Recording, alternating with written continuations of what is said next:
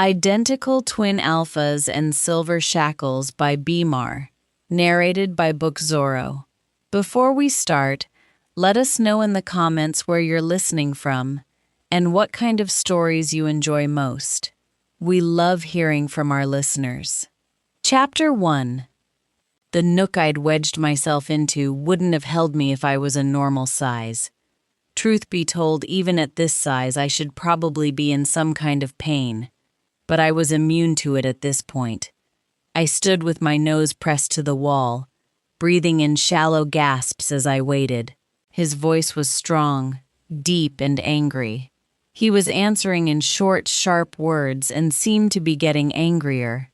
I couldn't see him from where I was, but I could feel his emotions radiating through the empty corridor. I heard the click as the call ended and tried to take a deep breath. If I didn't do it now, I never would. I had gathered all my courage in the days and weeks leading up to my 18th birthday to do this. I had even stolen money from my mum to buy clean food, in the hope it might bolster my inner strength, even if it risked more injury. I could feel the same tremble in my fingers now as when I had lifted the money from Mum's purse. She always kept a stack of notes on her in case the twins needed or asked for something. It always surprised me at how casually she threw money at them when every penny she'd had to spend on me was repaid by a scar on some part of my body. He was alone in the corridor, calming down after taking the call. His voice held so much authority while he was dealing with business that most of his friends couldn't be around him without bowing to the pressure in his voice. He ended the call with a cold look of fury in his eyes, and I almost chickened out. There was something about them, a strength I didn't understand. Their friend group seemed to be comprised of people who wanted to be them or be with them, but no one was actually friends with them. Not in the way I'd seen people be friends before. Their relationships more closely resembled idols and worshippers than friends. But what did I know? I could feel my heart rate accelerating in my chest the longer I waited to make myself known. The faster it went, the more beats I could feel it skipping. I hated when it did that. Each beat missed, caused a rolling in my stomach, and more dread to climb up my throat. I knew I was close to a full-on panic attack or passing out. Neither would be anything new for me, but both were acutely uncomfortable experiences, and not ones I'd ever planned to have in front of either of my pack alphas. "Pup, I can hear your breathing and your heartbeat. Come out, please." The please was uttered as an afterthought through slightly gritted teeth. Rogan didn't have a lot of patience for people, but he could be helpful if he deemed the cause worthy enough of his attention. I was clinging to straws in my hope that he might deem me a worthy cause, because it really was my last chance. "I have asked you to come out!" He issued the sentence as a command, his tone expecting immediate response, as was befitting his station and power. Had I been anyone else, I would already be on my knees in front of him, full surrender and terrified, but for some reason the twins' commands had never had much effect on me. Maybe because I didn't really feel like part of the pack, or maybe because my sisters were correct, and I really didn't belong here. I emerged slowly from where I had been concealed in the wall gap, ignoring the dull flash of pain it caused in my recently broken ribs. I made my way towards him, cautiously, trying to gauge his mood as I moved. He looked curious but bored. He always looked bored. The tilt to his head suggested he suspected me of being another member of one of his or his brother's fan clubs. I imagine he thought I didn't know which of the identical twin alphas I was talking to, just happy for the opportunity to speak to one of them while they were on their own. I might be one of the few, but I did know. While both boys were intimidating and commanding, I feared Rogan far less than his brother Rio. I had tracked Rogan all day, waiting for an opportunity when he wasn't surrounded by people to speak to him. I couldn't speak in front of others, and I wasn't allowed to speak at home. The only problem now is actually gathering the courage to say the words. Alpha Rogan, I need help. I'd done it! I'd actually spoken, albeit it way too quickly and quietly, but I had said what I needed to. I was so shocked with myself I barely noticed Rogan's surprise. I suspected his stemmed from either my use of his title, which other students never used whilst in school, or because he was surprised that I knew which twin he was. But he recovered his normal facial expression while I tried to muster up the strength for the next part. Well? He prompted me to talk, and the words were gentler than I'd expected them to be as he tried to make eye contact with me.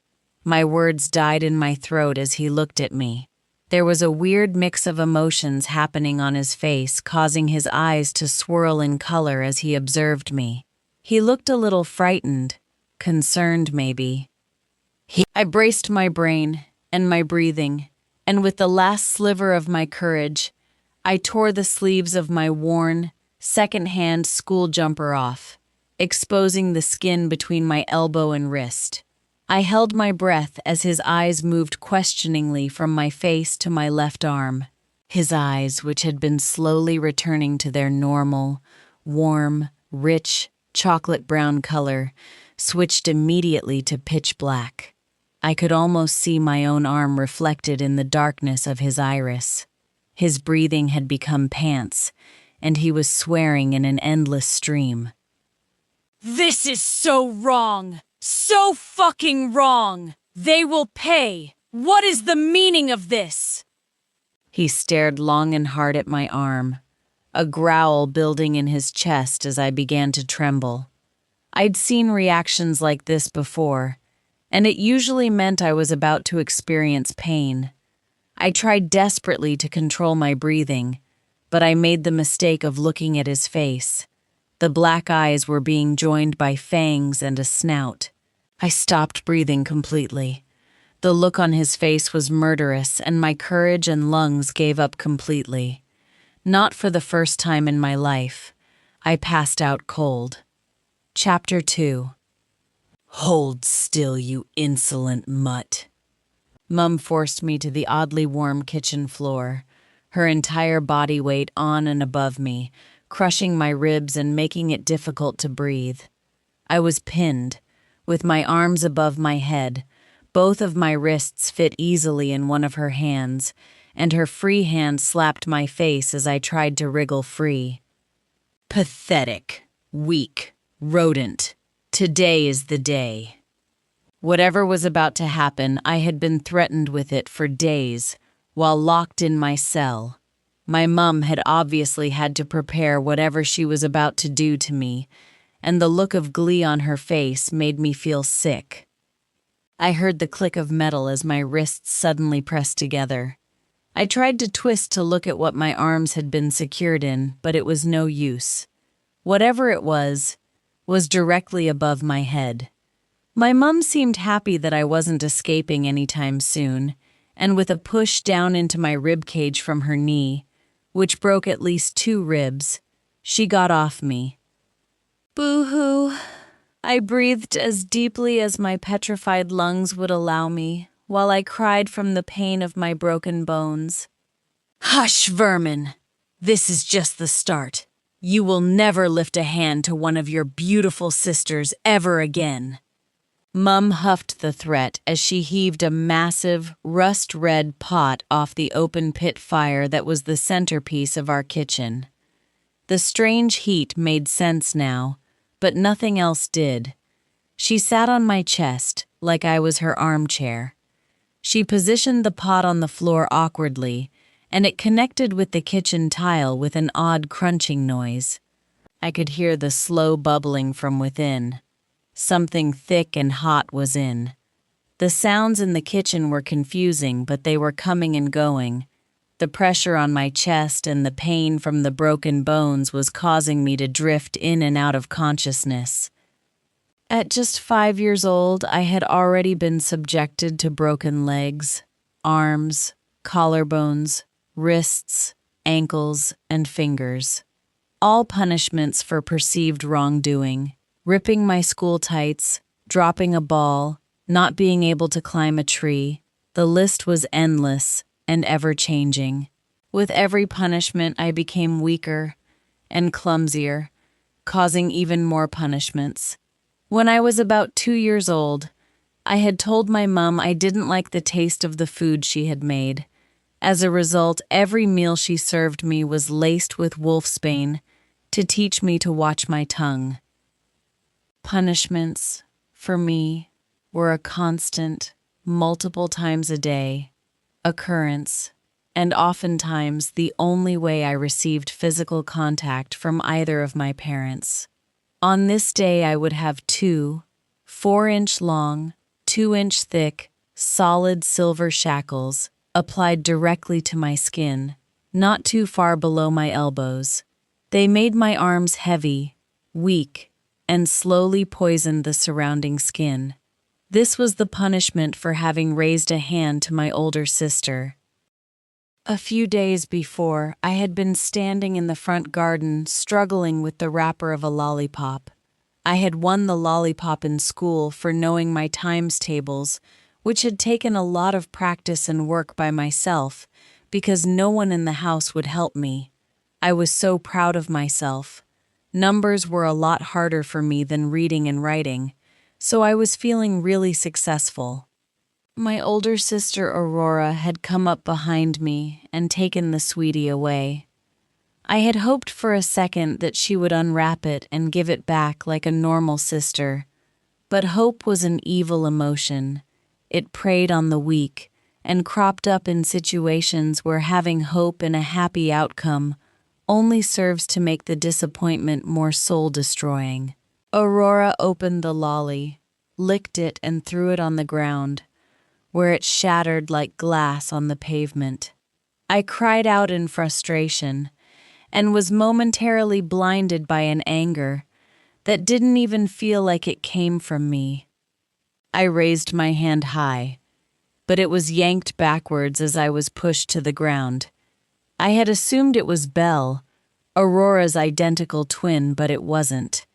Mum had seen me about to strike Aurora, and she was almost unrecognizably angry. I tried desperately to explain myself as my mum dragged me by the neck into the cellar, but she just scoffed. "Idiots don't win prizes," she snarled, before forcing me into the cell I often occupied. "You are a pathetic mutt." She spat the last word as I lay whimpering on the kitchen floor beneath her. She lifted and tilted the pot, and the silver hissed as she poured it onto my arms. I fainted, came to, and fainted again more times than I could count during that punishment. The pain was unbearable and unrelenting. I wondered, while in a state of semi-consciousness, if this would be the torture that killed me. It didn't. I survived it, and the matching calflets which were seared into my skin just 2 years later, when Belle lied to Mum and said I had tripped her during school sports day. I somehow even lived and continue to live with a silver-lined and boned corset which my dad welded me into when I was 11 for the crime of developing curves. Mum had declared me abhorrent, and this was the solution. In my parents' sick, twisted minds, the best way to stop me getting curvier was to stop me developing at all. Chapter 3. How or even why I had survived these punishments, the torture, torment, neglect, and abuse were anyone's guess. I could only imagine what the goddess had in store for me if this was how my life was starting out. But I had survived. I had made it to my 18th birthday, and I was done being a victim. Whatever life had in store for me, I was going to live it with as much separation between me and my family as I was capable of, and that started with getting help. Quickly and quietly, but by the goddess, I needed help. My parents, while completely insane, are intelligent people, unfortunately. They knew eventually someone would notice that I wasn't growing or developing at the rate I should be, and they knew they would have to do something about it. Not long after the Silver Shackles incident, I began hearing whispers in school that I was ill. No one seemed sure what the illness was, but it was causing kids and teachers to avoid me even more than normal. About 2 weeks after the rumors started, I came home to find a camping cot in the cell I was normally imprisoned in, and a lockable cat flap had been attached. My mum had walked me down there with my arms secured behind my back while explaining that I was going to spend a couple of months in hospital while I recovered from my illness. I was barely fed during the time I was down there, but at least I wasn't physically assaulted. I did attempt to track time, but it became a haze. I just lay there, counting in my head or revising all the words I knew, anything to pass the time until I fell asleep again. It transpired that what my parents had decided to do was lock me away for long enough that people's memories of me started to waver. They'd already held me back in school, so even at 5, I was still only in nursery. And being so small and malnourished, it wasn't hard for everyone to believe I was much younger than I actually was. I was released just after I turned 6. But I only knew that because my sisters were still opening birthday presents, and their birthday was a couple of weeks before mine. Oddly, the day after I was released and allowed back to my normal bedroom, my mum came in with a party dress and brushed my hair. She told me it was my birthday and that they had invited lots of people. I had wandered confused into the garden to see banners, balloons, and a birthday cake, all bearing large number 3s. I realized quickly what their plan was, and none of the guests seemed to question it either. They were all too preoccupied with my survival, so I went with it. What I later figured out, however, was that while my parents were carefully tracking my age, they had miscalculated how long I had been locked away for, probably forgetting I existed.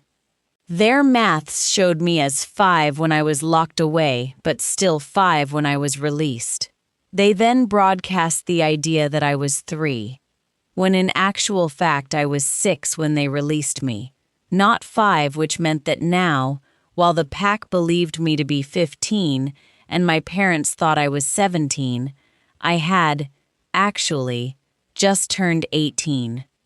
This was not an age my parents had ever intended to allow me to be. At 18, a wolf can find their mate, and that wasn't a risk my parents would ever be willing to take.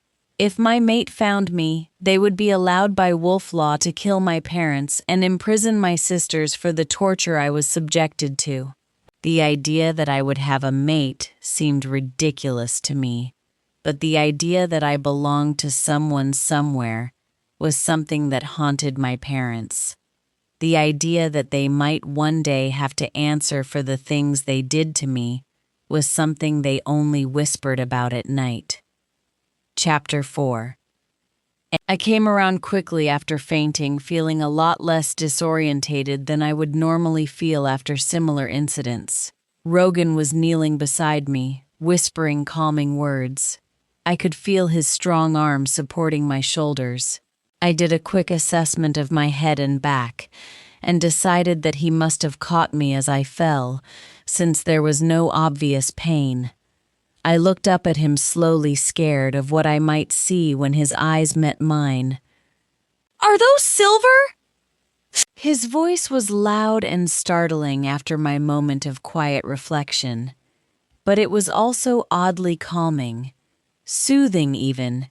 Maybe I had hit my head. I slowly nodded in answer to his question, but I could see more chasing themselves through his facial expression. Who? Why? When? How? Why didn't she tell anyone?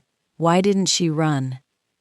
He seemed to be struggling with which question to ask first, or maybe he wasn't sure he wanted to know the answers. He studied me critically while slowly shaking his head.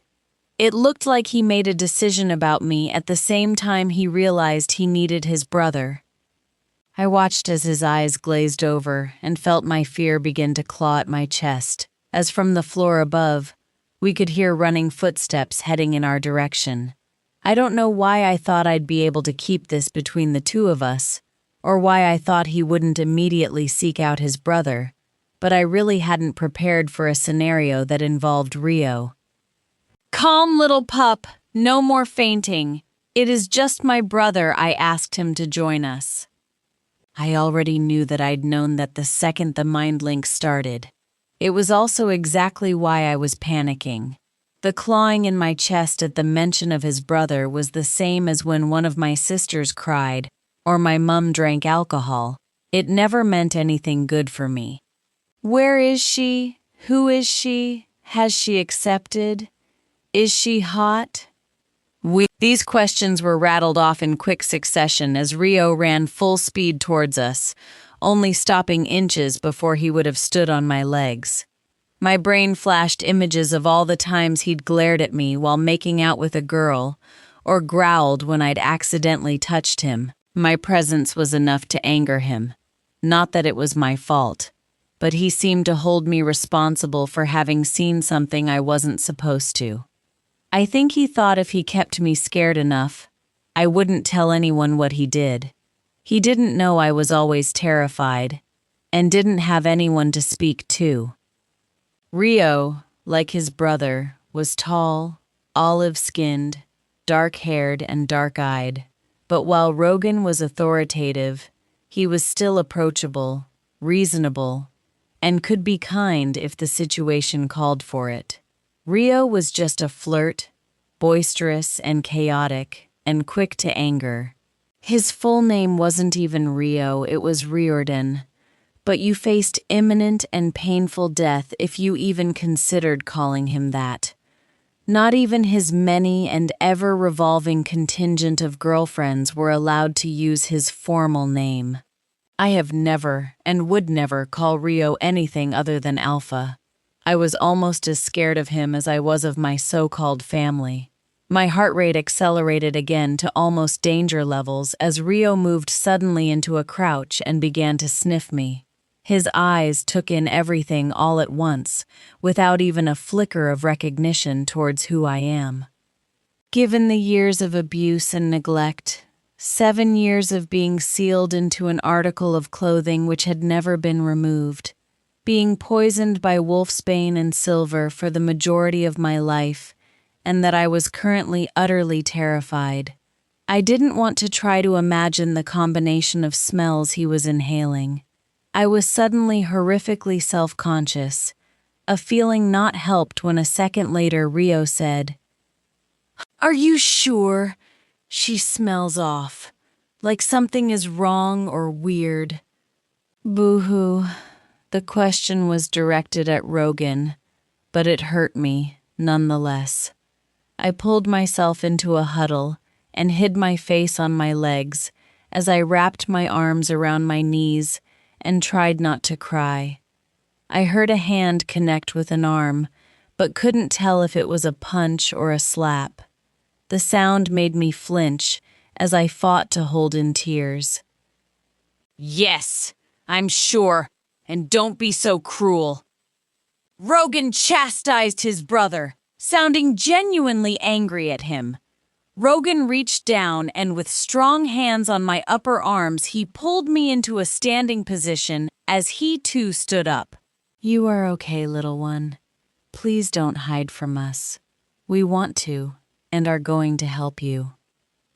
Rogan's voice was careful, soft and gentle, but there was a different layer to it. It sounded like he was in pain, like my fear was causing him actual pain. I didn't want to be responsible for someone else's pain, but I was scared. Not of him, but I was terrified of Rio. Would it hurt Rogan to know I was scared of his twin?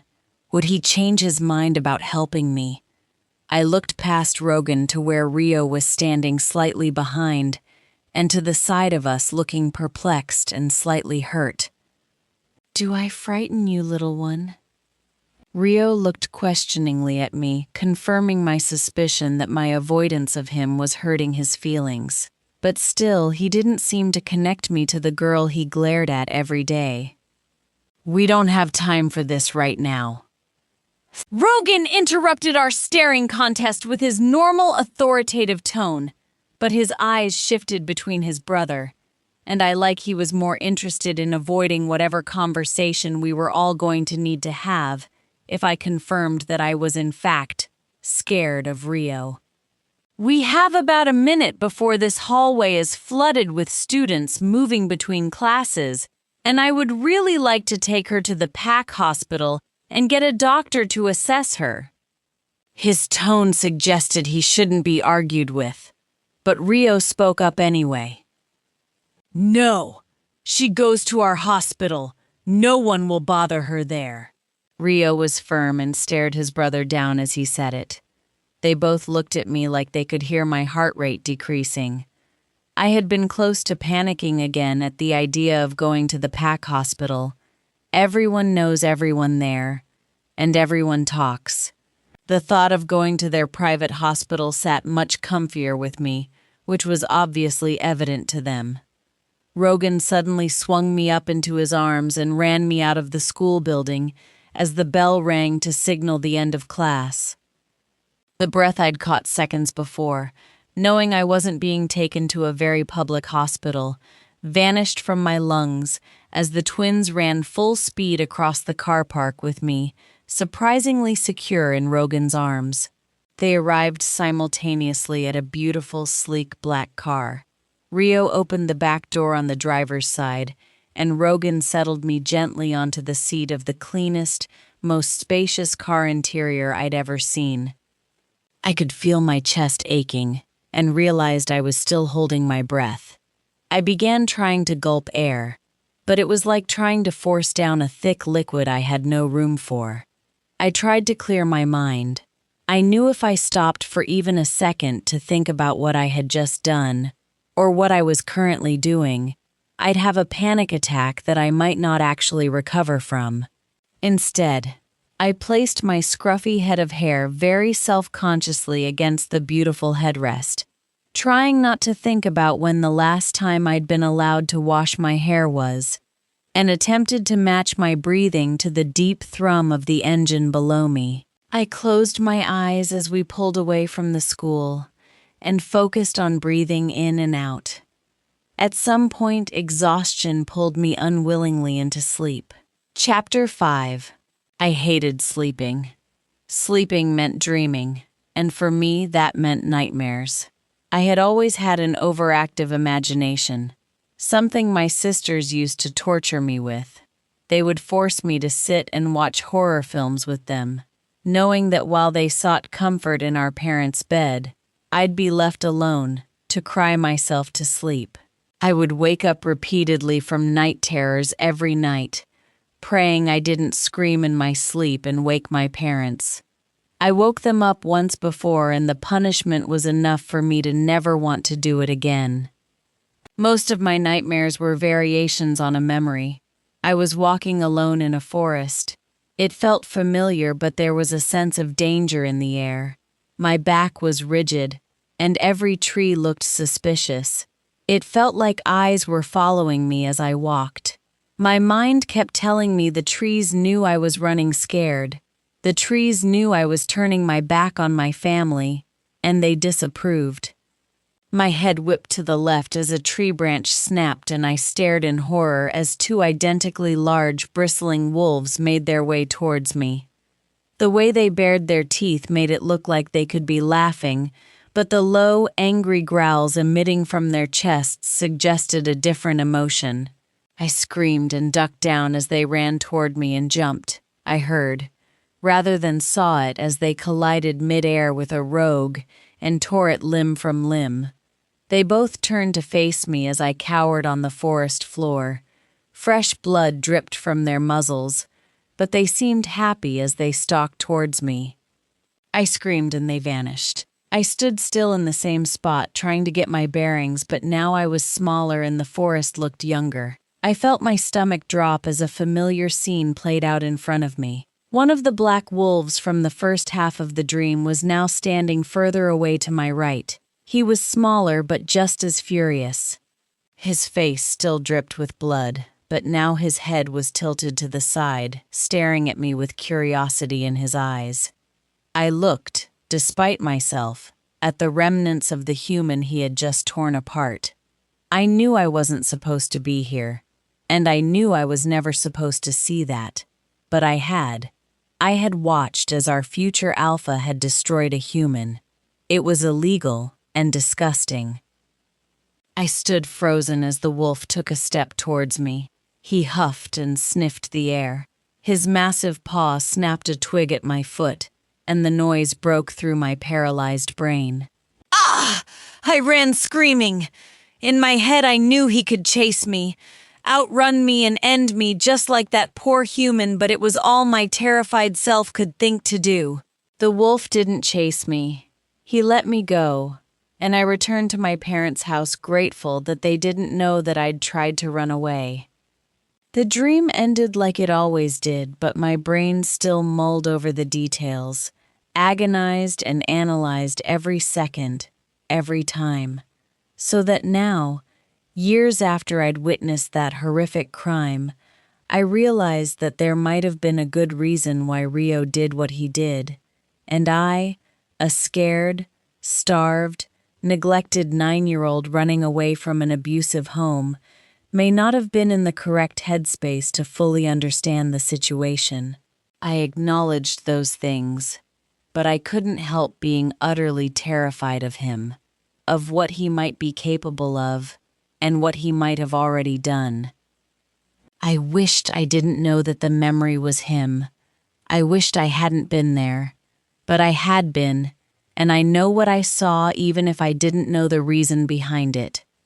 I remembered the day at school I had seen Rio's wolf and made the connection. He was 14 and showing off to a group of girls. He had shifted in the middle of the entrance hall, and I had dropped my bag. He shouldn't have seen it, shouldn't have noticed, but in wolf form every small sound is like a firework, and his jet black eyes turned on me like they'd sniffed out prey. He'd stared at me as his brain made the same connection as mine, but unlike me, he stayed completely still while I had run. He'd been cold to me ever since. He'd even chased me home one night, in wolf form, when I'd been walking along the edge of the woods while my family was at a restaurant. He'd only stopped when I'd fallen through my garden gate. Chapter 6. I woke up confused in an extremely comfy bed. Muffled voices whispered to each other not far from the foot of my bed, and I shifted my head slightly to hear what they were saying. I could hear an older male voice, deep and controlled, and the voices of the twins, slightly lighter, but much more urgent. They all sounded tense. The atmosphere in the room was uncomfortable, suspenseful, and thick with some kind of emotion. I wondered if the older man was scared of the twins, or maybe scared of upsetting them. He had a very calm, kind voice, and he currently sounded like he was trying to coax something out of a scared animal. But what were they discussing? What had everyone so worked up? She is fragile. Too fragile for my liking. She looks like she hasn't eaten in weeks. Do you know how old she is? I'm ashamed to say I'd forgotten they had another child, and I can't find any medical records aside from her birth. Rogan, as ever in control, answered in a tight whisper, trying to control the emotion in the words. She has just turned 15, maybe a couple of days ago, I think. Can't be more than that, or we'd have noticed. 18! I'm 18, but yes, just... I hadn't wanted to speak.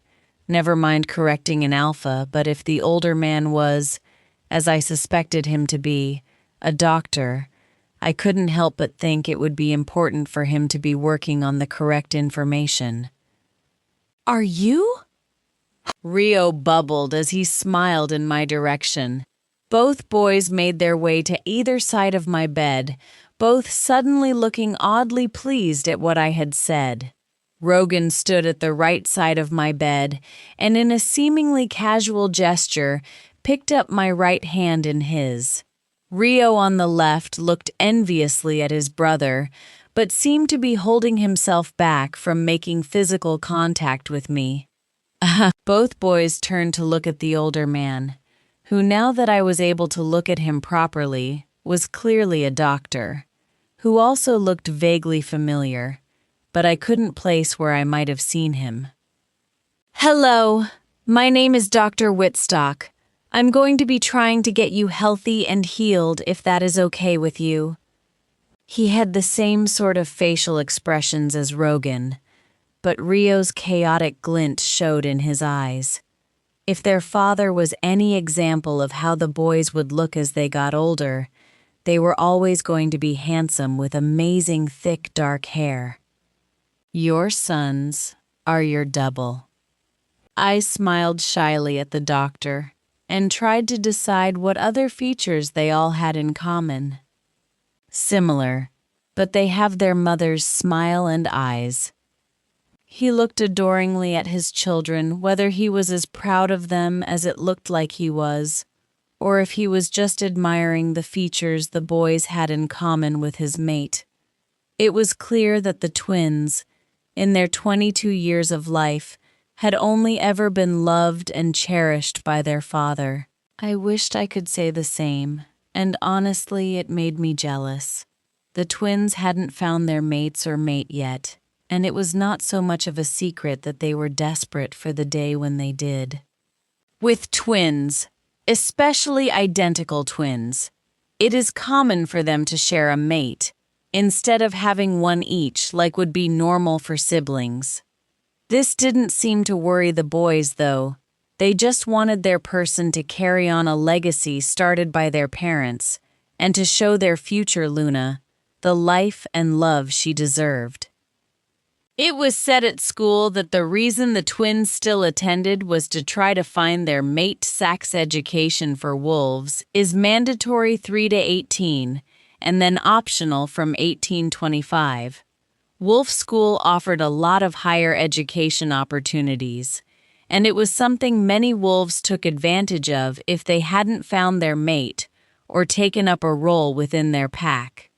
Being at school also gave Rio the opportunity to flirt with and date as many girls as possible before he settled down, a task which he took up with gusto, while swearing he was fully committed to his future Luna. I looked between the two boys standing beside me. I couldn't quite meet Rio's eyes. While he seemed to be concerned, I couldn't get past the way my 9-year-old self saw him. Instead, I looked at Rogan. His normal bored amused facial expression was gone. His facial features were softer, kinder looking, but his eyes held concern, maybe even fear. Rogan looked down at me, meeting my eye for the first time since the corridor. The look he was giving me confused and slightly scared me. There was an intensity in the way he was analyzing my face that I found unsettling. I turned my attention to the doctor to avoid assessing what was happening between me and his stare. The doctor looked like he was trying to be professionally friendly, as though he was keeping an intentional distance from me, but he kept stealing sideways glances at the hand Rogan was still holding. He looked curious, but seemed determined not to ask too many questions. Part of me wished he would. I felt very unsure about what exactly was going on around me. Am I fixable? The silence had gotten too much, and I thought I would try to interject a little bit of humor. I couldn't pretend I didn't understand the severity of my injuries and potential long-term damage that had been done to me. My arms and leg bones had developed under and around shackles that had been applied when I was physically much smaller than I am now. I had endured puberty while my lungs, ribs, heart, and stomach had been compressed by a corset that I had been welded into at age 11. It had never been removed or resized. On top of that, my skin. Goddess only knew if there was still even skin left under the devices. It could have rotted away by now, or be so badly necrosed it couldn't be salvaged. A fact not helped by being force-fed wolfsbane with every meal for the last 16 years. By definition, there isn't a difference between a human child and a wolf child until about the age of 11, when your wolf starts to affect changes in your body, sort of like human puberty, but not really. Sometime after the wolf changes begin, and before or when you turn 16, you experience your first shift. That is when your wolf takes full control and you fully connect with each other for the first time. For a female wolf, this is also when she will start to experience periods which allow her to go into heat once she finds a mate. This is something else I had been deprived of. Thanks to the corset, my womb had no space to develop, and I had never and would never have a period. In the wolf world, I was a total lost cause. No wolf and infertile. Even if by some miracle my mate found me, he'd reject me on sight. Your wolf makes you stronger, your senses sharper, and they are a constant companion, a friend, a cheerleader, and a defender. When or if you find your mate, your wolf will be their wolf's mate also. Wolfsbane is a poison. If given to a normal child, it can cause physical and mental delays. It can make them weak, sick, and can cause sleep and developmental issues. If you give wolfsbane to a child who should have a wolf, especially if you give them it consistently over a long period of time, you can kill their future wolf before they are ever given a chance to develop. Wolfsbane makes the body inhabitable for the wolf and kills them completely if they do try to take root. This was what my parents had done to me. In very rare circumstances, a wolf might be granted what is known as a phoenix wolf, or second chance wolf, a little like a second chance mate. A phoenix wolf comes to you if your first wolf is killed through no fault of your own, but they are only given at the goddess's discretion and only to the truly deserving. There are about 8 recorded instances of someone being given a second chance wolf, and all 8 stories are widely different. But the people involved are all incredibly heroic, brave, and deserving. I wasn't any of those things. I was just unfortunate, so I knew I wouldn't be getting another wolf. I knew I was going to feel the burden of her loss forever. I wasn't delusional. I knew the chances of the doctor being able to actually do anything for me were slim to none. I was damaged and didn't have a wolf's strength to help with recovery, but in the back of my mind, in that twisted, dark place where all my negativity comes from, there is also hope, a wicked, cruel emotion that lets me imagine that maybe, if I'm quiet or well-behaved enough, someone, somewhere will find a way to release me from my constraints. With that in mind, I looked again at the doctor, with what I hoped was an encouraging half-smile on my face. Chapter 7. Dr. Whitstock looked me full in the face, but his eyes were filled with such an intense sadness that I immediately broke the connection. I fixed my gaze instead on the pleated edge of the hospital blanket. I admired the beautiful stitching and the sweet lilac color in place of the normal hospital blue. I'm going to need to be really honest with you. I don't know what we are going to do. My concern is that by now your body may have developed a dependency on the wolfsbane, and if we strip it away too quickly or completely, you could go into withdrawal. Cleaning your blood could quite literally cause more problems that it would solve. Then there is those things on your arms, waist, and legs. I'm worried about exposing such large areas of injured flesh. We run the risk of infections, bleeding out, or your body not being able to deal with so much, and you go into shock. His statement was met with echoing silence. I couldn't help but feel disappointed and angry with myself for allowing in enough hope that I was left feeling disappointed. Hope really is evil. It sneaks in without your permission and builds you up only for it to vanish in a second and leave you crushed, feeling hopeless and alone and scared. In those moments, you react without intent or planning. You let your emotions control your head, and what happens is guttural, instinctive, an emotional release that in my case was crying. Boo-hoo. Crying for the miserable life I'd led. Crying for every hit, insult, neglectful action, and all the torture. I cried for all the things taken from me before I knew I was supposed to have them. I cried for a future I wasn't going to get to experience. A happy family, a loving mate, children, and I cried for a childhood of being unwanted and unloved and never knowing or being able to understand why. I cried till my breath caught in my throat and my chest ached from the exertion. I cried longer and harder than I have ever allowed myself to cry before, and then I cried some more.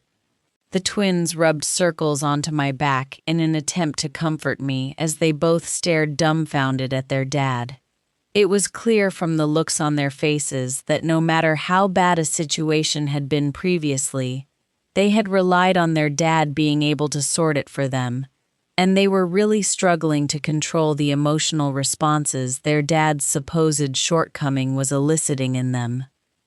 They both looked like they wanted to speak, ask questions, beg, but neither seemed capable of forming a coherent thought, so they were just making odd little noises and sounds, while their expressions suggested that they had recently received a smack from a shovel to the face.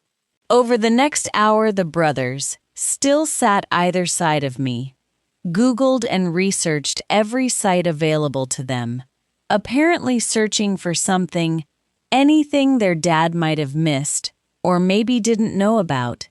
They seemed to be taking their dad's inability to help rather personally and had thrown themselves into finding a solution instead. It was an odd feeling as I watched them. They had taken such an interest in helping me, and I couldn't work out why. I know I went to them, well, Rogan, for help, and as pack alphas they are supposed to be there for pack members, but this felt more personal somehow. Was it just because they wanted to offer a solution when their dad couldn't? Or was it because all this had happened under their dads, and then their noses, and they somehow felt responsible? Boo-hoo. Regardless of the reasons behind it, it felt incredible to me to have not just one person, but multiple people who seemed to actually care about what happened to me. They actually wanted to help me. Watching them pore over their laptops made me want to cry again, but this time happily. This time, for the first time, because I was experiencing what it felt like to have people who want the best for you. To have people who wanted me to be in less pain, not more.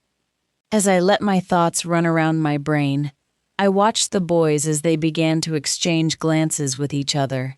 At first, these looks were filled with curiosity, but they quickly began to flash with other emotions.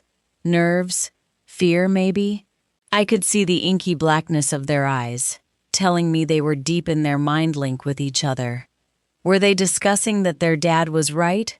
I really was a hopeless case. Or had they discovered something worse? The looks they were now exchanging made me concerned, and not a little afraid, but neither seemed aware that I was watching their interaction.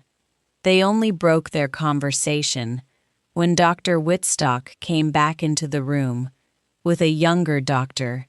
He noted the looks of fear and confusion on his sons' faces and turned his attention back to me. Chapter 8. Dr. Whitstock stood with his hand on the shoulder of the younger doctor and looked warningly at his boys as he introduced the man. "This is one of my junior doctors, Dr. Cupson. He has requested to come and speak to his alphas. He recently joined our pack after finding his mate in one of our female guards. He has been helping me research possible solutions to this situation for the last 2 hours. I would like you to hear what he has to say." He was looking at me, but the tone of his voice seemed to be aimed at Rogan and Rio. The young doctor hadn't looked up from the floor during the introduction, and even now, as he stepped forwards to speak to us, he still stared straight down. There was a thin layer of sweat on his forehead, and he seemed really nervous to be here with us all. "Alpha Rio, Alpha Rogan." Upon saying their titles, the doctor was forced to the floor in a kneeling position, neck and wrists exposed. Rogan released him from the obligation with a word and an irritated facial expression. He hated the forced pleasantries that came with his title and made no secret in showing disdain towards them when yet another person was forced to bow to him or his brother, father or mother. He gestured for the doctor to carry on talking while he huffed out his frustration.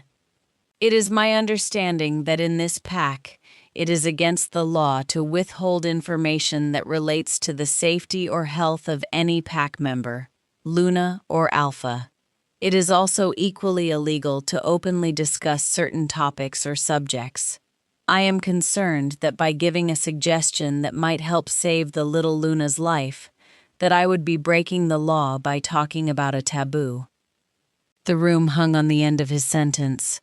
I wasn't a Luna, but I understood why he had chosen to phrase it that way. The twins were staring intently at him as he struggled to meet their eyes, but there was a new emotion in the room, a tension that was palatable. "Is your suggestion magic?" Rogan's eyes lit up as he said magic. The sudden swirl between chocolate brown and black showed the mixed-up emotions he was experiencing. I couldn't be certain, but with the looks Rogan was now exchanging with Rio, I strongly suspected that magic was the conclusion their research had led them to as well. I now understood why they had looked so concerned and fearful. The use, discussion, or practice of magic within our pack was at its worst, punishable by death. Magic on our packlands had been banned a little more than 60 years ago, when the twins' granddad had been Alpha.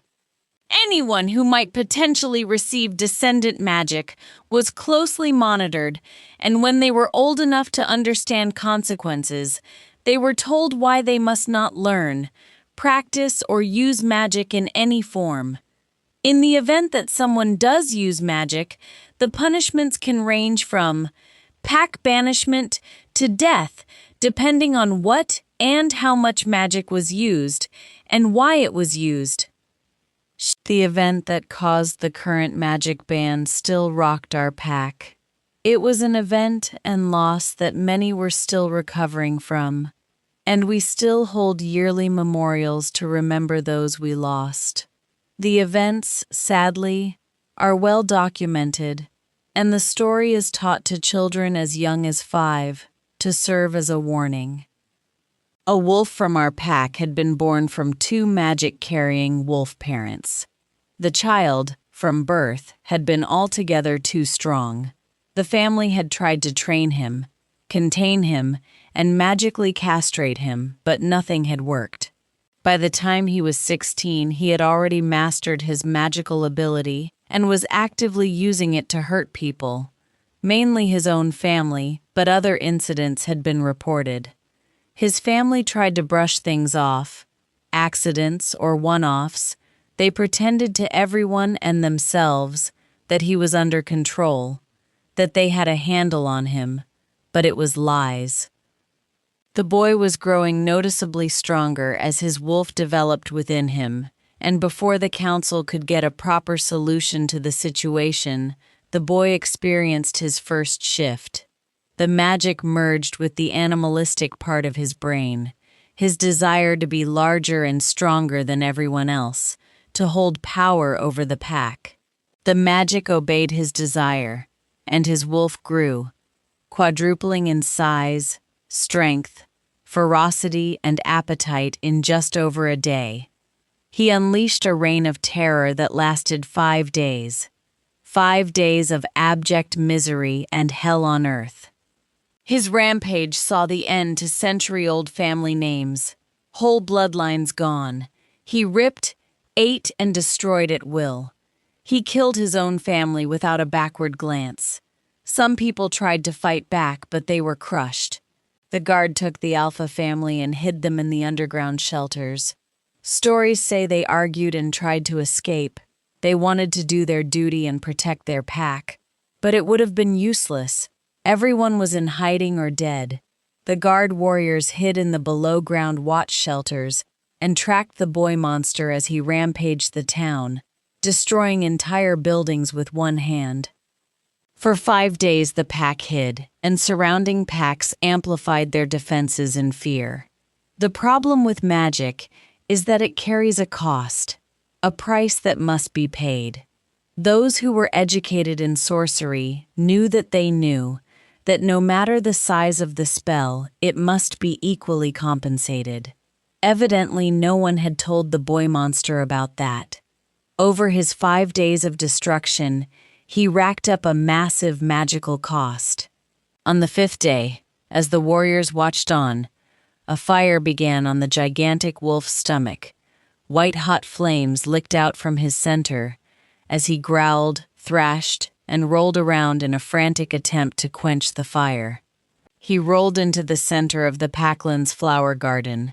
His heart-wrenching growls and yelps drew the pack members from their hiding places. Part fascinated, part utterly horrified, they watched as the gigantic, mutated monster wolf burnt from the inside out. Sparks of magic danced at the tips of the flames. As the inferno fully consumed him, he shifted, from the hellish wolf beast to an agonized, burnt 16-year-old boy. He whimpered and cried out in pain, but the pack was too scared of what he had just been to approach him as he lay naked in the garden's fountain. From the start of the fire to his pitiable death had taken just 20 minutes, but the repercussions for his actions were ongoing. From that point onwards, all magic types were banned. Anyone with magic was registered and had to agree to never use it again, or if they refused, they were exiled to either join another pack or go rogue. Descendants of magical bloodlines were also registered and forced to refrain from any magical usage, tuition, or knowledge to ensure nothing like the horror of those 5 days ever happened again. Chapter 9. POV Change. The mention of magic had caused a dense silence to fill the room.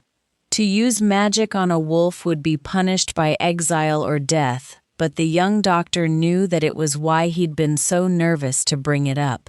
Being brand new in a pack and casually suggesting they break one of their fundamental rules on his say-so was not a good way to introduce himself. But the way he felt looking at that poor little Luna, he wouldn't have been able to live with himself if he had said nothing and allowed her to carry on living like that. Dr. Whitstock looked at his sons and their new mate. She didn't even know who she was to them yet. She didn't have a wolf, and with the malnourishment, poisoning, and torture, it was little wonder she couldn't smell them for what they were to her. He struggled with himself. He abhorred magic but loved his boys. The girl desperately needed any and all help possible, and he knew someone that had the ability. He knew he could call his wife, keep it a secret, and transport the necessary people in the dark, but that would depend on Lissa's mum answering a phone that hasn't run in 22 years, and quite honestly, he wouldn't blame Marie if she didn't. The way she had been treated by him was not something he looked back on fondly. He had been incandescent with anger, and only showed leniency as a favor to his wife. The total isolation he had forced the woman to have from her daughter and grandsons was unforgivable. Even if she did answer the phone, he fully expected her to hang up if they got as far as asking her to come back on to the Packland, asking her to return to where she'd been exiled from, to perform magic she could be killed for, as a favor to him and his wife for his children, which she had been banned from having any access to, seemed almost as absurd as him considering allowing magic to be used on the future Luna. But here they were. It had been discovered just weeks after Melissa, his mate, had given birth that her mum Marie had been born with magic, not only born with it, but was learnt in it and practiced it. Marcus had been forced to exile Marie from the Packlands. Had he not been the Alpha at the time, she would have been put to death. Not that it really made a difference, since she had been banned from any and all forms of communication with any member of the pack. Lissa and the boys were also banned from communicating with her. Rumors had reached him since that the old woman had joined a new pack and was now openly performing magic to help or heal others. But would she answer Lissa's call for help?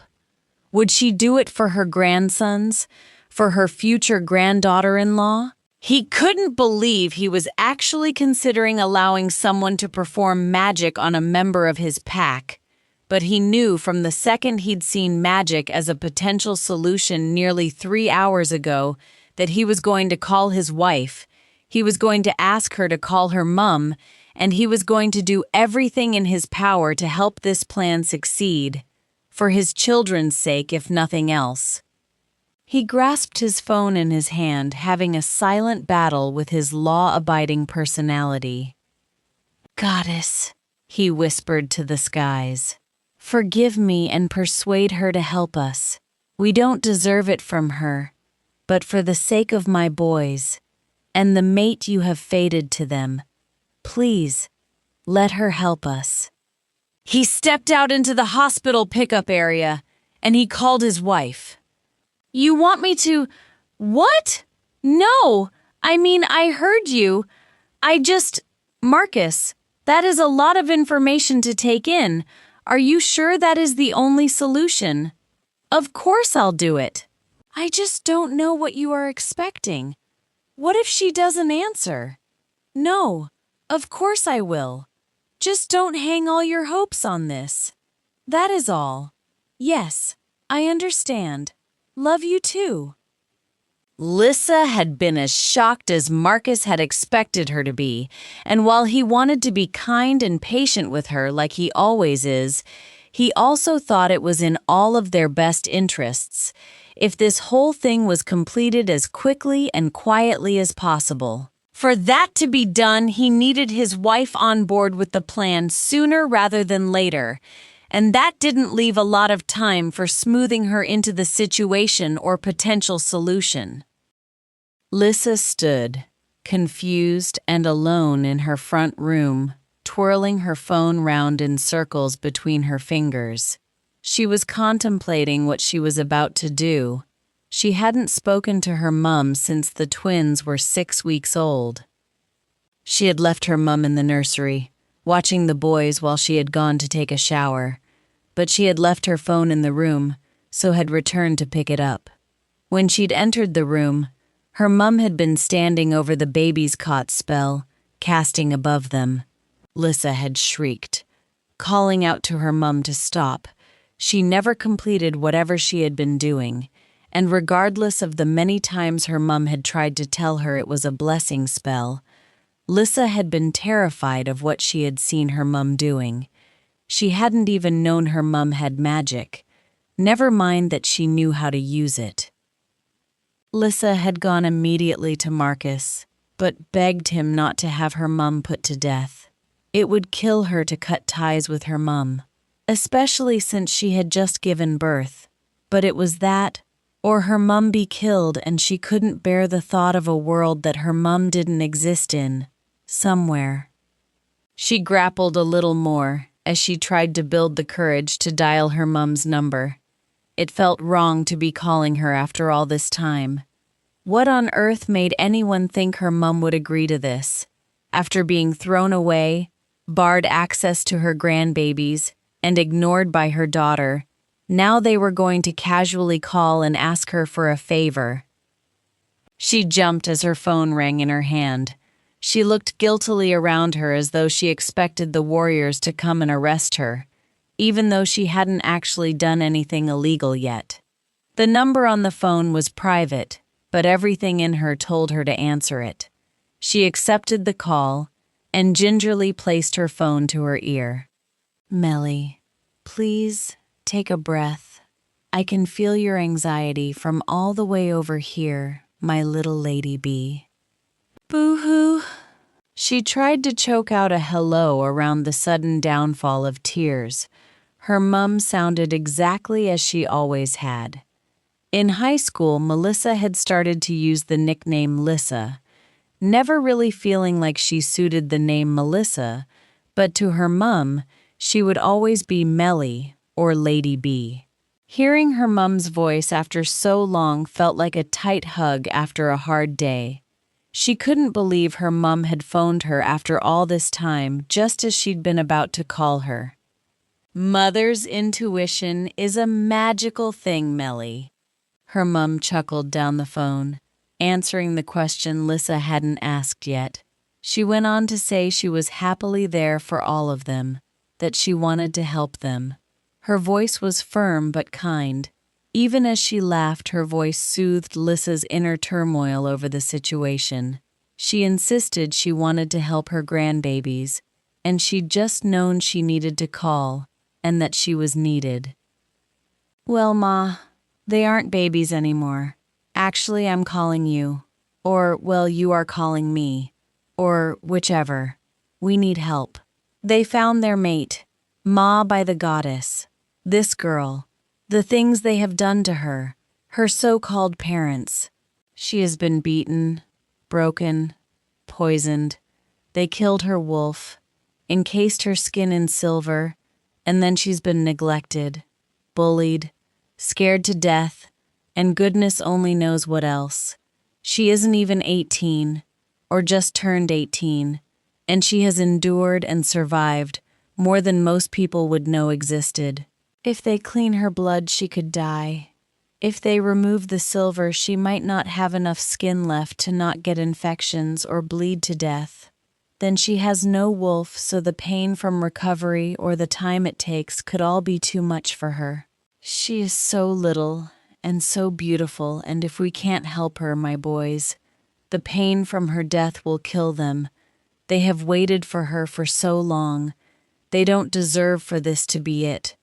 For this to be the only time they get with her. They don't deserve that pain. They deserve a long and happy life with her, and she is just so broken. Do you need a hug?"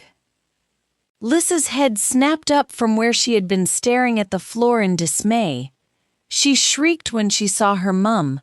Unlike the last time, this was a shriek of joy and longing.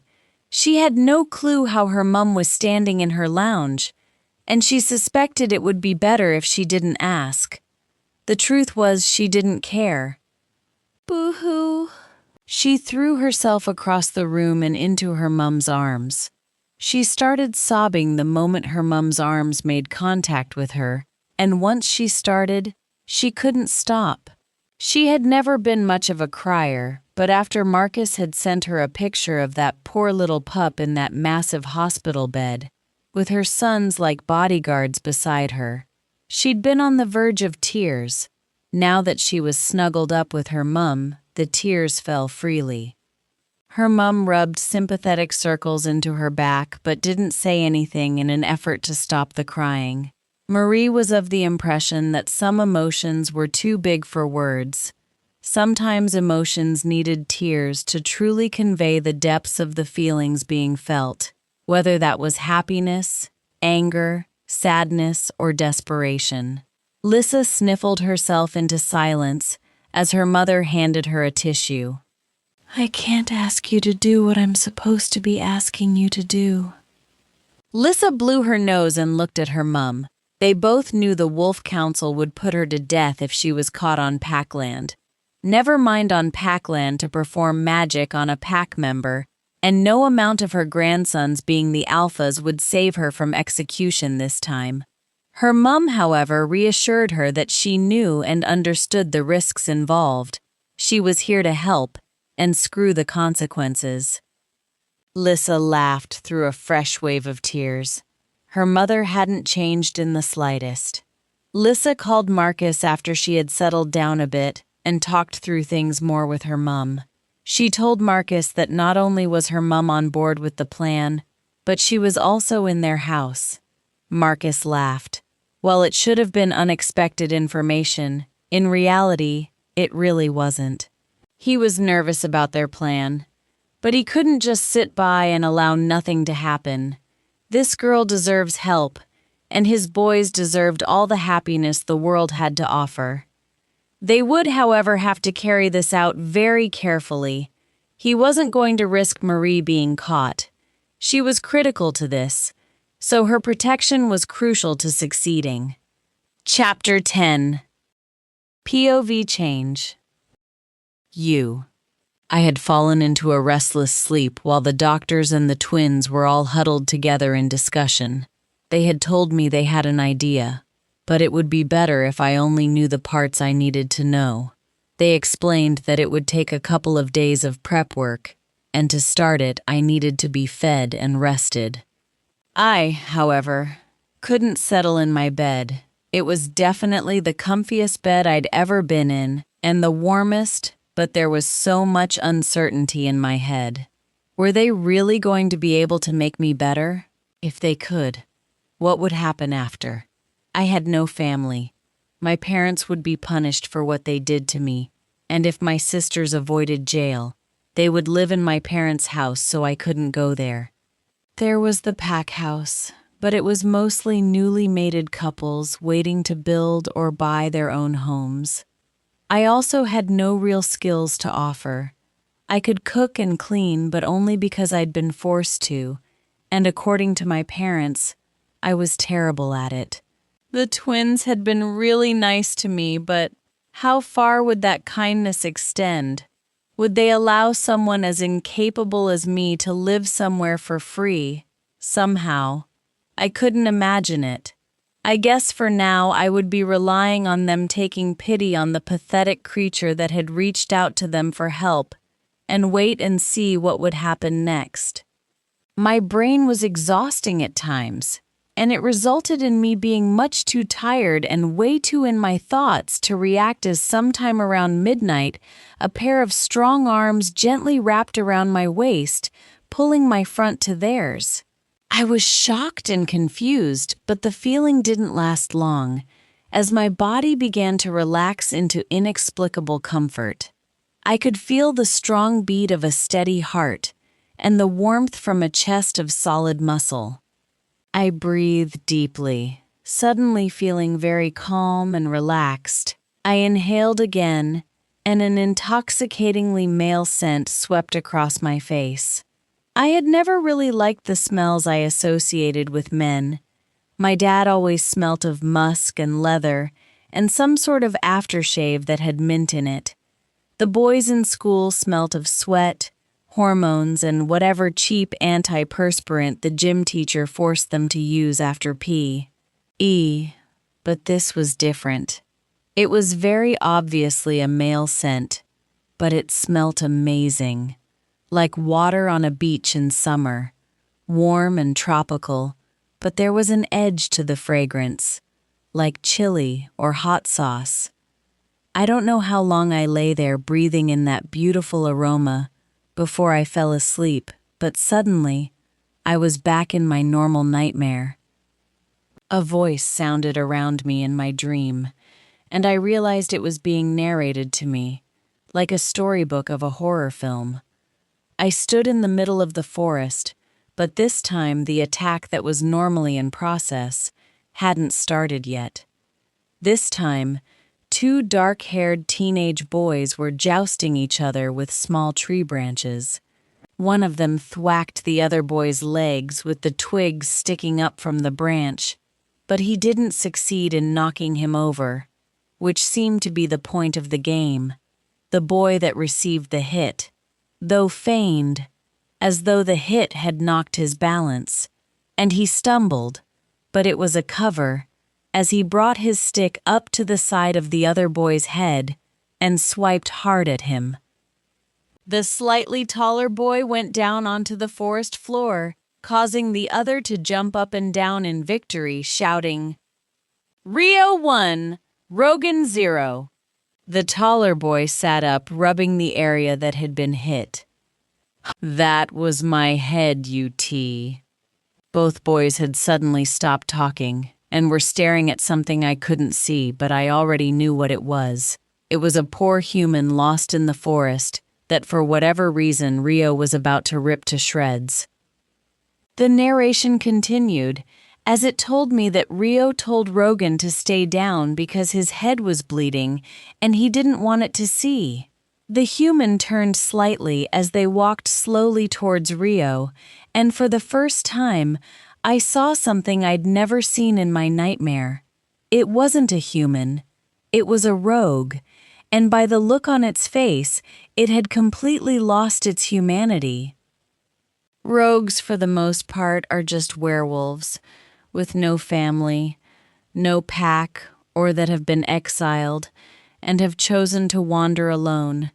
However, you do get wolves who go rogue when their mate dies after the bond has been created.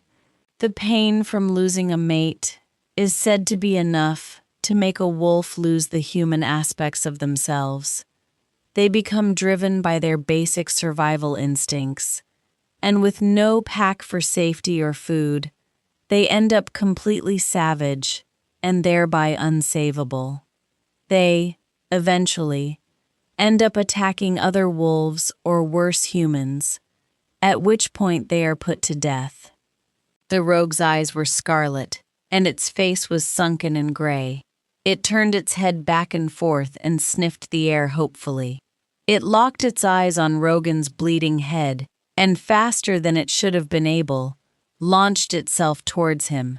Rio lost control seeing the rogue fly at his brother, and suddenly, where Rio had stood was now Atlas, bristling with anger. The wolf's hackles raised along its back, and he bared his teeth as he dove at the rogue about to land on his twin.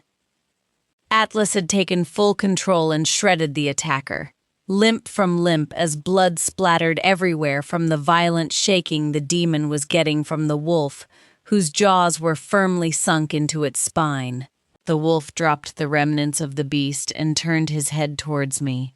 His eyes made contact with mine, and he sniffed towards me, tilting his head to the side in curiosity, like it confused the massive wolf to be staring down a little girl in ripped leggings and a t-shirt that was too big, in the middle of a forest. Like always in this part of the dream, I ran away screaming, but this time I stopped. The voice was still talking, and my brain was conjuring new images led by what I was now being told. I watched as new scenes rolled out before me. Atlas had shifted back into Rio when I had screamed. The voice advised that from that point the boys had helped each other home. Rogan still had a cut on his head, and blood down the left side of his face, and Rio was exhausted. We are taught that your first shift normally happens on the lead-up to, or on your 16th birthday. So what it must have felt like for a completely unprepared 13-year-old boy to experience that change was anyone's guess. The two teenagers arrived in the kitchen of their home, to their mom's very shocked face. Rio told her the story from the kitchen island, his head resting on his folded arms, while their mum cleaned the blood from a half-heartedly protesting Rogan's face. Rio was just coming to the end of the story, but he seemed to be struggling to tell his mum about me, the little girl. His mum knew something was troubling him, and knew better than to push it. "She was so little, Mum. I feel so guilty that she saw that she saw what I did. She looked so scared, Mum. She was special. I don't know how to explain it. I wanted to protect her, look after her, make her smile, laugh, forget what she saw, but I don't know why I feel like that, or why I feel it so strongly. She was scared of me, and that hurt. Right inside of me. Why did it feel like that, Mum?" The dream dissolved before his mum answered him, and everything in me wanted to hug that poor, hurting teenager. The look on his face was so haunted, and it was that image that stayed on my mind as I drifted into a deeper sleep. My subconscious brain was already spinning, and I knew I'd be doing a lot of thinking while I slept that night. Enjoying the story so far? Don't forget to like the video, subscribe to the channel, and let us know your thoughts in the comments. Chapter 11. I slowly surfaced from one of the deepest sleeps I'd ever had, and was excited to inhale the same scent I'd fallen asleep to last night. I wanted to pick out all the details from that beachy, sweet, spicy smell, but that isn't what I encountered. I was still wrapped in a pair of strong arms, and my face was still pressed against a soft cotton t-shirt on a hard wall of muscles, but the smell was completely different. Similarly masculine, but that was the only element that the scents had in common. The smell last night was spicy, sweet, and tropical. This morning the smell was earthier, like wet grass in a forest. I felt like I was surrounded by trees dripping with dew. It was a deep, peaceful, and calming aroma. I could lay still and inhale it all day and never get bored of the perfectly combined but complex elements I was experiencing. I sighed a few moments later as my body forced me to move with a sudden, rather urgent need to pee. I tried to sit up, but my movement was too quick, and I hit a solid bar of muscle in the shape of an arm. I laughed a little at myself as I flumped back onto my pillow. "Sorry, beautiful." The gruff, sleepy voice chuckled above me. He moved and readjusted himself on the bed. As he moved, I realized that what had been, for me, quite a large bed looked minuscule with him on it too. I giggled a little as I was starkly reminded of my sister Belle trying to fit her Barbie doll on the bed of the dollhouse that belonged to her Sylvanian families, and got frustrated when the doll was too big. Having always avoided the twins at school and only really seeing them sat down at the hospital, I don't think I'd actually spent any time appreciating or noticing how tall they were. I had always been small, normally the smallest in the room at barely 5 foot tall, but the twins had to easily be 6'6", 6'7". Rogan's feet, which were currently dangling off the end of the hospital bed, looking illegally long. I pushed myself into a sitting position and properly looked at the semi-giant lying beside me. He was smiling this morning, properly smiling, instead of his normal bored smirk. "Did you sleep okay, little one?" He looked genuinely curious, and I could only nod, feeling suddenly starstruck. We'd gone to the same school for almost 12 years, and obviously they were our pack alphas, but something about today, it was like I was seeing him properly for the first time, and despite myself, I liked what I saw. I got off the bed, trying to subtly give my head a little shake. I had enough going on without developing a crush at the same time. I felt shaky as I crossed the room and couldn't seem to break eye contact with Rogan. As his eyes followed my progress to the bathroom, he chuckled softly and confidently as he winked at me. I pulled the ensuite bathroom door open as I tried to focus on what I was doing, but his little laugh had completely distracted me, and the door hit my forehead as I tried to walk into the bathroom. I rapidly closed the door to hide my embarrassment, but I could hear his badly concealed laughter from the other room. I had always prided myself on not being one of the people in school who drooled over the twins or dressed up for them, or any of the other things the girls and some of the boys did to try to get their attention. But here I was, nearly giving myself a concussion because Rogan winked at me. I finished up in the bathroom, taking extra time to wash my face and brush my teeth, in the hope that there might be a doctor or someone else, literally anyone else in the room with us, so I didn't have to face the inevitable teasing I was likely to receive for making a fool of myself. While I was hiding Dr. Whitstock, Dr. Cupson, Rio, and 2 women had entered the room. I could tell from looking at her that one of the women was the twins' mum, a theory confirmed a second later when she hugged and kissed Dr. Whitstock. Rio had told me the previous day that his dad's name was Marcus, and that I should call his mum Lissa if I wanted her to like me. The older woman was introduced as Marie, and there seemed to be a sort of tension or excitement that the others held towards her, but I wasn't quite sure what that was about, and decided for now not to ask. The twins explained to me as I sat back on the bed that their mum was also a doctor, but she was currently working on specialty medicine, mainly teenage eating disorders and their recovery processes. They explained that she was working on a strategy to help train my stomach and hopefully help me eat more over time, as long as the process they were going to try succeeded. I smiled hesitantly at her, and she nodded back. They all took turns explaining different aspects of what they were going to do, and how they planned to release me from the shackles and corset. There were a lot of very intricate details involved, but I couldn't shake the feeling that they weren't telling me something. In the beginning, I'd all but been declared a hopeless case, but then magic was mentioned, and everything suddenly seemed to start moving ahead. But now it felt like everyone was avoiding anything that sounded remotely magic-related, but I couldn't figure out what had changed.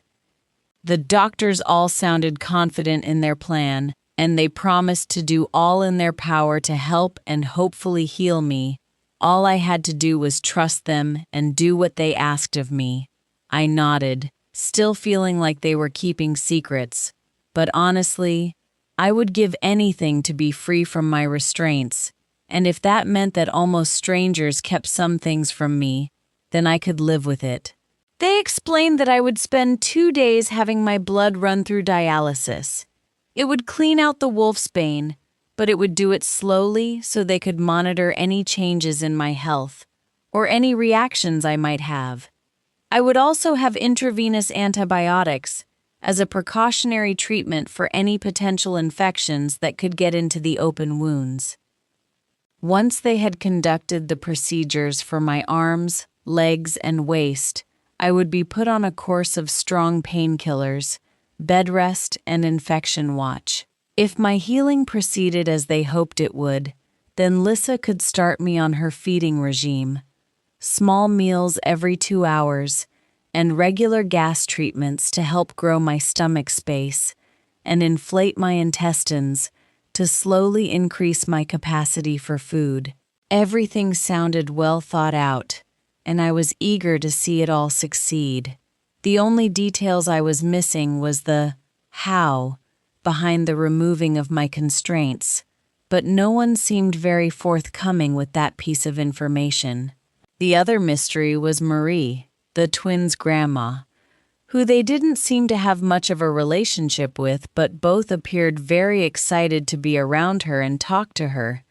When I did broach the subject, I was only told that she had volunteered to help and carried her own set of abilities for dealing with the unusual.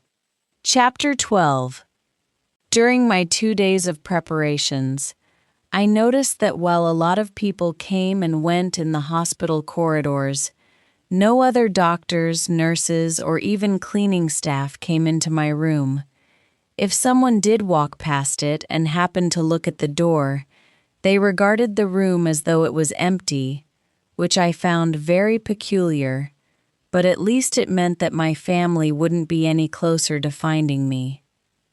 During the 2 days leading up to, hopefully, my freedom from my instruments of torture, even if I hadn't seen them during the day, one of the twins would come into my room just as I was going to sleep. At first, I thought I was dreaming. I couldn't think of a sensible reason that they would both be doing that. But as soon as either of them was with me, I stopped questioning things and just relaxed, enjoying the feelings of safety and contentment their presence brought me. I had also found I slept better when one of them was with me, a fact evidenced by the realization that during the night at some point, whichever boy I fell asleep with, I woke up to the other twin in the morning. It was completely confusing, but very enjoyable. The morning of my, whatever they were going to do, procedure, the hospital seemed busier than it had the previous last 2 days. There was a very hectic energy in the air.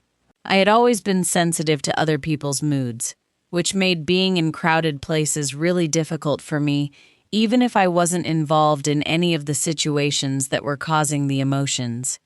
As I lay in Rio's arms, I could feel my heart rate begin to climb as the hubbub outside began to grow in volume and intensity. Calm, princess. It is just a little squabble gone wrong. Abeda's girlfriend has just turned 18 and met her fated mate in the same Pax Gamma. We have an alliance with the pack and offered them the use of our hospital to deal with the, injuries, to help save everyone involved from any extra discomfort. Rio looked embarrassed but very amused. Whatever these injuries were, it was clear that Rio found them funny.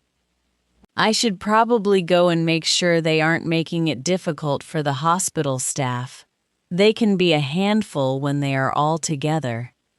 He mused as his chin nuzzled the top of my head. I was still baffled by their physical contact with me and how much they both seemed to enjoy it. Rio got of the bed with a grunt and stood looking down at me. He looked like he was thinking about something, trying to decide or make up his mind, but whatever it was, he seemed to think the better of it, and instead he smiled, told me Rogan would be here in a couple of minutes, and waved by as he left the room. True to his word. Just over 2 minutes later, Rogan showed up and took his normal place on the right side of my bed. I kept thinking I was used to their scents and that they would stop affecting me so much, but honestly, it just seemed to be getting worse. You look deep in thought, little one. Are you nervous about today? The question caught me off guard, because honestly, I hadn't really thought much about what was going to happen. It would either work or it wouldn't. Not much I could change by worrying about it. I answered his question honestly, not nervous, just a lot to think about, and trying to work everything out was very confusing. What are some things you are thinking about? Maybe I can help. He sounded so gentle and kind, so different from the boy at school who was distant and bored. He'd even brought me in some chocolate bread today, still warm from a nearby stall. In school, he acted like people were just amusing sideline distractions for him. He had always given the impression that school was just a nuisance to him, like he had better things to do, which, as the future alpha, I guess he did. It just didn't make sense.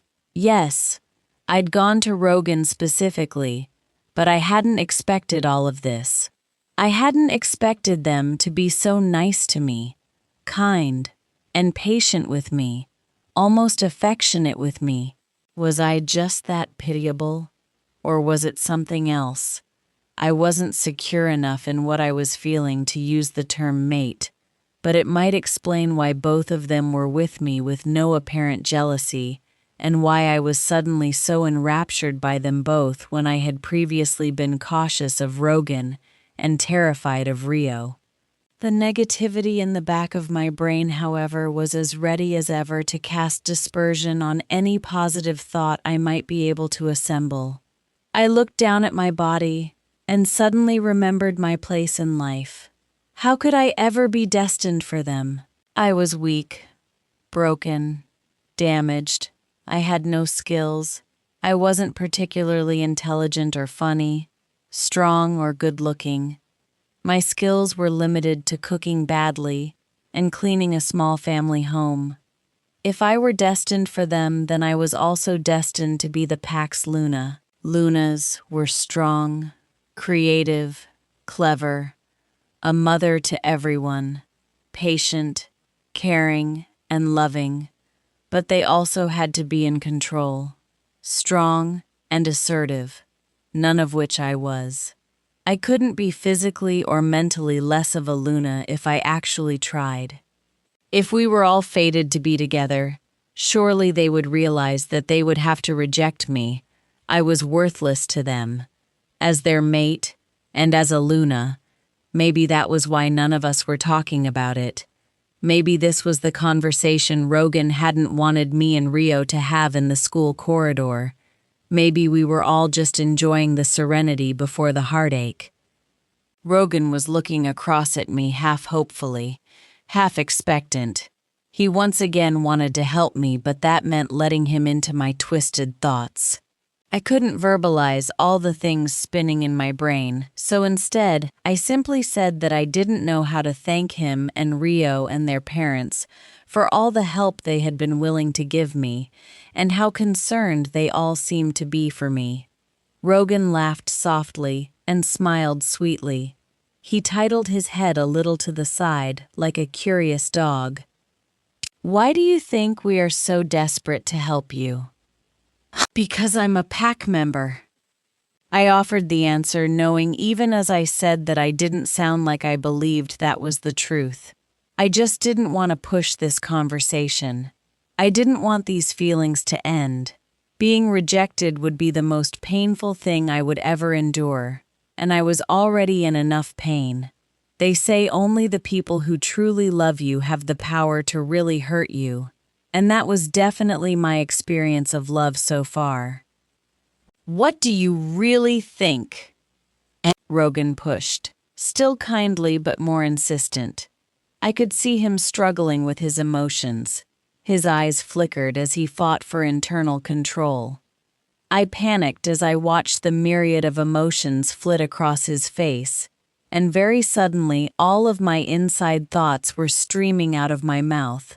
One long, uncontrolled monologue of self-doubt and negativity, fear and concern.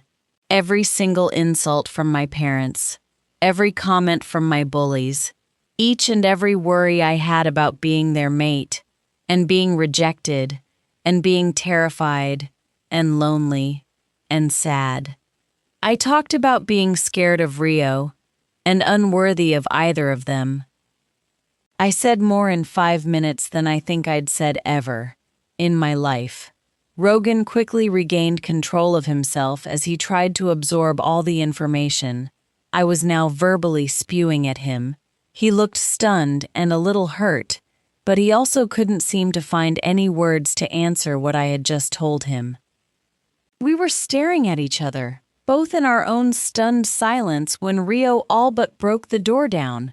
While Rogan had been fighting himself for control, he had accidentally opened the mind link to his brother, who had only heard snippets, bits and pieces of my incoherent ramblings. Chapter 13.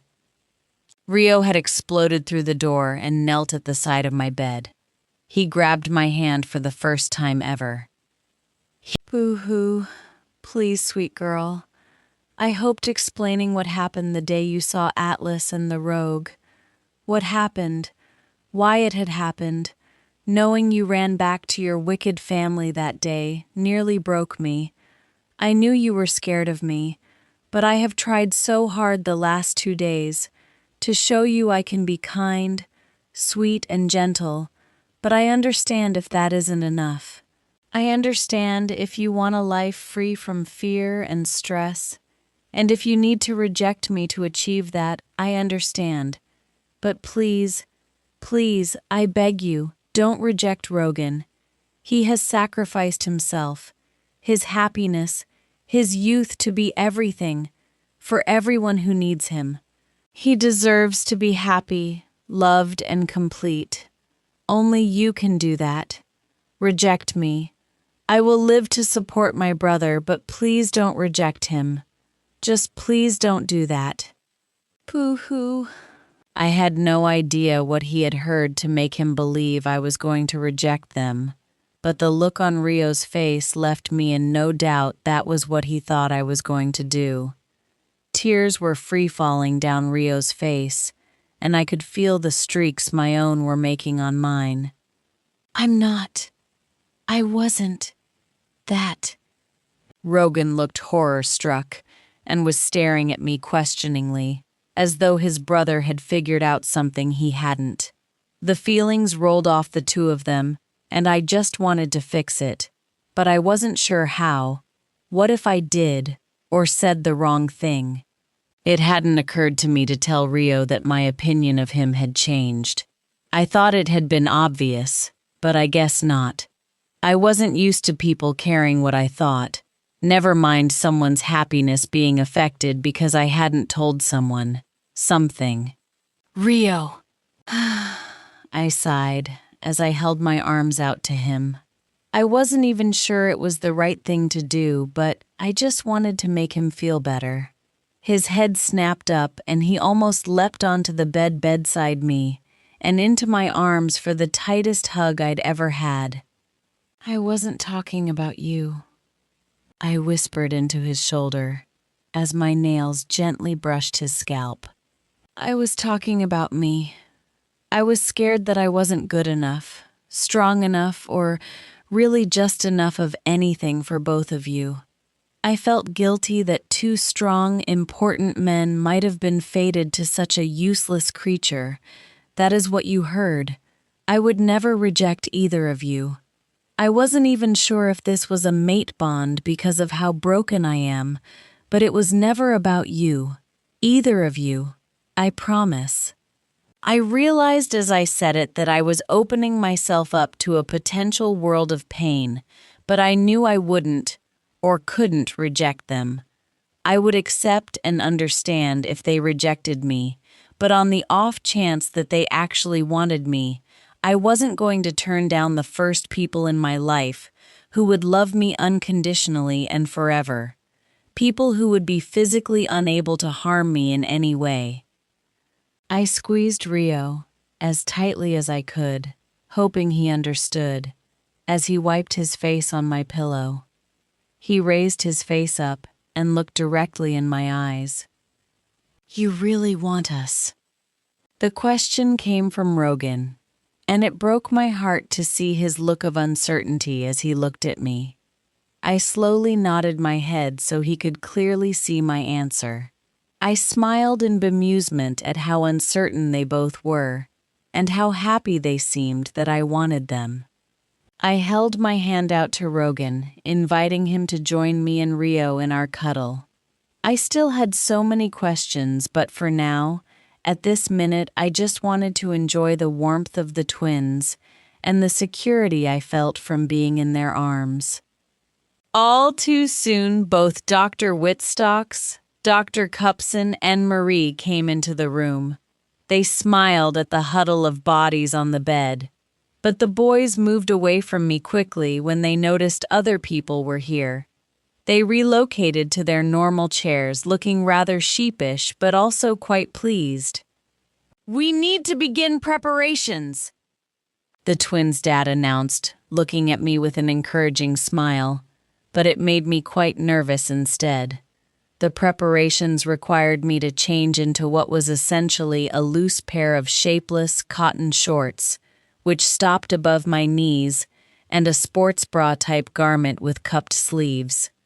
I was left alone while I got changed, and to my surprise, it was Marie who was the first to come back into the room. She was a smaller woman, though still taller than me, and her smile was kind, but she had an air of mystery and a touch of chaos about her.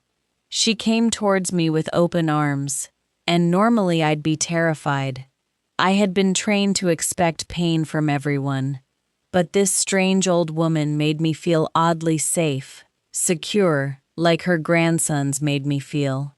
She embraced me in a tight hug and begun whispering in my ear. "Things are going to feel strange afterwards.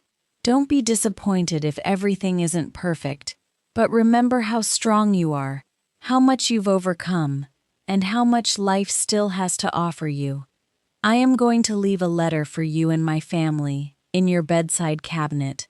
I would really appreciate it if you could read it for them once you are feeling up to it, okay?" Like everything else surrounding her and my procedure, her words seemed very cryptic.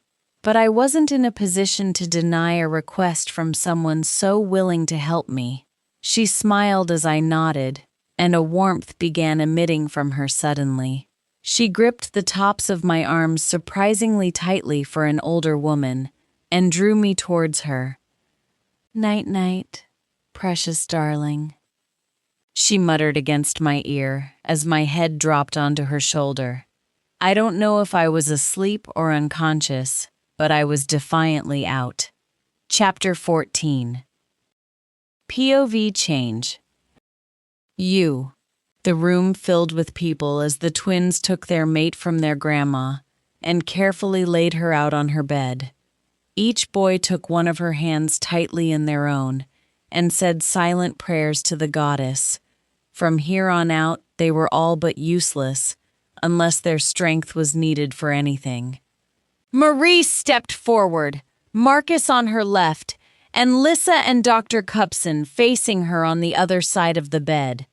The medical equipment was set up and sorted as the doctors prepared the medical necessities, while Marie laid her hands softly on the bed and began to gather energies and strength from the people in the room and from the room itself. Despite days of research, some very peculiar internet searches, and many hypothetical questions of colleagues, they still had no idea how or if this was going to work. Marie closed her eyes to focus as sparks began to dance along her hands and down her long fingers. The sparks chased each other onto the little Luna's body and traversed curiously across her skin. The shackles were the first things touched by the orbs of light, and they instantly began to tremble and vibrate.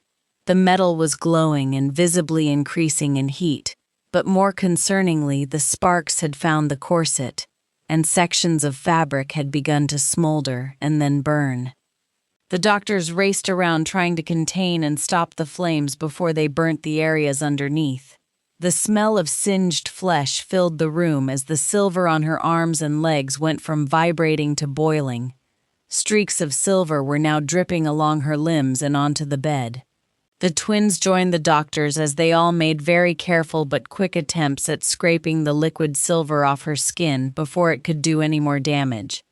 But it left the areas beneath exposed without anyone to take care of the open wounds. The open wounds were worse than they had feared. It wasn't as though the skin had rotted away, it simply looked like it had never existed. Blood from the now uncovered areas was streaming from her arms, legs, and waist, soaking onto the bed, and had begun dripping onto the floor. Marcus and Melissa rushed to the sites to apply bandaging and tourniquets. They secured blood bags and took her off the dialysis machine in a vain attempt to keep as much of her blood in her body as possible. Marie, seeing the fear and chaos, doubled down her efforts and forced more magic through her hands. She was determined for this to work. Sweat was beginning to leak from the sides of her head, but she smiled as she caught her daughter's concerned look, mouthing "I love you," before returning all her efforts to the task at hand. The heart rate and blood pressure monitors were both now going berserk to add to the confusion of focus in the room. The readings were sky high on one and almost negative on the other. Neither were looking very promising, and it made for grim reading when one of the twins printed off a readout. Mum, her body. I think she is really struggling. Rogan couldn't articulate what he was feeling from her, but his wolf Apollo was whimpering inside his head, and the emotions he was getting from Rio and Atlas were adding to his own stress and anxiety. It felt like she was slipping away somehow, like her spirit was somewhere far away. Rogan felt desperate for this to end, to be finished, to work. He wanted to hold his little mate, give her all of his strength and energy to use to get through this. We could mark her! Both boys shouted in unison to the collective surprise of everyone conscious in the room.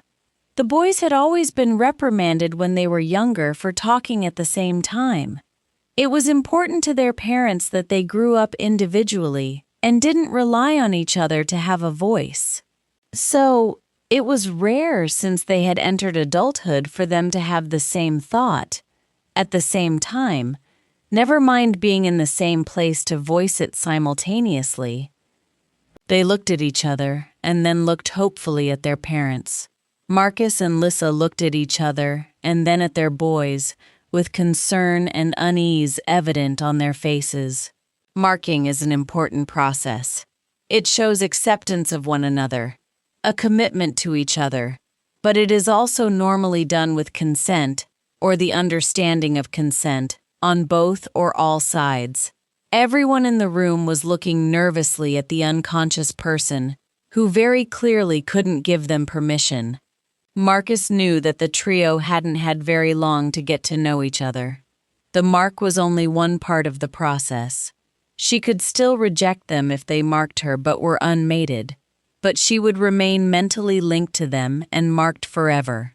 They didn't, however, have very long to decide.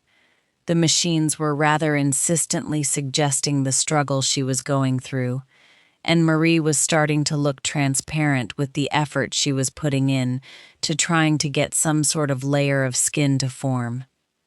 Something was going to give, and it was going to happen very soon if someone didn't do something. The alphas looked expectantly at their parents, who, after a quick glance with each other, nodded to their sons. They hoped this was the right decision.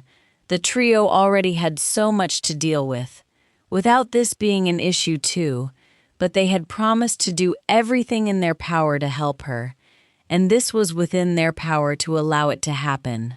The doctors and Marie averted their eyes and focused on their tasks as the boys lowered their heads to either side of her neck.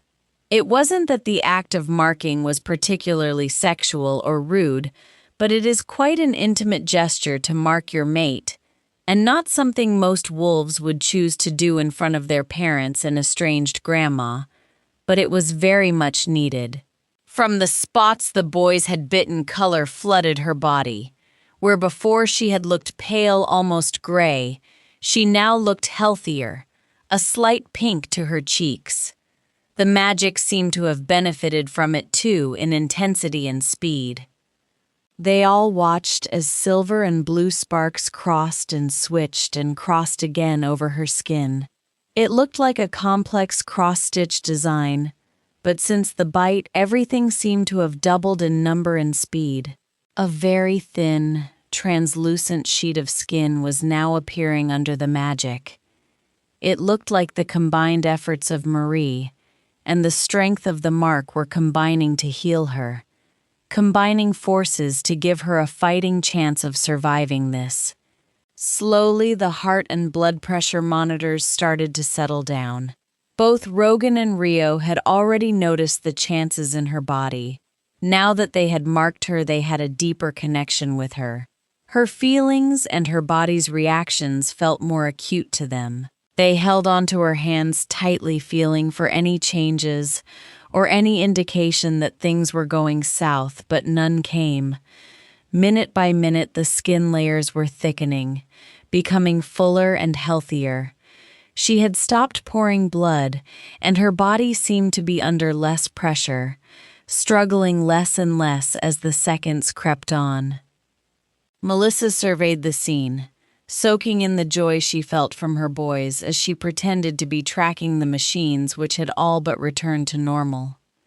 She looked critically at the skin, which still looked shockingly fresh, but it looked infinitely better than what had been there when the silver first melted off. Melissa was just starting to breath out her relief when her eyes fell on her mother, the star of the show and their little luminous savior, but what she saw made her gasp. She ran, faster than any human, from one side of the bed to the other, as her mum fell backwards. "Ma," Lissa whispered as her mother lay in her arms. Marcus was instantly by Lissa's side, holding Marie's hand, as the twins watched on in shock. "Did we save her?" Marie asked, as her voice wavered. "Yes, Mama.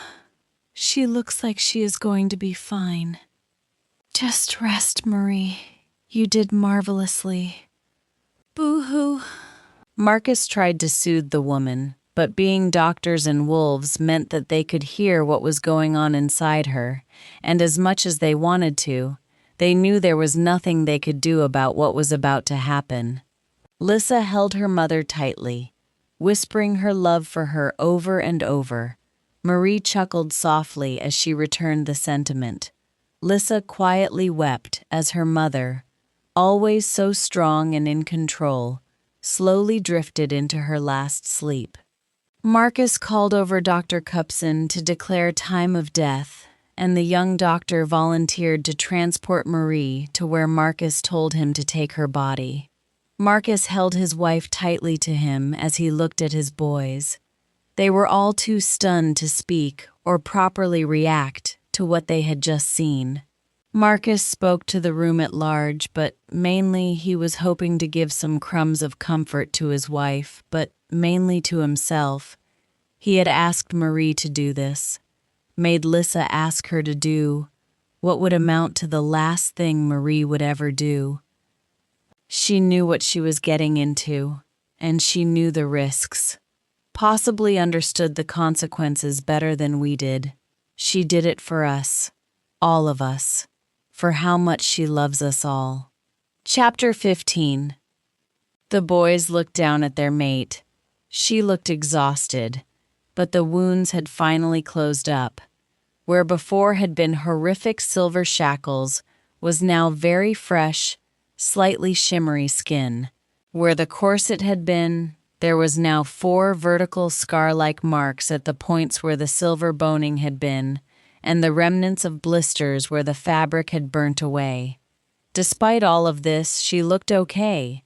Her vital signs had all stabilized, and she looked peaceful.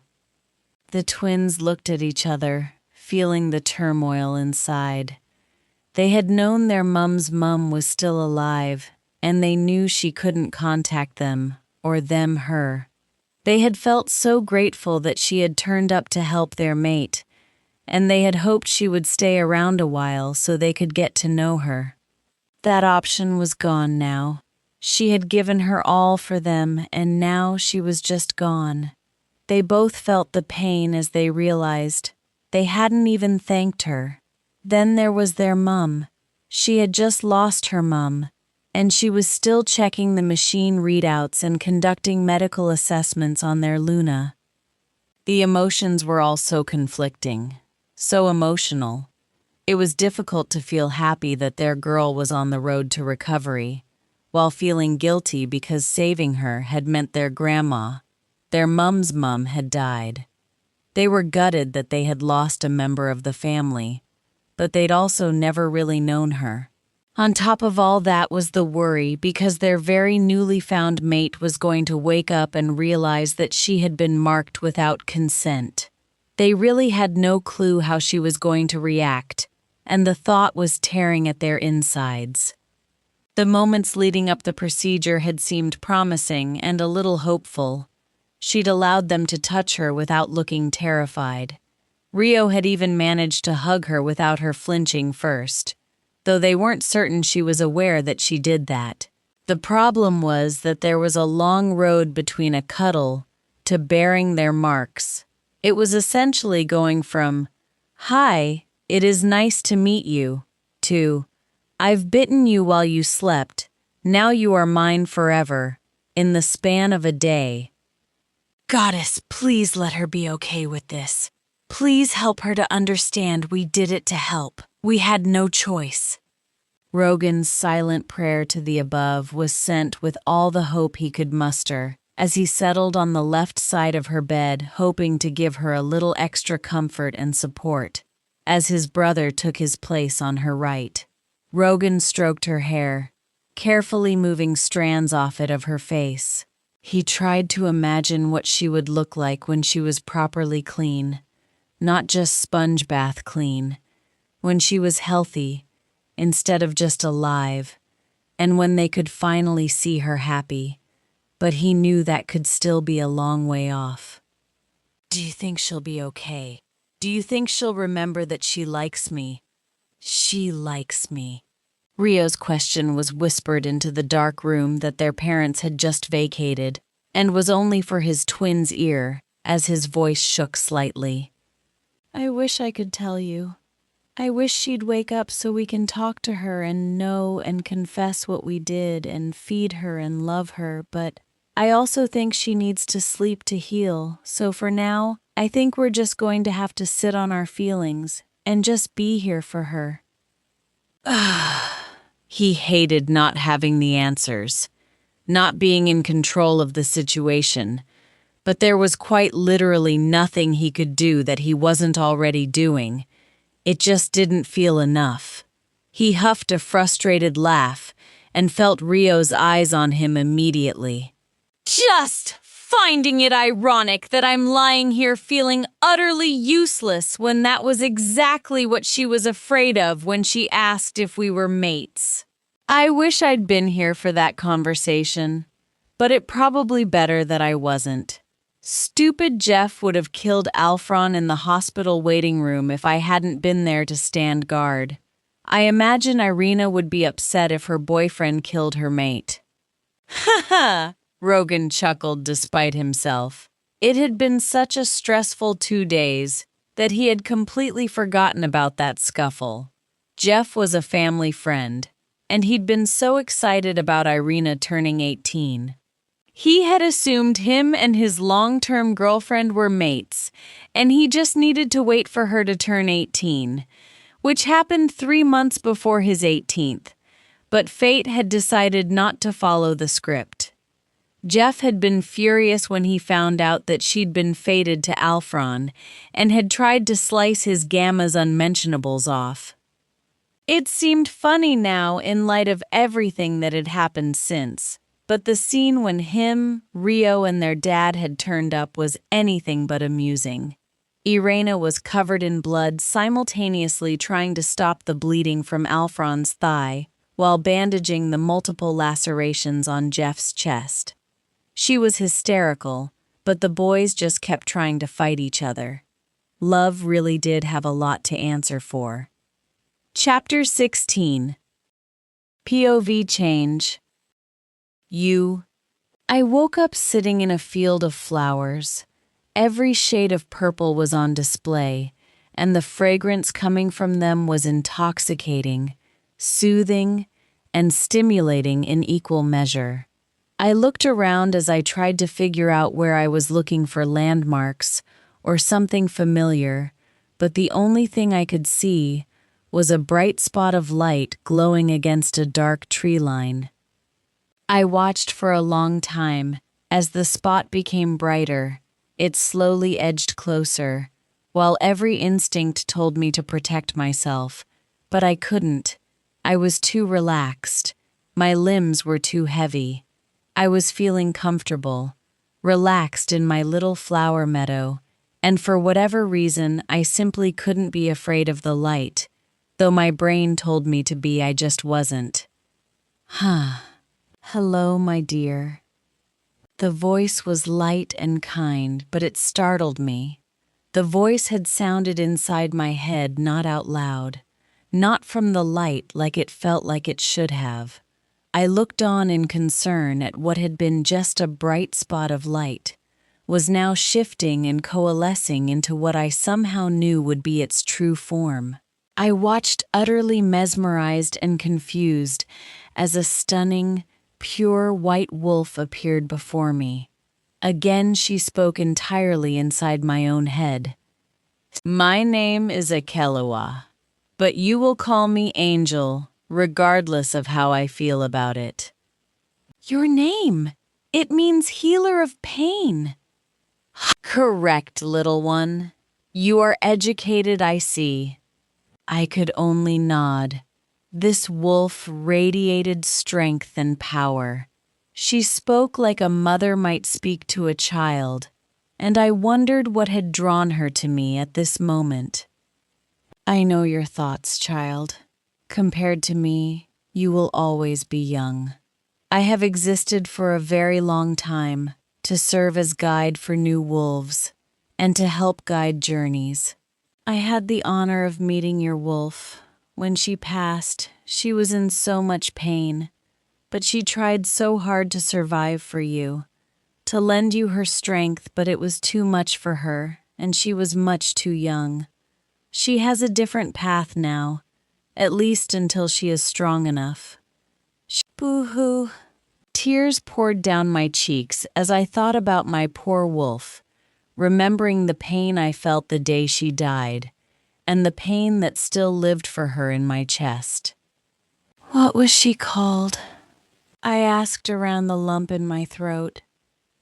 "Her name was Astra.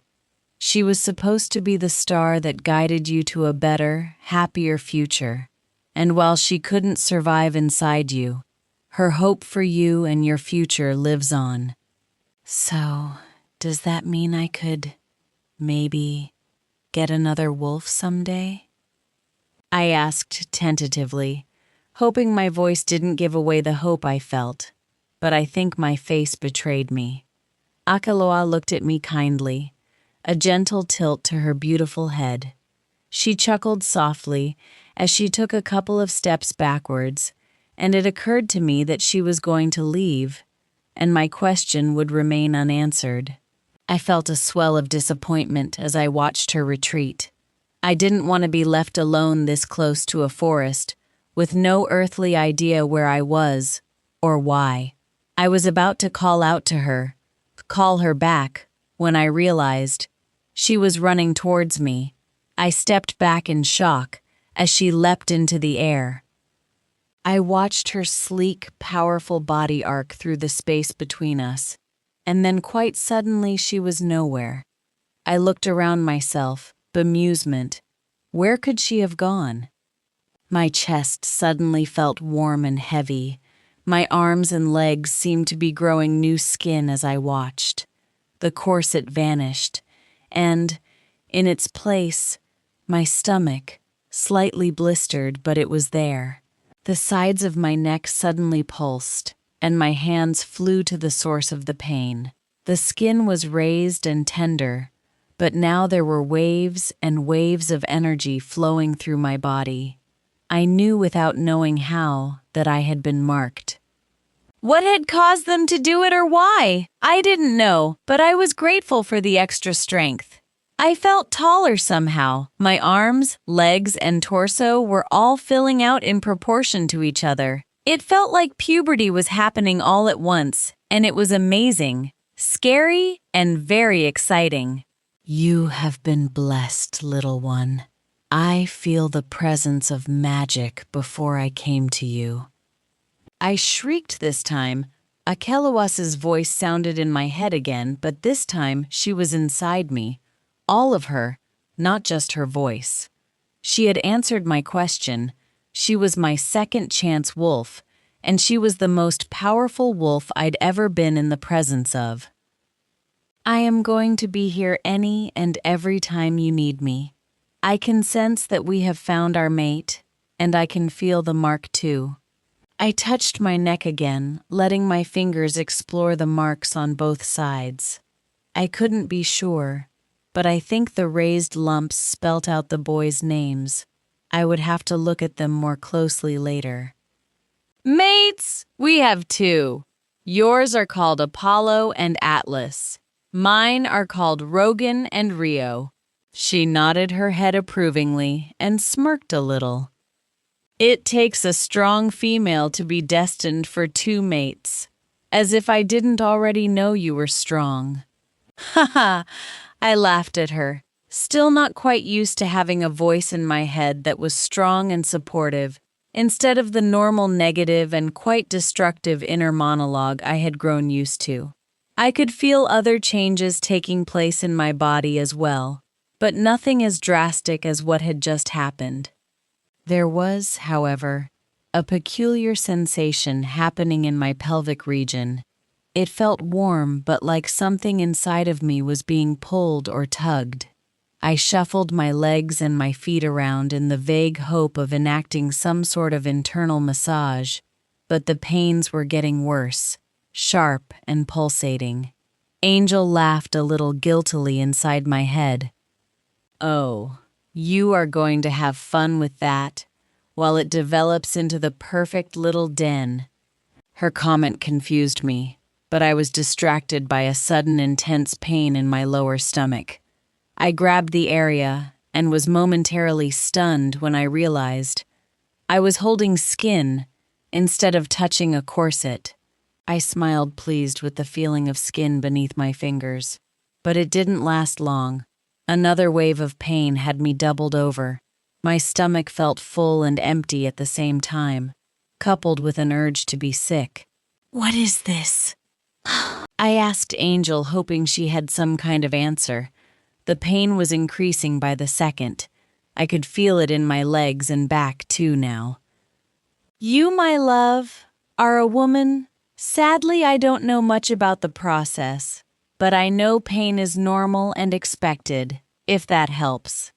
I felt her retreat to the back of my mind, and I expected that was where she would stay until whatever this was passed. I would have called her a coward, but I wasn't entirely certain she couldn't hurt me from inside my own brain. The pain was intensifying, so I deployed a method I used my entire childhood when the pain got too much, or I wanted to distance myself from it. I closed my eyes against the pain, like if I couldn't see what was happening to me, it might hurt less. Chapter 17. I opened my eyes slowly and knew I wasn't in the flower field anymore. The sensible part of my brain suspected I was never actually in the flower field, but I could feel it. I could feel her in my head, in the strength and energy in my body. I had a wolf, Akelua. She had said I'd call her Angel, and she was correct. I had been blessed with an angel. I stretched my legs, feeling all the muscles and tendons move and flex all the way down to my toes. I felt taller, like I had grown in my sleep. My experimental movements woke the boys, and I laughed out loud when I saw the two giant alphas half hanging off either side of my hospital bed. They looked ridiculous. How they had managed to fall asleep like that was anyone's guess. My laughter had woken them both completely, and they smiled down at me.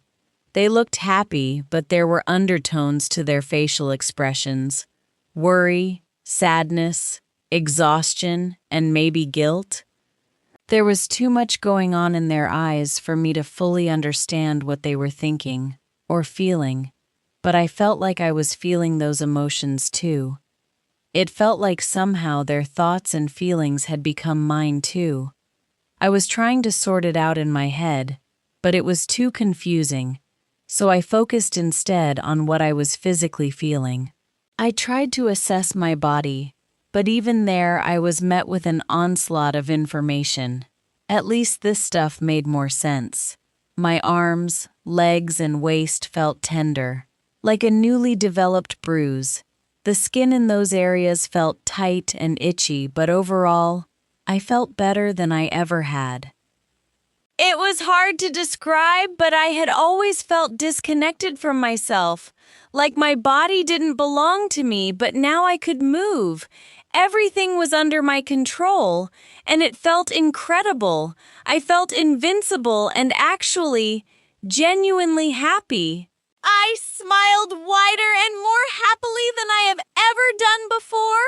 I looked up at my mates to show them how I was feeling, but they looked slightly different, like I'd been looking at them through parchment paper the whole time before. I could see every line and freckle on their faces. Their eyes were beautiful to me before, and now they were captivating. I'd never seen so many shades and variations of the color brown before, and the experience made me feel giddy with excitement. I realized the world had opened up to me now. I could experience things the way I was always supposed to. I could give and receive hugs. I wasn't used to much physical affection, but the couple of times it had happened, I had always had to be very careful that the person didn't come into contact with the silver or that they discovered my restraints. Thinking back, I could have let someone accidentally discover them. I could have let someone help me, but as stupid as it seemed now, I was always worried about my sisters, my perfect, beautiful, blessed sisters. I might have been tortured, broken, beaten, and physically and mentally abused, but I was educated. I knew how to cook and clean, and I could administer basic first aid to myself and others. I knew when the time came, I would be able to look after myself, but my sisters were so pampered and mollycoddled. Our parents had led them to believe they didn't need an education, or a job, or to worry about anything, ever, because they were destined for rich, strong mates. They had been led to believe that they would have whole end packs to cater for their needs, just like our parents had. But so far, that hadn't happened. The girls had celebrated their 21st birthday a couple of weeks ago and still hadn't found their mate Saskind, despite traveling all over different packlands and attending numerous parties in the hopes of finding them. I had given them as long as I had to find someone to look after them before our parents were imprisoned or potentially killed, but now it was time for me to finally look after me. The twins were just going to have to fend for themselves for the first time in their lives, assuming, of course, that they didn't end up in jail for turning a blind eye to what our parents had been doing. I had always really saddened with how willfully ignorant my sisters were, how quickly they believed the lies my mother told, and how ready they were to hate me almost from the very start of my life. I had been just 2 years old when the neglect and abuse started, but I think my mom hated me from birth. The twins had gotten her and my dad a lot of attention when they were born. Multiple births are rare among wolves, as the more babies you have, the harder it is to protect them from predators. So naturally, our pack was fascinated with the birth of identical twin girls born just a year after the birth of our identical twin alphas. Rumors and gossip had been rife at the time that my sisters were very likely the fated mates of the twin boys, H.A. The attention and interest, however, quickly drained away as the girls got older, and by the time they were 2, most people had lost all interest in them. My parents decided to ask the goddess for another pregnancy, and it happened almost immediately.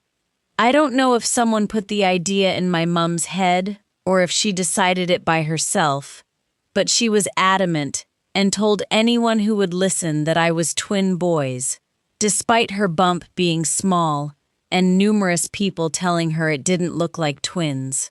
She somehow managed to convince my dad that he was going to have 2 sons to match his 2 daughters, and he was delighted, talking about responsibilities and fighting practice. When I was born, I was neither a twin nor a boy, which caused a great deal of disappointment, even among the people who had been certain that I wasn't twins, but no one was as disappointed as my mum. She had been preparing herself to be the focus of the pack's attention again, and she was livid that I had stopped that from happening. Almost as soon as I was born, my mum started trying for another baby, but after nearly 2 years with no luck, Mum had visited a pack doctor and been told her womb had shut down. She wouldn't be having any more babies. Children, for wolves, were a gift from the goddess, and most wolves just accepted that they would get pregnant if or when they were supposed to. They would get pregnant as many times as the goddess wished it, and have as many babies as they were destined to have. End of story. My mum, however, had not wanted to accept this, and had become convinced that I was to blame for her infertility. She also convinced my dad and the twins of that. She told anyone who would listen that I had wounded her from the inside somehow, and that I had done it on purpose. This is what I believe led to everything that went wrong in our house, or for our family being my fault. And it began 16 long years of hell on earth. 16 years that was hopefully coming to a close. My hope, now, was that I could start fresh, healthy, whole, and happy. I had been so lost in the past I had almost forgotten that I wasn't alone in the room. In fact, if my time in the flower field was anything to go by, I'd never be alone again. Not only did I have Angel, but I also had my mates and their marks on my neck. Marking me, for whatever reason they had done it, suggested they really, honestly didn't plan on rejecting me. They actually wanted me. Ha ha! I felt a sweep of an emotion I was only just starting to become familiar with as joy, happiness flooded through me, and the energy from it caused me to spring off the bed, causing the twins to awkwardly collide in the middle where I had just left. Their confused faces and random grumbling made me laugh. They were so cute that I let my new emotions take control and jumped back onto the bed to join them. I was so fast now. The movement and the speed made me feel dizzy and giggly. Both boys seemed utterly stunned by my sudden show-off affection, but they wrapped me up in their arms nonetheless. Princess. Rio had a questioning, concerned tone to his voice, and it drew me more to him, turning slightly so more of me faced him. We need to talk about some things that happened during the procedure. Rio now looked as nervous as he sounded.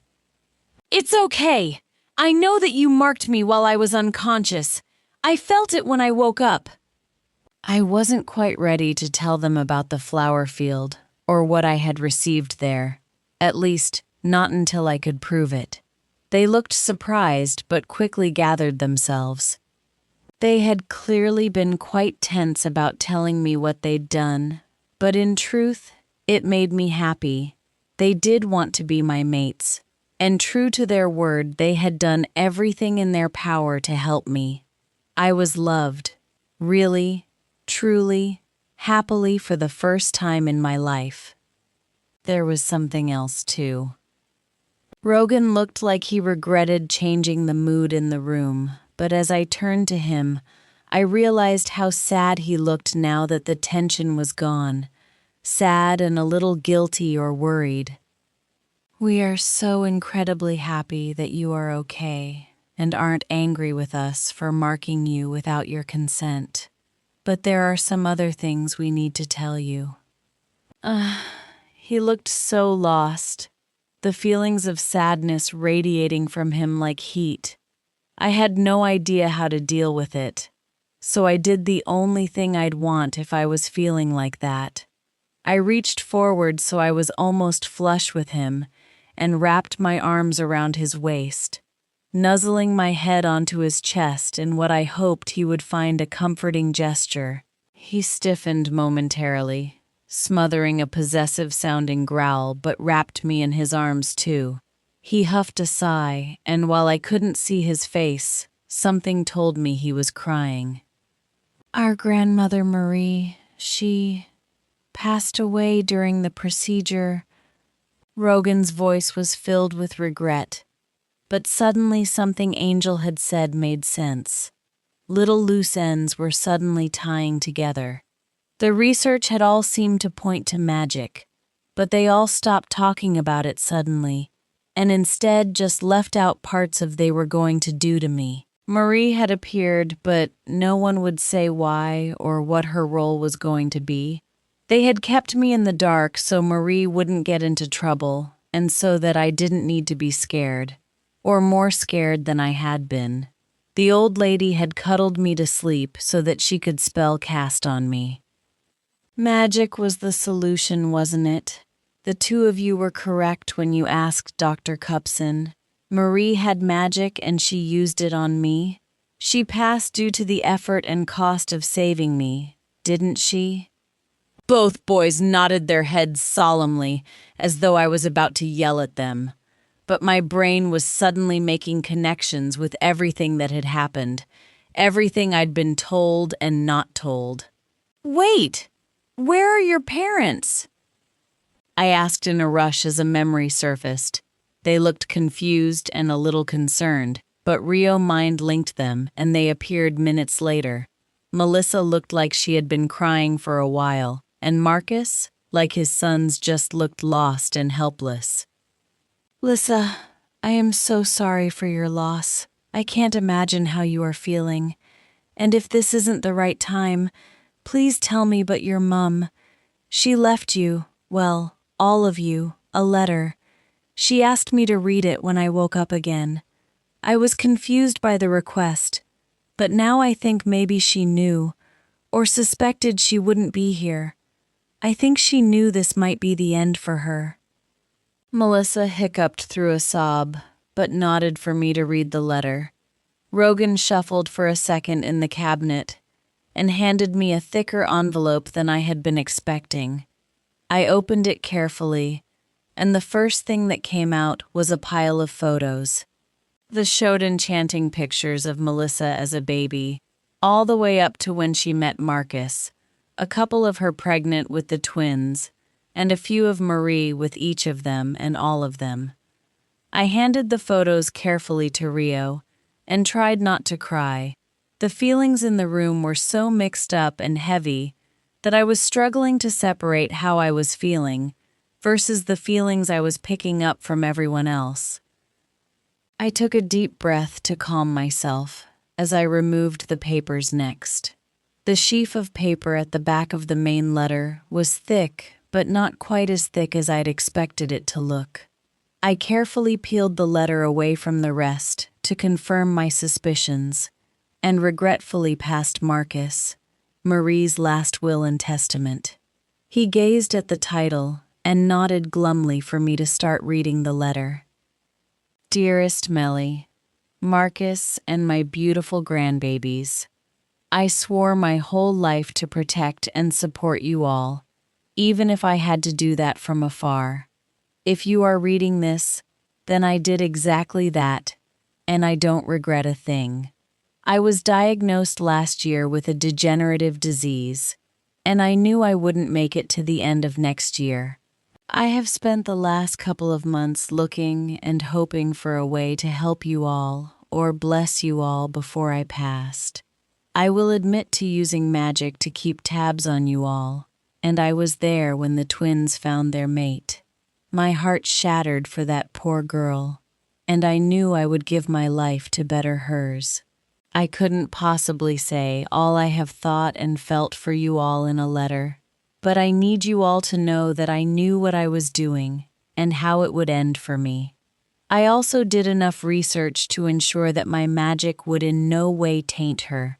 With no wolf, the magic had nothing to take root in, so would have dispersed back into the earth once it had completed its task. I know the pack has its problems with magic, and I would never do anything that would endanger the girl. Thankfully, the pack I joined when I left is more open to magic. With their help, I learnt what I needed to do, and the more I learnt, the more help I could be to their pack. I built myself quite a reputation, and with it a business and some assets. I have attached my will to this letter with some instructions on what to do with each aspect of my business. The rest should be fairly simple to enact. I am sorry we didn't have more time together, my loves, but know that I loved you and love you all unreservedly. Live your lives full of joy and kindness, and know I will bless you whenever and however I can. Goodbye, my beautifuls. Love, Mum, Marie, and Grandma XXXX. Boo-hoo. I barely made it to the end of the letter before sobbing. This time I knew the emotions were my own, even if they mirrored those in the room. I looked at Marcus as he hugged his wife tightly. He gave me a nod in thanks before kissing his wife on the head. He either mind-linked his sons or they just knew. They both nodded as he steered Lissa out of the room, leaving us on our own again. I wanted to apologize to them for the loss of their grandma. The guilt was horrific, but something told me they wouldn't appreciate the thoughts behind it. So Rio leant his head against mine as we all lay together. The physical contact made me feel a tiny bit better. I felt comforted that they were still interacting with me and didn't seem to be holding me responsible. Rio spoke as though he could read my thoughts. His voice was barely more than a whisper. You didn't ask her to do what she did. You didn't even know what the plan was. She wanted it that way. We are all sad. Of course we are. But we didn't really know her, and because of her, we have you. We will be sad for a bit, but we are also ecstatically happy to have you. I relaxed a little as the tension dissipated. I hadn't realized how anxious I had been feeling about their reactions.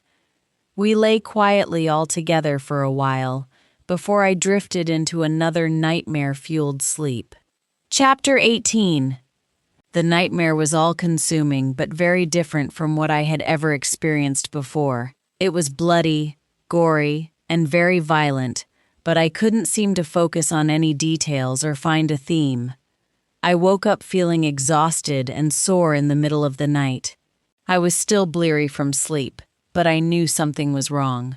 My emotions were haywire and I could smell everything: antiseptic, metal, plants, sweat, feet, cotton, and overwhelmingly blood. I tried to calm myself down, talking myself through what was going on and why. I have a wolf now, I reminded myself. Our sense of smell is better, and we are in a hospital, so of course the smells are weird, and naturally you can smell blood. Everything is okay. There is no need to freak out. We are okay. I took a few deep breaths to try to calm my heart, but the more I inhaled, the stronger the smell of blood became, until it was overwhelming my other senses. The smell of wet rust and metal were clogging up my nose, but more concerningly, it smelt like it was on me. I tried to move without waking the boys, who were once again dangling off the edges off the bed. Rio shifted in his sleep as I moved, and immediately woke up sniffing the air. "Are you bleeding?" He sounded concerned and confused, but he jumped into action straight away. He grabbed my arms to check them, and held my arms above my head as he checked my waist. The way he held my arms by the wrists above my head while his eyes scanned my body caused my stomach to flip over as a wave of desire swept over me and heated my face. Seconds later, it was completely extinguished when Rio yelled, "Blood," and his parents burst into the room, already in doctor mode. Lights went on around us, temporarily blinding me as I tried to watch Lissa putting on a pair of medical gloves and Marcus hooking me up to machinery again. I looked at myself, concerned by everyone's reactions. Everywhere, from my lower stomach down, was drenched in vivid, dark blood, including Rogan and Rio's legs, which had been entwined with mine while we slept. I began to panic, but Lissa was standing still, sniffing the air. She looked oddly calm as she cleared her throat, quite loudly. "Boys, could you please go to the other room and get cleaned up? Marcus, go with them." I'd never heard Lissa use her command tone before, and Rogan and Rio both looked angry that they were being sent away, but she gave them a look and they stopped protesting. All three of them walked out of the room, looking like they had just been scolded. Lissa turned to me with a very sympathetic smile. She sat on an area of the bed that didn't have blood on it and asked if she could hold my hand. She seemed very calm, which was at complete odds to the emotions in the room just a couple of minutes ago. Her smile looked gentle, but there was a glint in her eye that looked much too much like humor to me. A random surge of anger flickered through me at the idea that she thought any of this was amusing, since I appeared to be bleeding to death, but given how much she had done for me, I suppressed the ire. That procedure really did do the trick, didn't it? She said it more to herself, but Angel chuckled and nodded in the back of my mind. I looked down at myself, and then back to Lissa. "Seriously, this is a period. I look like I've bathed in blood and feel like I recently inserted my stomach into a wood chipper." I was so angry. After everything I had gone through, I was now being subjected to a period which was currently making me feel like someone had attacked my stomach with an axe. Lissa was trying to look sympathetic, but the effect was being slightly ruined by the fact that she also looked like she was trying not to laugh. "At least you know you'll be able to have pups when the time comes." I know she was trying to make me feel better, and deep down what she had said had actually made me smile. But for right now, all I could do was roll my eyes at her as pain struck me. It felt like acknowledging my period made all the symptoms worse, and that very much included the pain. Lissa offered helpful suggestions as I rocked in pain, but the only one that sounded even halfway appealing was a warm shower. She had specifically warned against a hot shower, and I wasn't sure I was ready to know why. I stood in the warm water and couldn't help but notice all the new things about myself. The scars were what they were, but there were other things, like my belly button. I'd never known if I had an innie or an outie, and I had a little belly pouch, just a slight bump below my belly button. My hair, now that it was properly clean, was really long and quite dark, an almost black shade of brown. It probably desperately needed a cut, but I couldn't stop touching it. My fingernails were too long, but they were there. I had fingernails that weren't chipped, cracked, or broken. One of my biggest surprises were my eyes. Thanks to the wolfsbane, they had always looked a dull silver-gray color. But they weren't. I wasn't really sure what color you would call them, but there were areas of brown, green, and blue. The brown wasn't as nice a color as the boys' shade of brown. It wasn't as rich or deep, but with the blue and green alongside it, it did have a nice shine. I had never looked in a mirror much before, aside from a passing glance occasionally, but now I was just standing there, absorbing all the little changes that had happened. A rolling, gurgling from my stomach reminded me of another new thing: hunger. I wasn't expecting to be so hungry, and evidently neither had Lissa, but my stomach seemed determined to eat 16 years' worth of food, possibly in one sitting. Lissa knocked on the door and brought me out of my ruminating. She came into the bathroom as I was wrapping a towel around my chest, trying not to stare at my newly developed boobs. She spent half an hour or so explaining pads and tampons and what they do and how to use them, before leaving me alone again with fresh, new clothes and a decision to make about what sanitary product I wanted to use. I emerged shortly after feeling sore and a little awkward, but better than I had ever felt before. The boys were all but breaking the door down when their mum allowed them back into the room. "Be gentle with her," she warned, glaring at her sons as she left the room. Rogan and Rio exchanged looks of concern with each other before coming over and giving me some gentle hugs. "I'm fine. I'm just a woman now. At least that's what my mum said to my sisters when it happened to them." They realized what I was getting at. At roughly the same time, they looked sheepishly away from me and asked me if I needed anything. I just laughed at them and asked for more cuddles so I could go back to sleep. Chapter 19. I left the hospital 2 days later, after the doctors had declared me fit. My first period was still happening, but the bleeding and cramping had drastically subsided.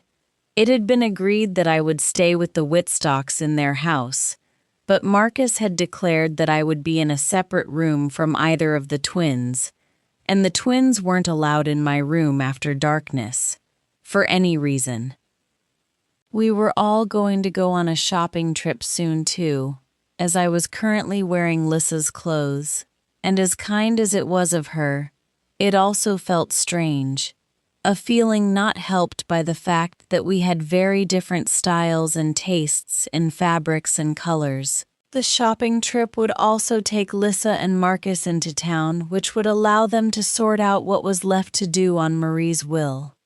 They had already sorted out most of her requests, and were currently, surprisingly calmly, arranging the proceedings for her funeral. While I was indescribably grateful for all they had done, and for keeping my location a secret since so far none of my family had discovered where I was still terrified by the thought of coming across them. The twins, however, had assured me that I would never be alone, if or when the time came that I had to face any of them. I had also been told if they requested to see me or I had to deal with them for any reason, like, for example, at their court case, I could do so with the full force of the pack at my side if I wanted them there. I had originally thought they were being kind and trying to reassure me, but they took the time to explain that as Luna I could actually mobilize the entire pack to stand with me as I stared down my family in court. The idea made me nauseous, but something like self-worth was starting to take root in the very back of my mind, and it felt nice to know it was there. We parked the cars we'd used to get from the hospital to here, outside 2 large buildings. I knew the larger of the 2 buildings was the pack house, which meant the other 4-story building was the 𝒏𝒂𝒚𝒍𝒊𝒔𝒕 family home. The pack house looked and acted a lot like a hotel for visitors and newly mated pack members. Normally the alpha, or in this case alphas, would live in the pack house with their Luna, but it wasn't a good idea for single alphas to be so easy to get a hold of. Alphas are unique in their ability, unlike other wolves, to be able to impregnate unmated females, which makes alphas a target for lonely she-wolves who have given up on finding their true mate or hope that getting pregnant will force the alpha to choose her as his mate. I hated that I knew that was a thing, but I'd once heard my sisters talking about it as a way of getting the twins to pick them as their chosen mates. Lissa showed me into what was going to be my room.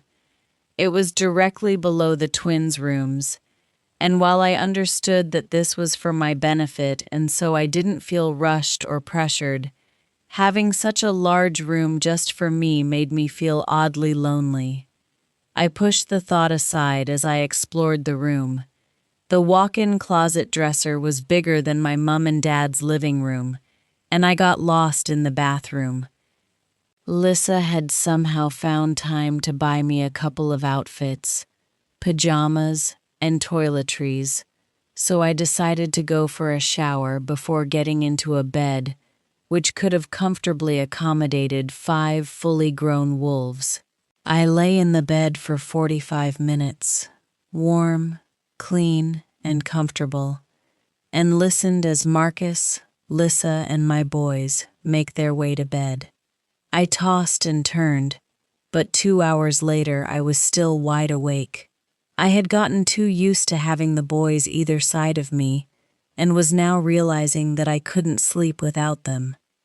I knew it might upset Marcus, but I snuck out of my room and up the stairs. It was only as I got there that I realized that while the boys had made certain that I knew they were only 1 floor up, I didn't actually know where their rooms were.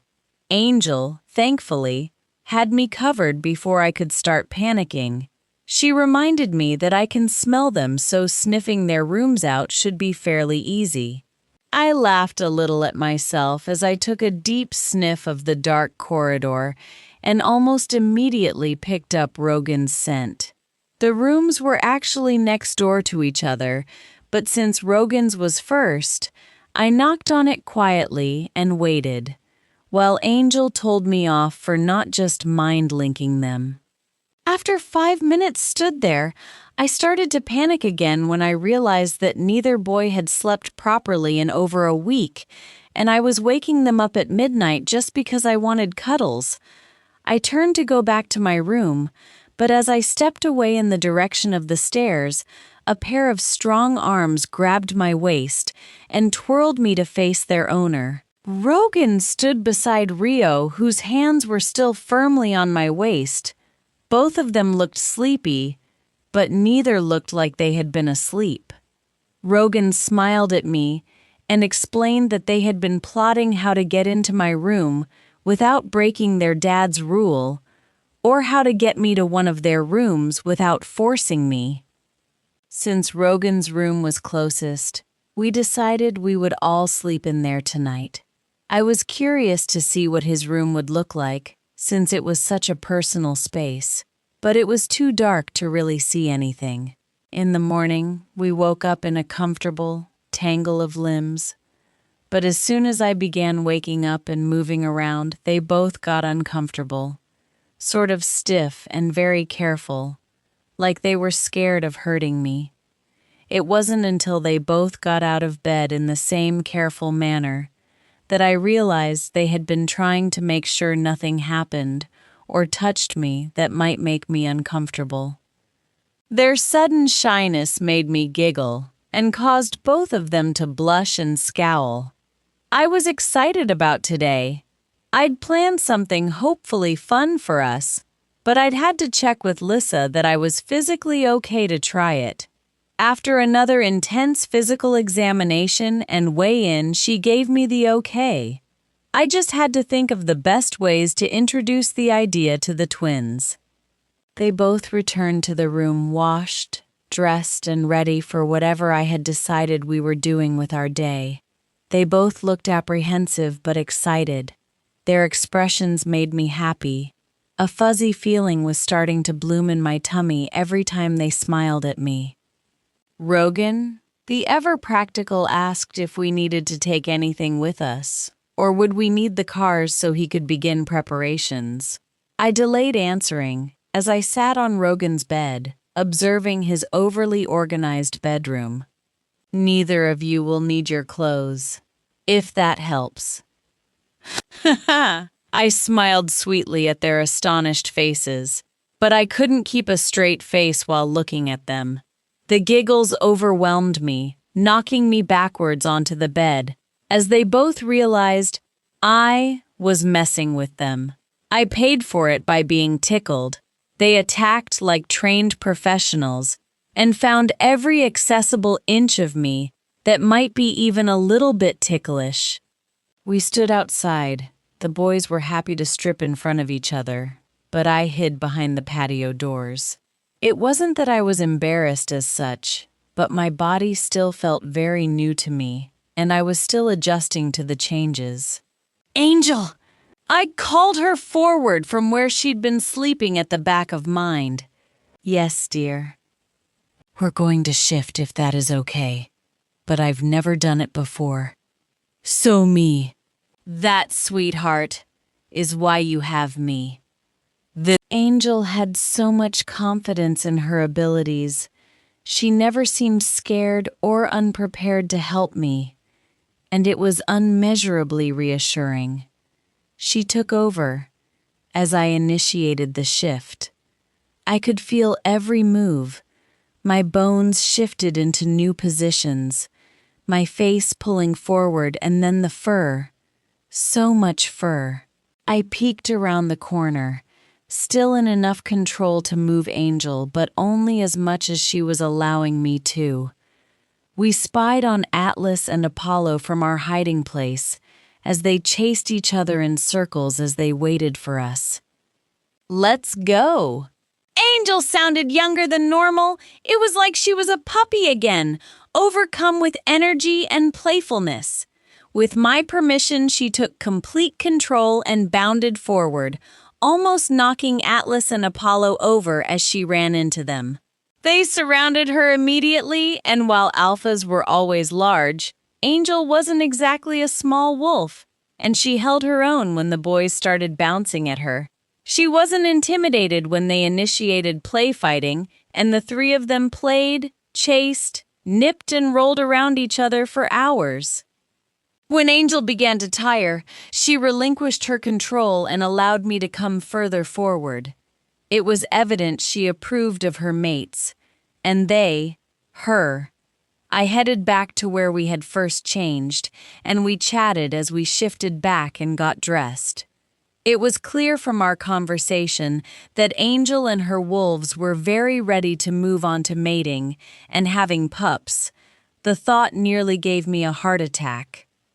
We met the boys after they had shifted back, and I matched their smiles as they commented on how beautiful Angel was. I had noticed over the last couple of days that they were saying things in unison, more around me, or maybe because of me. I wasn't sure which. Now that they knew about Angel, I could have a proper talk to their parents about her.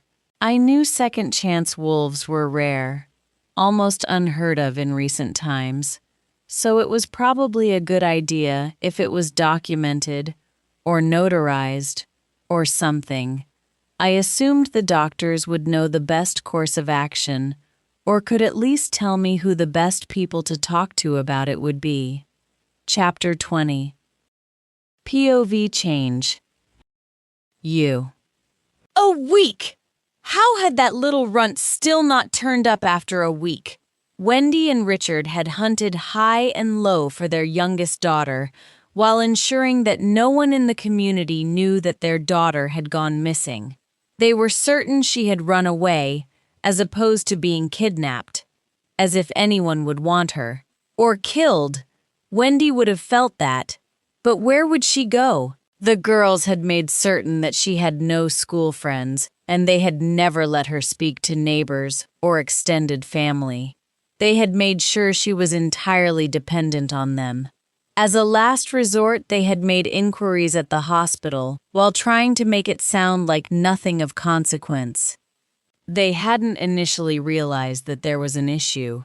When school rang and asked if she'd come home sick, they had brushed it off with a yes and dropped the normal line about her anxiety.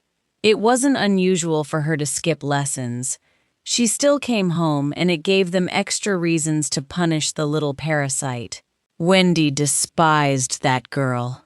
She had ruined her life, and still could, potentially. She lived in constant fear that someone would find out what they had been doing to her. Not that the little demon didn't deserve it, but other people wouldn't understand. They couldn't comprehend how much she deserved what she got, that she should suffer as much as possible. Wendy paced the kitchen as she waited for Richard to return. She had sent him to the hospital again, with another fabricated story, as an explanation for how their child might have ended up in hospital without them knowing the why or when. Wendy prayed to the goddess that the urchin hadn't gone to the hospital. Not that they didn't have a cover story planned out, but it would be better if they didn't need to use it, especially if it caused the hospital to undo all the work they had put into suppressing the child. The front door slammed open. In actual fact, it had been ripped from the frame and thrown to the floor. Wendy rushed to the hallway to see Richard incandescent with rage. His anger filled the corridor, and his wolf Rufus was fighting him for control. "Richie, darling, what is it? Did the little bitch do something? Did she tell someone?" Richard was normally very sweet and soft with Wendy. She had even had to do a lot of communicating with him to get him to understand that when she asked for it, she liked a little bit of rough sometimes. Today was different. There was nothing affectionate or familiar in the way he caught her by the throat and forced her back against the wall. She tried to speak, to calm him down, but his grip stole the words before they could leave her lips. She should have had her wolf, Willow. She should have been fighting for control the way Richard was. Rufus wanted to come forward to protect Richard from his own anger, and Willow should have been doing the same for Wendy. But Willow wasn't there anymore. She had retreated 5 or 10 years ago, so deeply into Wendy's mind that Wendy could no longer even remember what her wolf sounded like. It was a secret she had kept from everyone, because it was nobody else's business. If her wolf disapproved of the way Wendy had chosen to live, or the mother she had become, then she could stay hidden where she had retreated and keep her opinions to herself.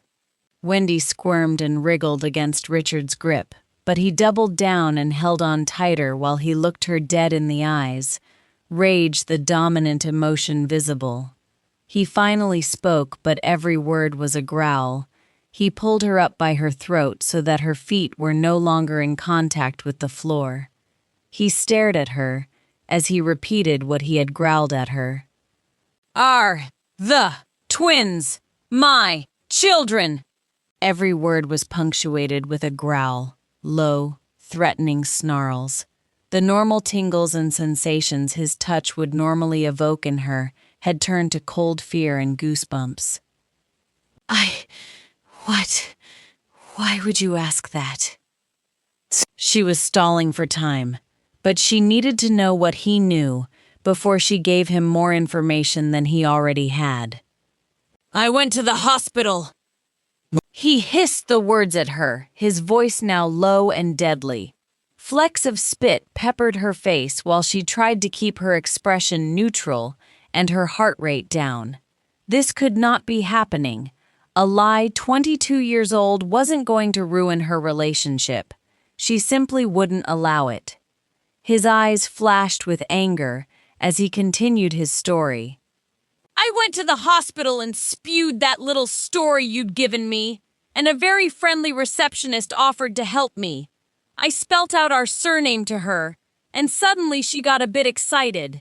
See, 20-odd years ago, she'd been a midwife, just starting out in her career, and you, my supposed mate, you were only her 3rd delivery, and twins to boot." "Yes, sir. She sure remembered you and the full-term twins that you delivered." She recounted how grateful she had felt that they weren't tiny, porcelain, premature babies, how nice and healthy and fully cooked they were. Wendy spluttered and stammered. He'd loosened his grip enough that she could speak, but she had no idea what to say, so he continued. Wendy paled as she realized just how much more he had to say. She had been desperately trying to think of a cover story for all he'd said so far, never mind all the other things he might have learnt. "Can you imagine my embarrassment when I tried to correct the information she had? No. Our babies were early by at least 2 months. She was confused by my insistence, so she pulled up your pregnancy journal. Care to explain to me why you visited a maternity center for a maternity appointment a month, a whole 30 days before we met? How exactly were you pregnant with Owar twins before we had even met, never mind mated?" "Boo-hoo, Richie, please." I was scared of being rejected. I was a stupid, self-centered 18-year-old. I found myself being admired by an unmated alpha who was visiting and fell into bed with him. I never expected to get pregnant and then to meet you so soon, after it felt like the goddess was playing a horrible trick on me. I just wanted you to love me and to love the babies, so I lied. To protect us all. To protect your feelings. I was scared. Boo-hoo! She sobbed into her hands now that he was no longer pinning her by the throat to the wall. She knew lying would have been pointless, so she'd poured the whole story out to him and awaited his verdict, all the while plotting revenge on that stupid midwife and her big mouth. Is the little one mine? He spoke in a livid whisper, clearly trying to understand the depth of her betrayal before deciding how to react. Fear had clouded her ability to read her mate's emotions, and she mistakenly took his anger as a sign that he didn't want their youngest to be his, so he could be free and clear of them all. I'm sorry. I am so sorry that I birthed that abomination, and I wish for your sake I could tell you different, but sadly she is yours. You are her dad, Richie. I am so sorry. He roared with uncontainable anger, and for the first time in his life he hit a woman. More specifically, he backhanded her across the face as he searched for the words he needed to say. You made me hate her. For not being a twin, for not being a boy, when all along the twins you made me love, cherish, and spoil 𝒊𝒂𝒚𝒍𝒊𝒔𝒕 weren't even mine. I tortured my child, my daughter, because of you. My daughter could be dead because of you. Give me one reason, one actual reason that I don't kill you now where we stand. Wendy couldn't believe what she was hearing. They had hated the bitch together, and now he was angry about it? She was his mate. What did he care if the kids were his or not? Surely it should be her, Wendy. That was the most important thing to him. I'm your mate. We were destined for each other. You love me. The conviction in her statement died as she looked into his eyes, hoping for a glimmer of change. But the onyx color never wavered, as a growl ripped through his chest, and the claws on his right hand extended. There was a sickening thump as her body hit the floor. The blood from her throat was steadily pulsating out onto the laminate floor, shockingly red against the pale wood. Richard fell to his knees as pain coursed through him. Tears fell hot and fast down his face as he watched the life leave his mate. Rufus howled a lament inside his head. It took all of his strength not to join his wolf in the heart-wrenching yowls, but had to get out of there quickly. He had just committed an unspeakable crime, and he knew he would be put to a very public death for it. But first, he needed to find his daughter, his blood. He needed to look her in the eyes and confess his sins. He would find her and apologize and beg that she kill him before the warriors got to him. It would be better to die quickly at the hands of a loved one than to experience the brutal and public spectacle he'd become if the warriors did it. He now knew that the twins weren't his, but it was their reputations he thought about, and the rumors and stories they would have to endure if his death became a news story. Enjoying the story so far? Don't forget to like the video, subscribe to the channel, and let us know your thoughts in the comments. Chapter 21. POV Change. I woke up squished between the twins, but I was surprisingly comfortable. I suspected by now their parents knew that I was sneaking up to one of their rooms at night, and we all slept together, but no one seemed to have anything to say about it, at least not while it was evident that all we were doing was sleeping. I moved slowly in the bed, very aware of the boys' bodies. The more time we spent together, the more unruly my thoughts towards them seemed to be getting. We had all been so focused on fixing me and making me comfortable that we hadn't really discussed what we might do after I was better. My mind and Angel were definitely giving me suggestions on the types of things we could all be doing together, but I definitely wasn't ready for that. I seriously doubted I'd ever be physically ready for some of what Angel was recommending. Some of Angel's ideas were quite scary, and at least one of them I'm fairly certain was impossible for anyone with a spine. Taking into account the fact that I had never had any form of relationship or intimacy education, or even the talk, I was quickly realizing that, when I finally decided the time was right, I'd have to rely mostly on my instincts. It was a thought that both intrigued and unsettled me, and despite everything I'd been learning about myself and my emotions, I still didn't feel truly ready. Princess, what exactly are you thinking about? Rio had a smile in his voice as he sleepily opened his eyes. My right arm jiggled slightly as a laugh rumbled in Rogan's chest.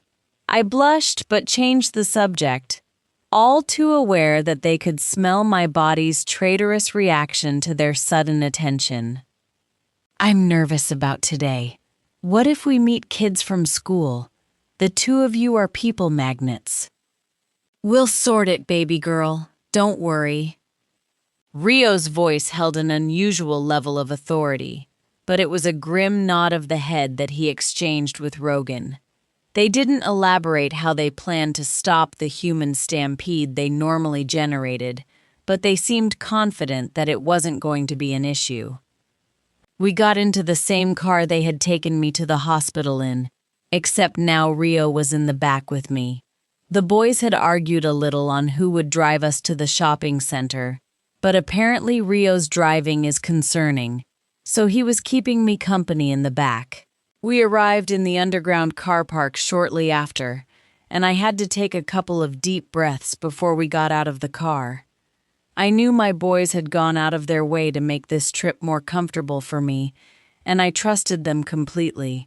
But there was still going to be loads of people and noise, which I would just never be comfortable with. We entered the center through what seemed like a staff door, which felt weird, but I guess was a perk the twins were used to as they seemed completely at ease. Their parents met up with us at the first shop, and I was relieved to see it was empty except for the teenager at the till, who didn't speak and seemed to be intentionally keeping a good distance away from us. The amount of clothes the boys picked out for me from just one shop was borderline embarrassing, but they kept reassuring me that we would return anything I didn't like. By the time we entered the fourth store, I realized something was very wrong. This shop, too, was completely empty. I knew it was a popular brand, having seen it on almost every girl in school. The name was a prominent part of the design aesthetic, so I was very used to seeing it. We walked in, and just like the other shops so far, the only person was the one operating the till. In this case, it was an older lady who was sorting clothes that looked like returns and forcefully avoiding eye contact. I turned to the twins, who were chatting to their dad while their mum was looking at a skirt. "What did you do?" I asked with genuine curiosity while gesturing to the shop and the wider area outside. "You didn't want to be mobbed." "So, you shut the center." Rogan replied like he was explaining that 2 + 2 = 4 to a fussy toddler. I stared in blank amazement at them both, at the power they had and that they had been willing to exert that power for me. Lissa chuckled softly behind me, bringing me out of my sudden daze. I laughed a little at my own reaction. We wandered around the rest of the shops while I wondered how much money it had cost them just to make sure. I felt comfortable. The thoughts making my head spin were halted when we walked in a very fancy-looking shop full of stunning dresses. The colors, styles, and varieties on show were incredible.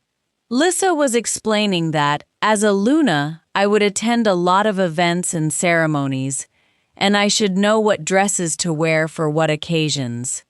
She was taking great care to explain the differences to me between evening dresses and cocktail dresses, ball gowns and little black dresses. She was so knowledgeable that all I could do was laugh at my own confusion.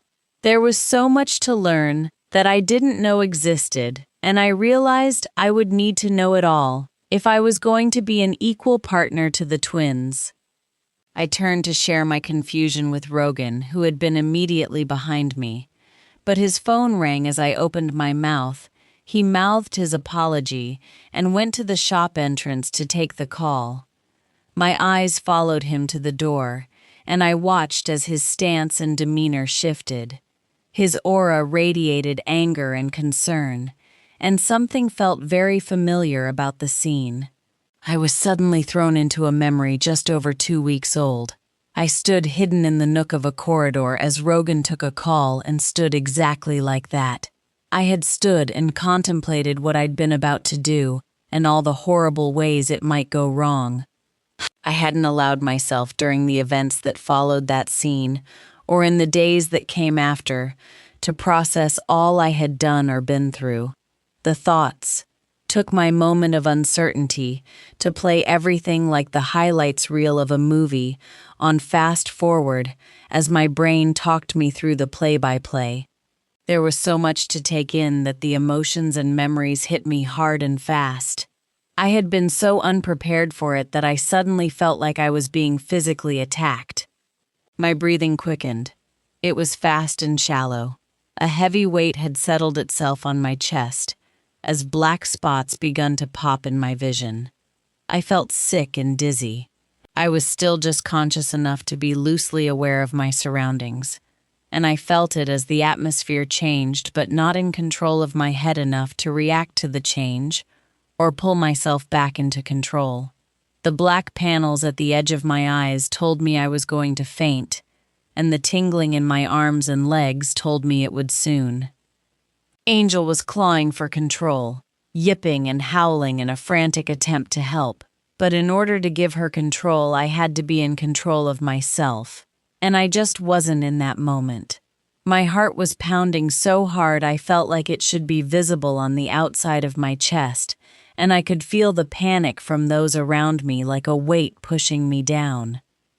Rio appeared in my sight line, doubled and blurry, but I could see the concern on his face. He looked behind himself for Rogan, but he still had his back to us on his call. Rio took charge instead, but looked utterly lost. He reacted in a way only he could, and decided on a physical solution. He placed both of his hands gently, but firmly on either side of my face, and slowly, while maintaining complete eye contact with me, lowered his lips onto mine. My brain took a minute to register what was happening and what I was feeling. It felt like 1,000 tiny shocks were running across my body, and I was struggling to breathe, but for once it felt good. My senses were alive to something wonderful and electric. I was astonished that I was enjoying physical contact with another human. More than enjoying it, it was exciting and exhilarating. Rio was gentle and sweet, which was completely unexpected. He drew away slowly, his eyes switching from pitch black to rich, vibrant brown. Sorry. Rio was breathless, and the apology was a mutter. I panicked. Rogan gave me books on dealing with panic attacks, but I hadn't got started on reading them yet. I just knew you needed to be redirected. Your mind needed something else to think about, so I kissed you. The look on his face. He was so worried that he'd done something wrong, or somehow upset me. I was so used to him being confident and in control that I had to stop myself from laughing at his reaction. He looked so genuinely concerned that it was unexpectedly adorable. Rogan walked back to us looking troubled, but it quickly turned to confusion as he took in the stupid smile on my face with his brother's hands still on my cheeks and the guilty look Rio was wearing.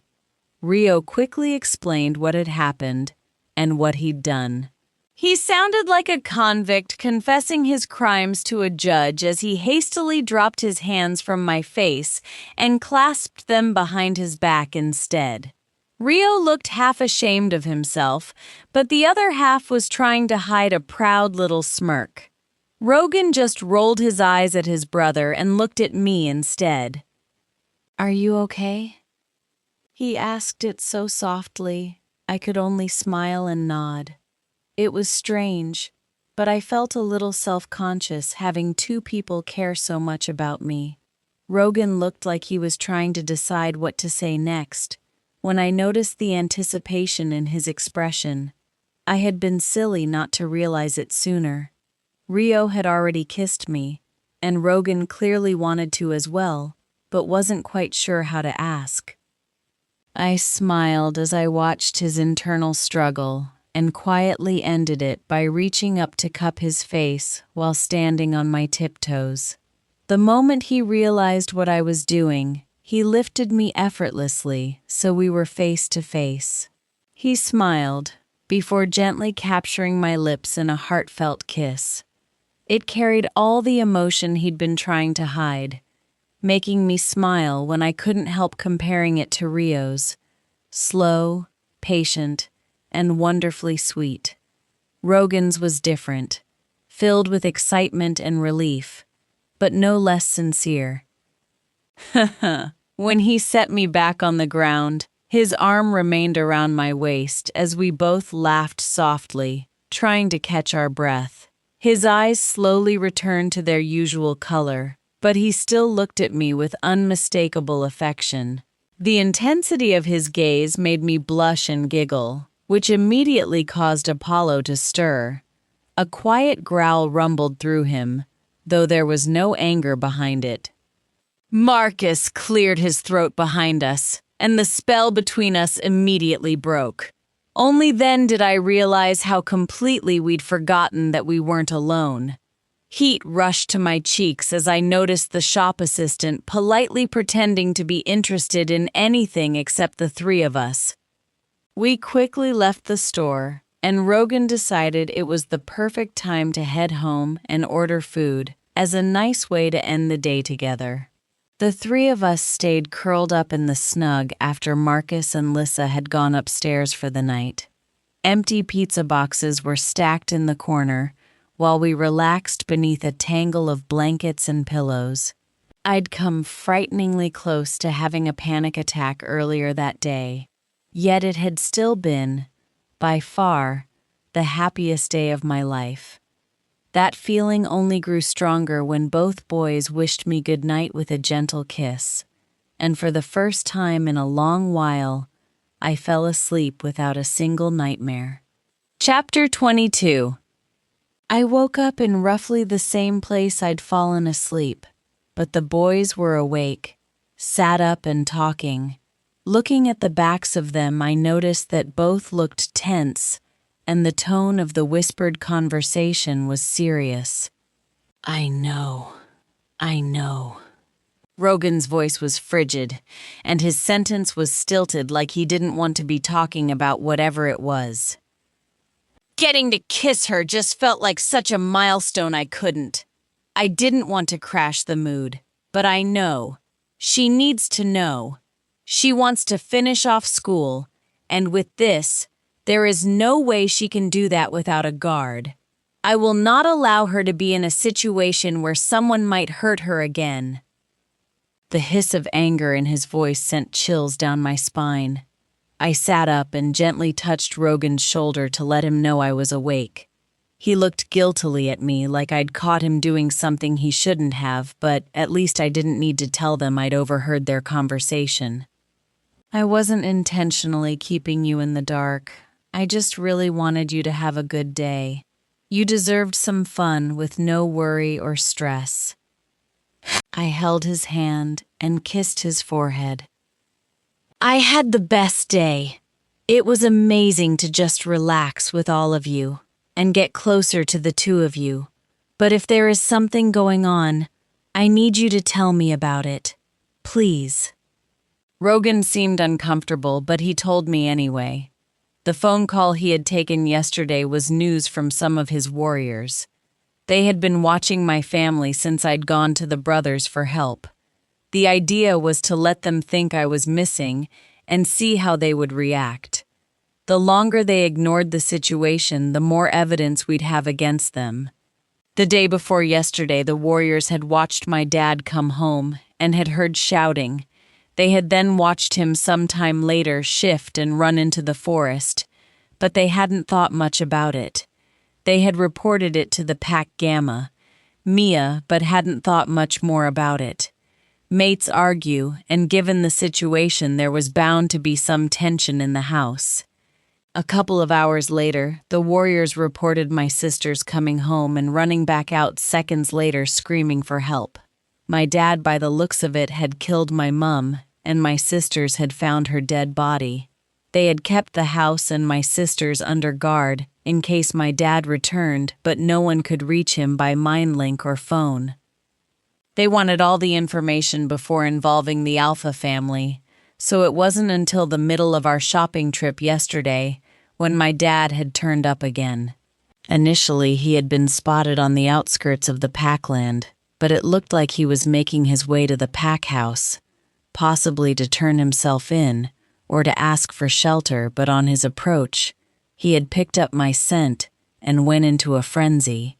He ran to the Whitstock's house and attempted to break the door down as the guards grabbed him. In the maelstrom of bodies attempting to contain him, he had escaped back into the forest. It wasn't that I was particularly scared of my dad. Without my mum influencing him, he was the gentler of the two, but the idea that he had attempted to break into a house that might have contained a former alpha, two current alphas, and a Luna was insanity. I suppose I should be upset that my mum was dead, but it was difficult to care about someone that openly hated me. My actual concern from what they had told me was for my mates, my new family and their parents, all of whom had been there for me 1,000-fold compared to my own family. I didn't want them to come to harm because of my ridiculous father. Is there a plan, a way that I can help keep you all safe? I don't want the lunatics I'm related to cause any of you any harm. They laughed softly. So long as you keep yourself safe. No walking off or exploring without one or both of us with you. Then it should be fine. They would keep me safe, and if my dad tried anything, they would kill him with my permission. We settled back down to plan our day. I felt calmer than I probably should have, but I felt safe, and even though it was still building, I trusted my mates, my boys, to keep their word, and what was going to happen would happen, whether I was crippled by fear or not. We all lay in bed together, a couple of days later, at the end of a beautifully sunny day. We had spent the day exploring the Packland's boundaries and having a picnic in a stunning wildflower meadow. They had made sandwiches and cakes, and we ate, drank, and had a little makeout session on a large tartan blanket. I was lying sandwiched between my mates thinking about our afternoon while Angel was giving me quite provocative ideas about how to further our activities from earlier. The longer I ignored her, the more lurid the suggestions became. The one she was currently actively demonstrating was actually causing me to blush. Amongst other things, it was like watching porn in my own head, deeply indecent porn at that. Trust a wolf to be smutty. Rogan sniffed the air around me, and I knew he was smiling. Stupid wolf senses. Are you okay? He nuzzled into me as he asked, perfectly aware of the issue I was currently experiencing, and knowing his proximity wasn't going to help anything. Rogan reached out and tucked a strand of my hair behind my ear and trailed his fingers down my cheek and neck, causing me to squirm. The more I squirmed and fidgeted, the closer I became to Rio, who suddenly became very interested in our conversation. He closed the small space he had been allowing between the two of us in the bed and rested his head close enough to my mark that I could feel his breath fan across his own name. Angel is being, Randy. Haha. I blushed harder as I said it, and immediately regretted telling them. They both burst out laughing while I hid myself in the pillows on Rio's bed. Stupid boys. I mind-linked to them, as they were both laughing too hard to hear me if I said it out loud. Hey, we're just teasing. It's nice when you tell us these things. We don't want you to feel pressured. But it's good to know that these things occur to you like they do to us. Rogan attempted to soothe me, but there was too much mirth in his voice for my liking. He gently put his hand on my waist and turned me onto my back again so I could see them both. I looked at them and could still see the laughter on their faces, so I did something I have never done in my life, done up to this point, and pouted. It was an attempt to show my displeasure, but it failed miserably, as Rogan used it as an opportunity to kiss my bottom lip. Rio propped himself up on his elbow next to me to look down on me, and I could tell by the playful glint in his eye that I was unlikely to like what he planned on saying next. If you are feeling some sort of way, we could always assist you. Without us doing everything. The way he said everything made me wonder what exactly his exes had allowed him to do to them, but I really didn't want to think about it, especially when I was contemplating what they might be able to do to help me. I wanted time to think about this before saying or doing anything, but I couldn't pretend the idea of being closer to them hadn't intrigued me, and honestly, if I thought about it for too long, I'd talk myself out of it. I just wasn't sure I was ready to be out of control of a body I had just gotten control of. I wouldn't know what I was doing. The confession, while completely unnecessary, felt like something I needed to say.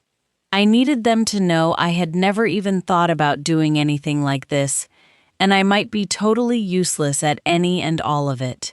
They were both so popular that it would be delusional to imagine that they hadn't been with other people. I knew it would be more special, more intimate because we are mates. But I didn't want it to disappoint them after they had waited so long for their mate, for me. I reluctantly told them what was happening in my head, and they unexpectedly hugged me.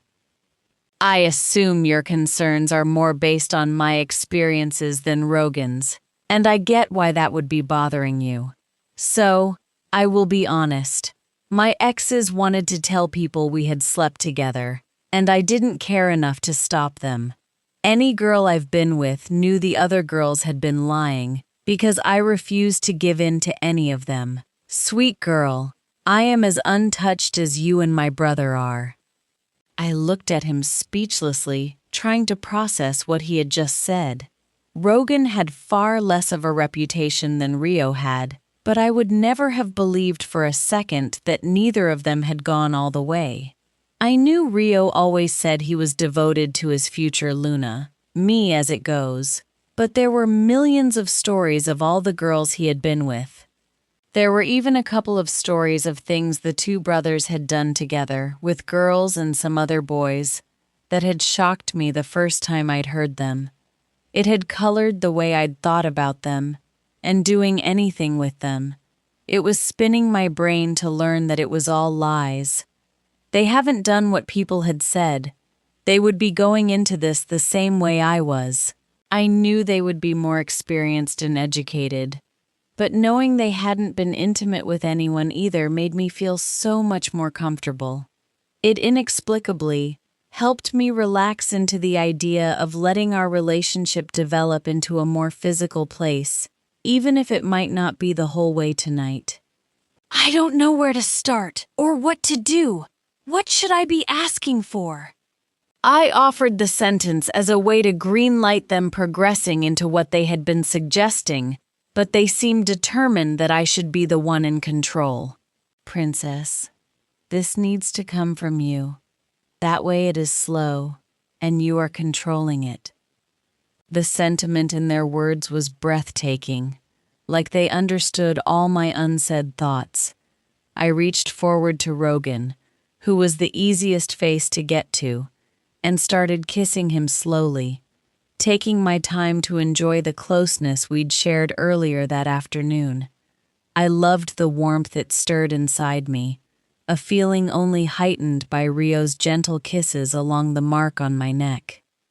I gasped when he playfully nipped the skin, and I turned to find a ridiculously attractive smirk on his face before he captured my lips again and drew me closer. Rogan was now behind me, his front pressed gently against my back, while his hands slowly explored my shoulders, arms, and waist with careful tenderness. He avoided rushing anything, yet every light touch seemed to awaken a new feeling beneath my skin.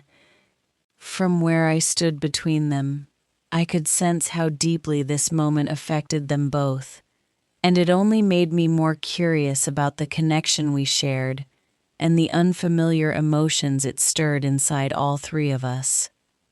Rogan's hands carefully shifted the fabric of my pajamas aside, as if trying to feel closer to me, and after a brief hesitation, I slipped out of the extra layers myself, trusting the comfort and safety they made me feel. Heat rushed to my cheeks, but neither of them gave me any reason to doubt myself. Instead, every glance and every gentle touch reassured me that I was exactly where they wanted me to be. Rio gently clasped my hand and guided it into his, encouraging me to explore at my own pace. A moment later, Rogan did the same, and I realized I had somehow become the shyest of the three of us. I allowed my instincts, along with a little of Angel's earlier advice, to guide me as I cautiously discovered the unfamiliar closeness we now shared. A large part of me worried that I might do something wrong, move too quickly, or somehow hurt them.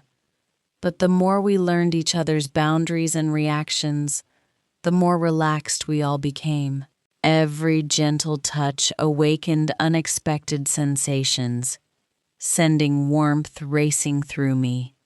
It felt as though something wonderful was building deep inside me, not painful like hunger, but sweet, exciting, and impossible to ignore. I felt as though I were standing on the edge of a cliff, desperate to discover what waited beyond it, while my mind stubbornly kept pulling me back.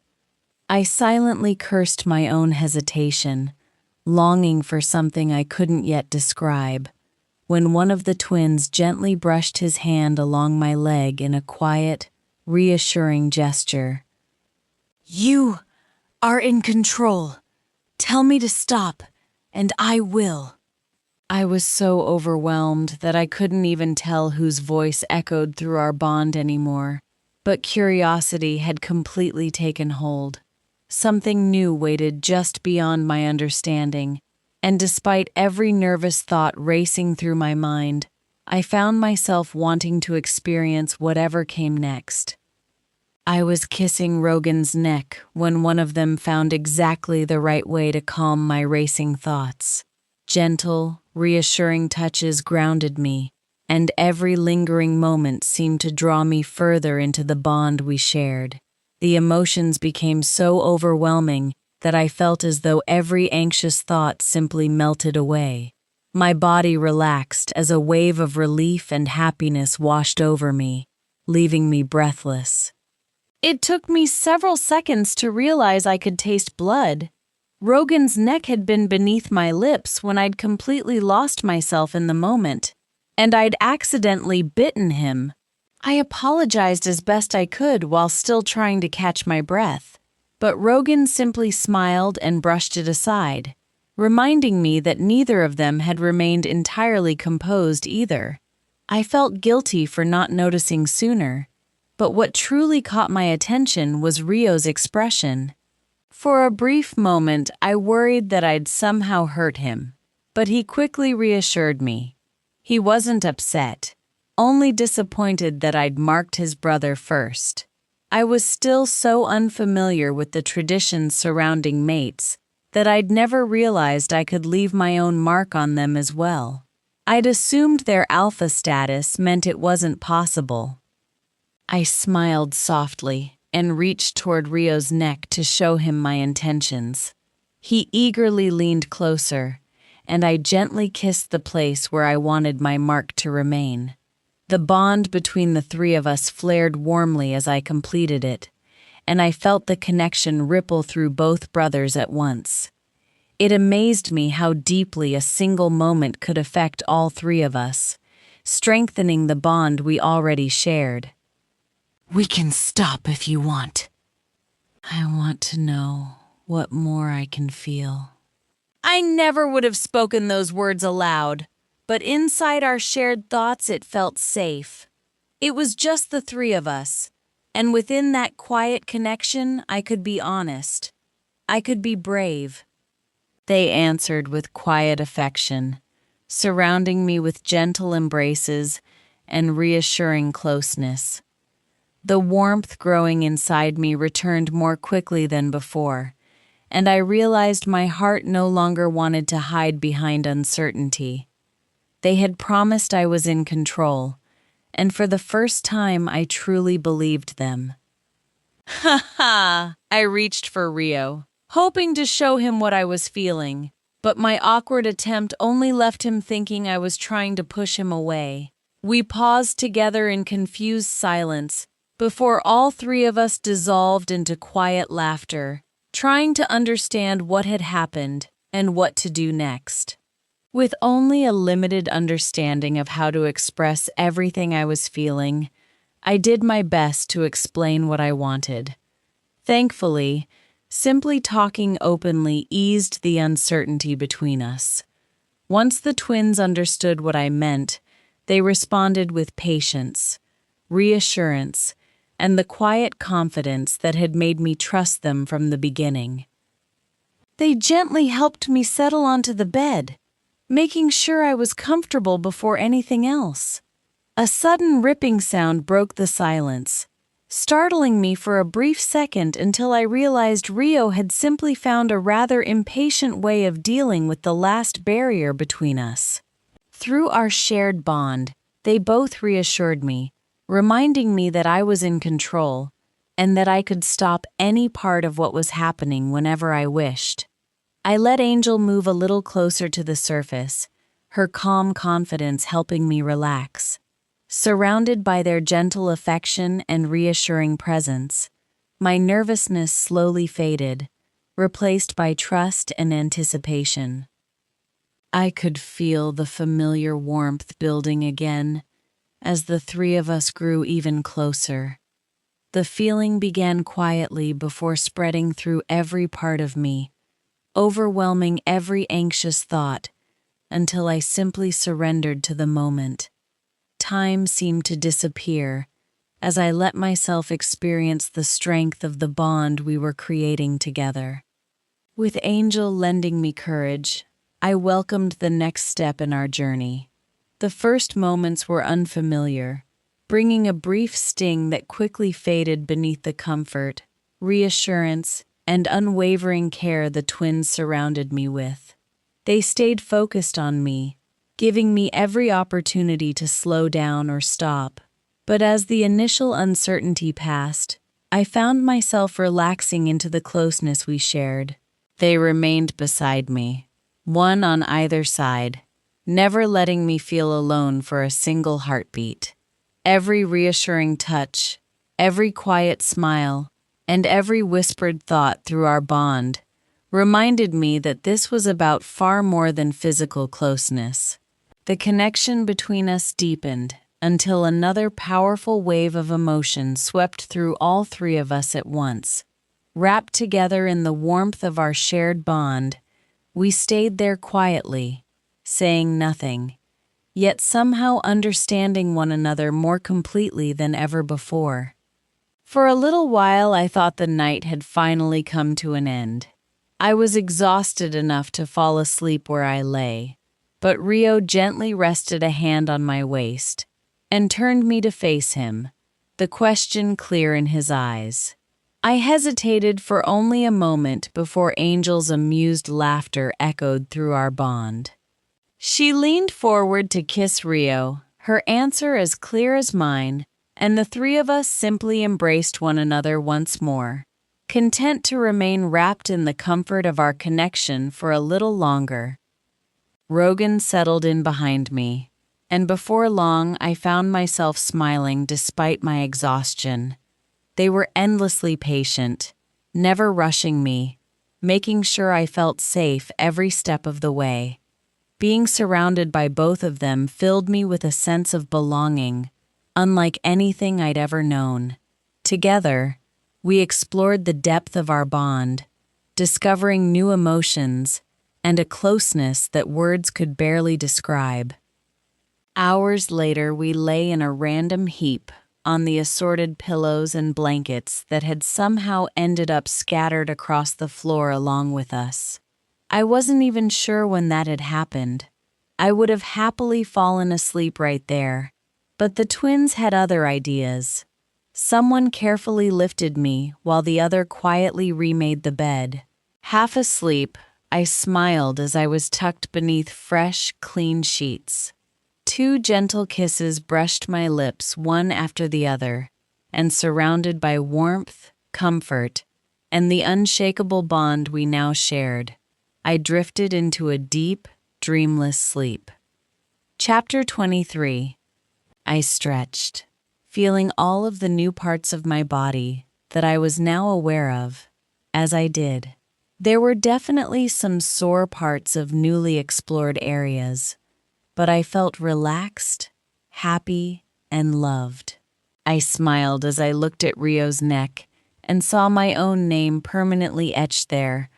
Rogan's would be identical, but he currently had his head buried in my shoulder blade, snoring. I was reluctant to wake them, but we had a lot to do today, and we had already massively overslept. It had been agreed that I would go back to school on Monday, and we needed the weekend to get supplies, sort things out, and have some more fun, of various sorts, together. I was scared of going back, but I was stronger now. I had Angel. I was eating and exercising, and I was no longer being tortured or poisoned. It was difficult to believe how much had changed in just over 3 weeks, but I had come a long way, and I was proud of myself. The main concern with school was my sisters. I hadn't seen them since I left the house the morning I'd asked for help, and I really didn't want to see them. I knew through the warriors that had been tasked with watching them that they had been collected by a special ambulance service from our parents' house, while the hospital staff collected my mum's body, but I didn't know much more after that. I had been told they were getting treatment from a mental health hospital and were still attending school while they received therapy, but I didn't know what they thought about all of this, or how they were going to react to seeing me. The weekend flew past, and true to their word, we spent as much time together as their responsibilities would allow. They spoilt me rotten every second we weren't together, including me and Lissa going to a salon, where I got my hair properly cut and shaped, and the nice woman at the nail counter showed me how to look after my nails and cut them correctly. I woke up on Monday morning actually feeling quite excited. There was always going to be nerves, and I couldn't pretend I was completely relaxed, but I needed to go, so I was just going to have to deal with it. Rogan had spoken to me at dinner last night to tell me that unfortunately he and Rio would be in a meeting first thing tomorrow morning with a traveling alpha, but they would be with me as quickly as possible after the meeting was over. I could tell by the looks the boys kept shooting at their parents during the meal that this was a meeting they had tried to wriggle out of, but their parents hadn't allowed it, so I'd be walking into school alone. I had done my best to look unbothered, be brave, and not make them feel guilty, but I don't think it worked. Our school didn't have a dress code as such, but students were still expected to be well-dressed and presentable, which some students chose to ignore. It did, however, mean that my warrior guard would have an easier time blending in and keeping discreet cover while protecting me, something the boys had insisted was necessary even inside the walls of the school. I had never really had enough clothes to need to decide what to wear to school. It had always just been something that wasn't too badly ripped and didn't already have blood on it. I spent longer than I should have looking through the multitude of outfits that now filled my wardrobe, but eventually, I settled on a simple, ribbed, black jumper dress with a high neck and long sleeves. I paired it with silver-studded boots and a matching belt. My hope was that I would look casual enough not to draw attention, but smart enough that people would think I had money and wouldn't bully me. The boys were already in their meeting, but I texted them a picture of my outfit with a good morning and some kisses. I laughed as my new phone buzzed almost immediately after. Neither reaction was even slightly appropriate for clothing I was planning to wear to school, but both of them made me giggle. I grabbed my new black backpack and sat in the back of Rio's car, which was being driven to school by two of my warrior guards. Rogan would drive Rio later, so both of them had their cars at school, which was their preference in case anything happened that required one of them to leave school earlier than the other, so that neither of them were inconvenienced. I stepped out of the car sometime later and took the opportunity while the guards parked to take a couple of deep breaths to calm myself.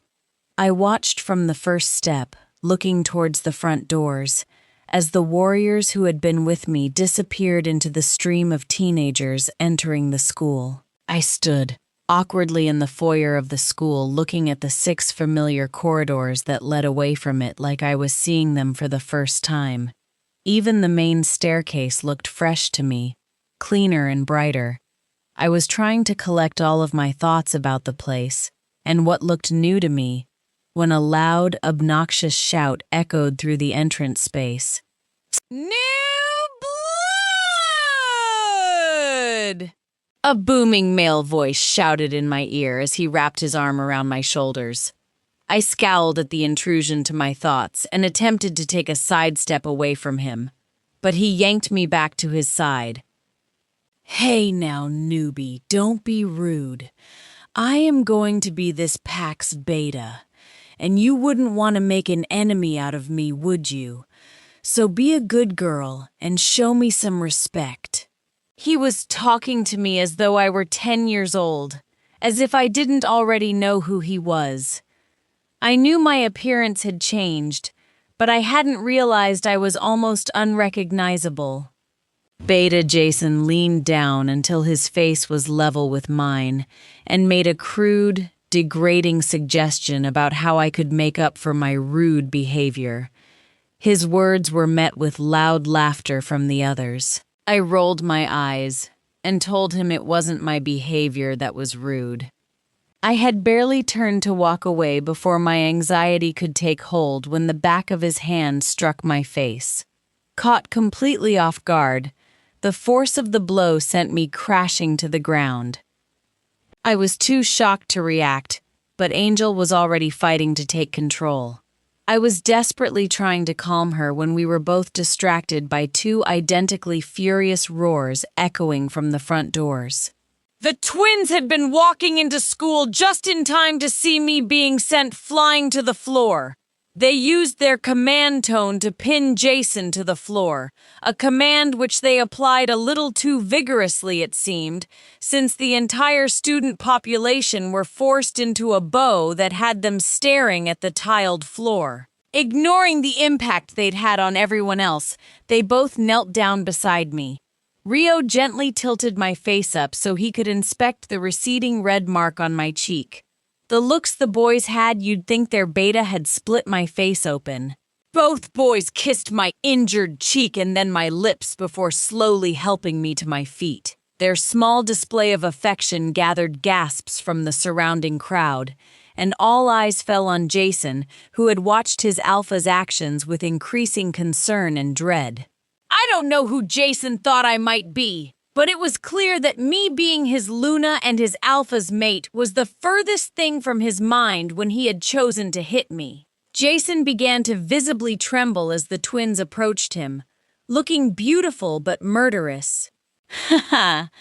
The would-be beta tried to move whether to bow lower or to run away. I couldn't tell, but the alpha command was so strong he would have had more luck growing wings and flying away. The thought filled my head as my imagination caused wings to sprout, thick and black from Jason's shoulder blades. The image made me giggle out loud and caused all heads to snap towards me. Except now my boys were smiling, relaxing, all because I'd laughed. I looked around for some form of distraction so that they wouldn't kill Jason when my eyes fell on my sisters. They had both lost a lot of weight and had clearly been crying. It made them look like they had been really ill for a long time, though I knew it was just the effects of grief. They both looked at me from their places on the ground. Without Angel, I wouldn't have had the courage to approach them. But I trusted Angel and the boys enough to know I wasn't in any danger. I don't know what reaction I expected from them, but nothing could have prepared me for what they did. The bow the boys had forced on all of them had my sisters positioned with one knee bent, the other on the floor, and staring at the ground. When I approached them, they took it to another level, tilting their heads to opposite sides. They both exposed their throats to me and brought their hands up to rest on their knees with their wrists upturned. The position asked for forgiveness, but granted access for the guilty to be killed. It was a supreme sacrifice for a wolf to present themselves like this to anyone, let alone a family member. I stood frozen by their reaction to me, while the gathered students and teachers held their silence while they waited to see what I would do. A disturbing number of the students looked excited at the thought that I might attack the girls. Please, stand up. They threw themselves from where they'd been on the floor up towards me at speed that terrified me. I took a large step backwards before examining the stance they'd frozen in. Their arms were raised forward towards and for a split second. I thought they were trying to choke me, before I recognized the posture as an invitation to hug. They were both talking in between sobs, but neither of them were saying the same things, so it was just a jumbled mess. What I could discern from the ramblings was that they didn't hold me responsible for anything that had occurred. It actually seemed like they no longer thought I was the bad guy for anything, and for that I was eternally grateful. I hoped my face didn't convey the slight shock I still felt at their reactions to me, but I couldn't grasp the idea that this much had changed in such a short period of times. Their arms fell to their sides, awkwardly as some of their friends tried to shuffle towards them. Stand, everyone, please. It was more of an inside thought, but the bowing was starting to unsettle me. I looked around surprised as everyone slowly started to rise, with the exception of Jason, but he might be bowing by choice instead of command. Aurora's friend Emmy put a hand on her shoulder while looking at me. They've been talking about you nonstop. All the things they did to you and all the stuff your parents did while they watched. It was like when your mom died. They were released from some kind of command where they were suddenly allowed to actually think about you as a person instead of a burden. Boo-hoo. Aurora and Belle were sobbing again, but this time their friends were hugging them, gently patting their backs and slowly walking them away from me towards the club room at the back of the stage. My boys came to stand behind me with their arms wrapped around my waist. They instructed me through MindLink, while glaring at Jason, that I could punish him as I saw fit. They said as Luna it would be my responsibility to punish people who hurt me or spoke against me, so I should start now seeing as he'd so publicly hit me.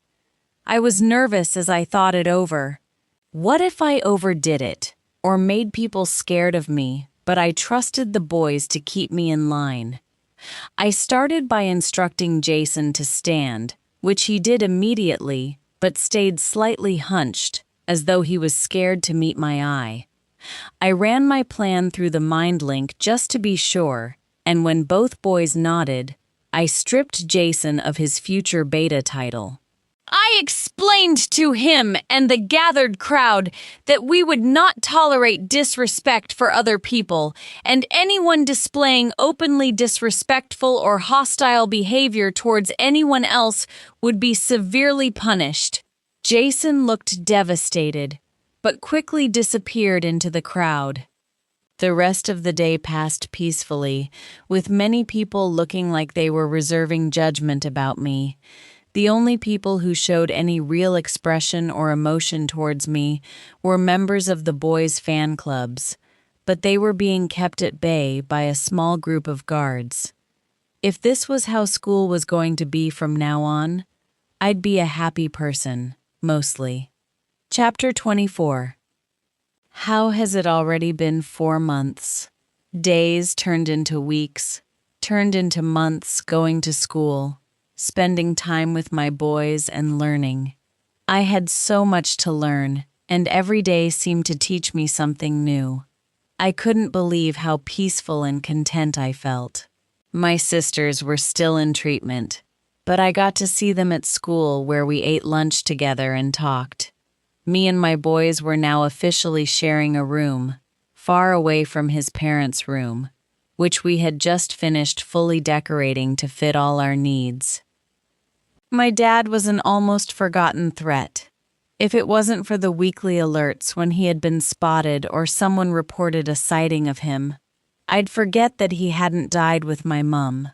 The last sighting had been well on the outskirts of the Packlands, and if the guards were anything to judge from, he was becoming more savage by the day, which was sad, but meant he would no longer be as focused on finding me. The only concern currently marring the perfection was that I had started having frequent dizzy spells about 2 weeks ago, and yesterday I had passed out. These episodes were originally put down to dehydration, and Lissa had given me instructions to track my fluid intake and watch how long I spent out in the sun, etc. I had followed her rules strictly, but yesterday I'd had all of a 2-second warning from Angel, telling me to brace before my vision blacked out. I would have hit the floor, hard if it wasn't for the speed of Rogan. I was now sat in Lissa's office while she began running some tests and asking me an exam's worth of questions. I wished my boys were with me, but they were in a meeting with their father about some pack I'd never heard of. "Don't look so nervous," Lissa chuckled lightly at me while shaking my knee. I had a flash of feeling in my chest as I imagined what it would have felt like to grow up with her as a mother. She was such a calming presence. Nothing ever seemed to rattle her, and I was yet to hear her raise her voice. "I think you just have a vitamin deficiency. Your body has dealt with a lot of changes all at once. It isn't anything to worry about." She took me into an examination room and began by checking my height and weight. She nodded approvingly, as she noted the gain in both. She gently took a blood sample and collected the urine sample she'd asked me to obtain this morning. She labeled the blood tests while setting up my urine sample to look for infections. I watched fascinated as she dropped different liquids into different sample pots while taking notes. She looked concerned by one of the test results, but she clearly didn't want me to know that. She covered the moment by asking if she could scan my kidneys just to check. She directed me to lie on the bed and brought over a machine I vaguely remembered as an ultrasound from when they'd been trying to look through my corset for organ damage. "Are you okay just to roll up your top and roll down your trousers a bit? Towards your hips, please, my dear. Kidneys are tricky buggers, and they like to hide, so bear with me if this feels like it takes a bit, okay?" She rolled my top up and covered my stomach in a gloopy gel, which she spread with the end of a medical stick. She moved the stick in wide, slow arcs across my stomach for what felt like an unreasonably long time before letting out a low, sharp whistle. "Oh, wow!"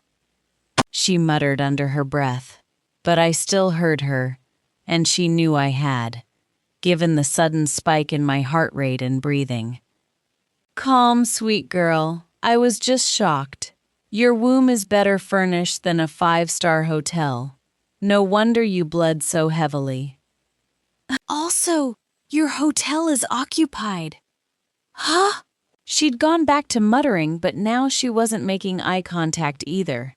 I tried unsuccessfully to process what she had just said, but my brain was short-circuiting.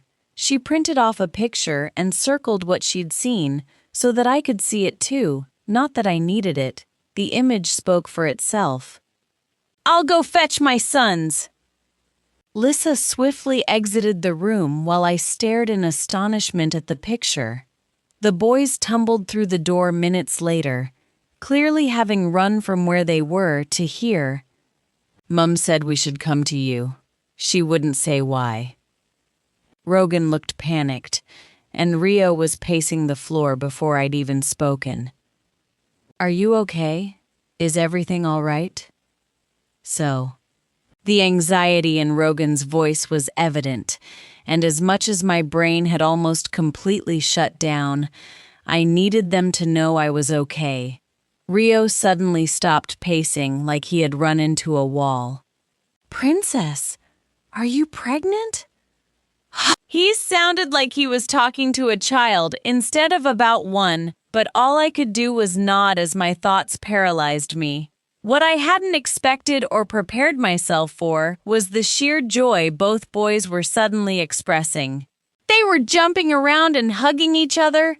The excitement glowed from them, and a wave of relief nearly knocked me flat. They were happy. I hadn't considered that the news might make them happy. Was I happy? "We're having a baby!" Rio roared suddenly, and I couldn't help laughing as I shook my head at him. Rogan saw the denial and immediately stopped celebrating, confusion written all over his face. I could see him processing and knew seconds before he said it what he was going to say next. "Twins?" he asked, grinning like he'd just won an award. Again, I shook my head, but now I was feeling gleeful. I knew they were confused, but I wouldn't keep them like that for long. It just wasn't an opportunity I was going to miss to tease them a little. I held up my closed fist very carefully in front of me, watching them as they watched me. I slowly raised. 1, 2, 3. Their jaws dropped in an identical expression of shock before I slowly raised a fourth and final finger. They simultaneously folded themselves onto the floor like nursery children at story time. They looked utterly adorable. Their faces were turned up to mine. They looked like they were in a temple of worship seeing a deity for the first time. Neither of them spoke. The clock on the wall was the loudest sound in the room as I waited for them to absorb the news. 4 babies. "Ha ha!" clarified Rio. I nodded again and watched as they beamed at me while high-fiving each other like teenagers. I rolled my eyes but laughed. This was petrifying, but I would have my boys with me and their parents, and we would all be okay. I felt a little calmer with the thoughts that were now in my head, and even felt a tingling of excitement as my hands rested on my belly. We walked together out of the hospital, and Marcus and Lissa met us at the front door of the house. Lissa grabbed her boys into a hug as Marcus very gently patted my back. "You boys better be very careful with her." Their father looked more serious than I had so far seen him look, and it oddly made me feel really loved. He was all but threatening his children to ensure the protection of my children. They both nodded their heads very solemnly as they gently wrapped their arms around my waist, which gave me a sudden, startling thought. Will I get fat? I wondered out loud, a little bit of astonishment clear in my voice, only to be met with sudden growling. Angel, Rio, and Rogan were all angry with me, and Lissa was giving me a look of severe disapproval. "You will not be fat. You will be heavily pregnant," chastised Lissa while the angry look on the boys' faces started to soften. "And you will be beautiful. Incredible," chimed in Rogan. I laughed at their reassurances and smiled at them all. I apologized for my out-loud thoughts and explained I wasn't complaining, just marveling at what my body was going to do. I was going to gain baby weight because I was pregnant. I was going to have quadruplets. I was going to be a mum. Chapter 25. A couple of days later, after some rather forced rest and relaxation, I was allowed out of our bedroom. The boys had some business that couldn't wait any longer. They had been overly attentive for the last few days, to the point it was becoming slightly annoying. After finding out about the babies, it was like all the symptoms came on at once. Almost the next time I ate food, it all came back up within the hour. The dizzy spells were less, thanks to some of the tablets I was now taking, but I'd had to have a very uncomfortable conversation with Marcus about my bowel movements before he gave me an iron injection, and Lissa had talked me through expected changes and warning or concern signs to look for. All in all, I was looking forward to just relaxing outside and getting some fresh air. I stretched after my morning exercises, enjoying the feeling of all my muscles moving and stretching. I exited out of our bedroom's French doors and clocked the subtle movement of my guard as they changed positions based on my movements. I followed the spiral staircase down into the enclosed garden and followed the path out onto the packlands. I stood for a minute just looking around at all the members doing their daily activities or walking their children to wherever they were going. It struck me that I was now connected to all of these wolves. I could link every single one of them individually, or all of them as a group. It made me feel like part of something, like I might actually matter. The sun was bright in the sky, and I had to shade my eyes as I looked out across the grass and tried to decide if I wanted to go for a walk around the lake or a walk around the edge of the forest. Angel always preferred the forest, even if we couldn't shift in our current condition. She loved being surrounded by the trees and nature. I adored the lake. It shimmered in the sun and hummed with life, but currently it made my need to pee exponentially worse. So Angel won the internal argument, and we set off towards the woods. I caught it again as a guard near the wall shifted, but he looked unsteady, and I wondered if he'd drunk enough water while standing under the hot sun. I was just opening the mind link to my guards and the boys to tell them my plans when a weird smell hit my nose.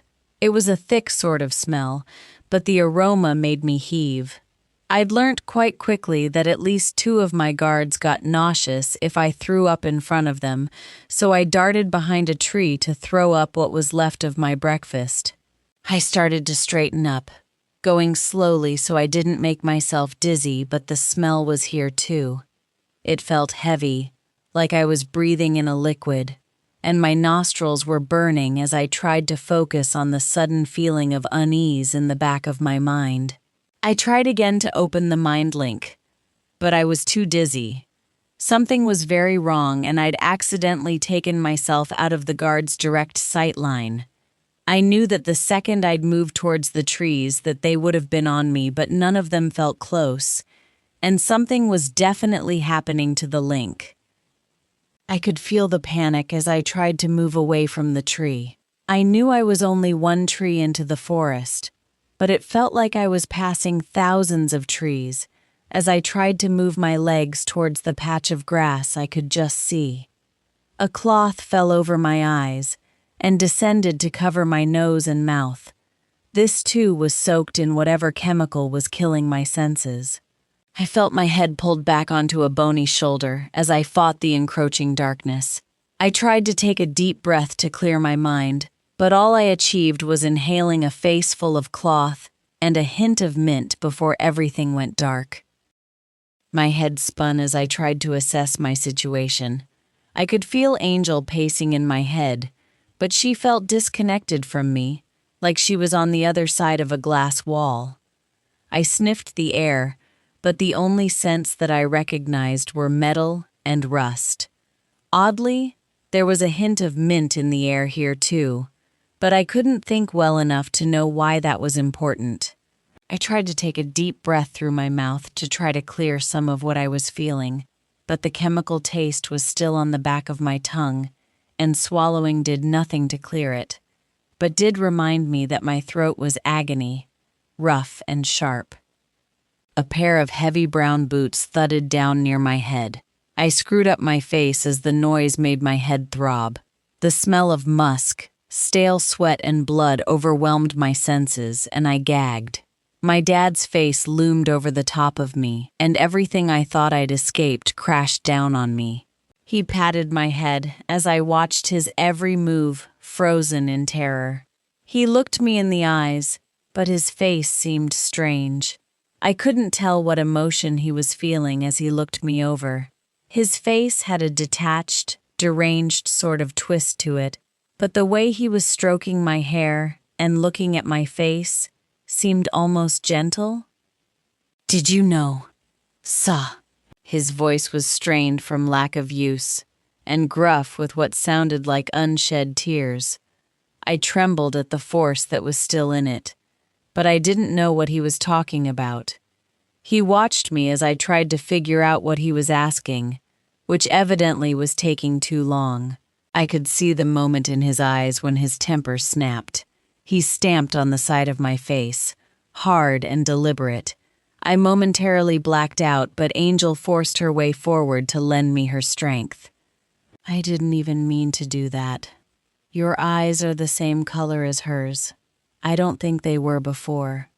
Her eye color dried up as she died. Her blood flowed onto the floor. She betrayed me. I would have loved them anyway. She didn't give me a chance. I would have loved them regardless." "Boo-hoo." His eyes closed as tears ran down his cheeks. His sentences had been broken, rambled, and mostly incoherent, but every word sounded like it was taking him a massive effort to say out loud. "Did you know about the twins?" This time his voice was silky soft and dangerous, like he was daring me to say the wrong thing. Goosebumps rose on my arms, but I still didn't know what on earth he was talking about. I took a shot in the dark in an attempt not to get hurt again and asked if he meant about the mental hospital. I was clearly wrong. As his face turned confused and questioning, he turned his back on me as the sobs became trembling. I slowly and carefully pulled myself into a sitting position, pulling my legs up and my arms wrapped around my knees to protect my stomach. I moved slowly, desperate not to attract his attention or wrath.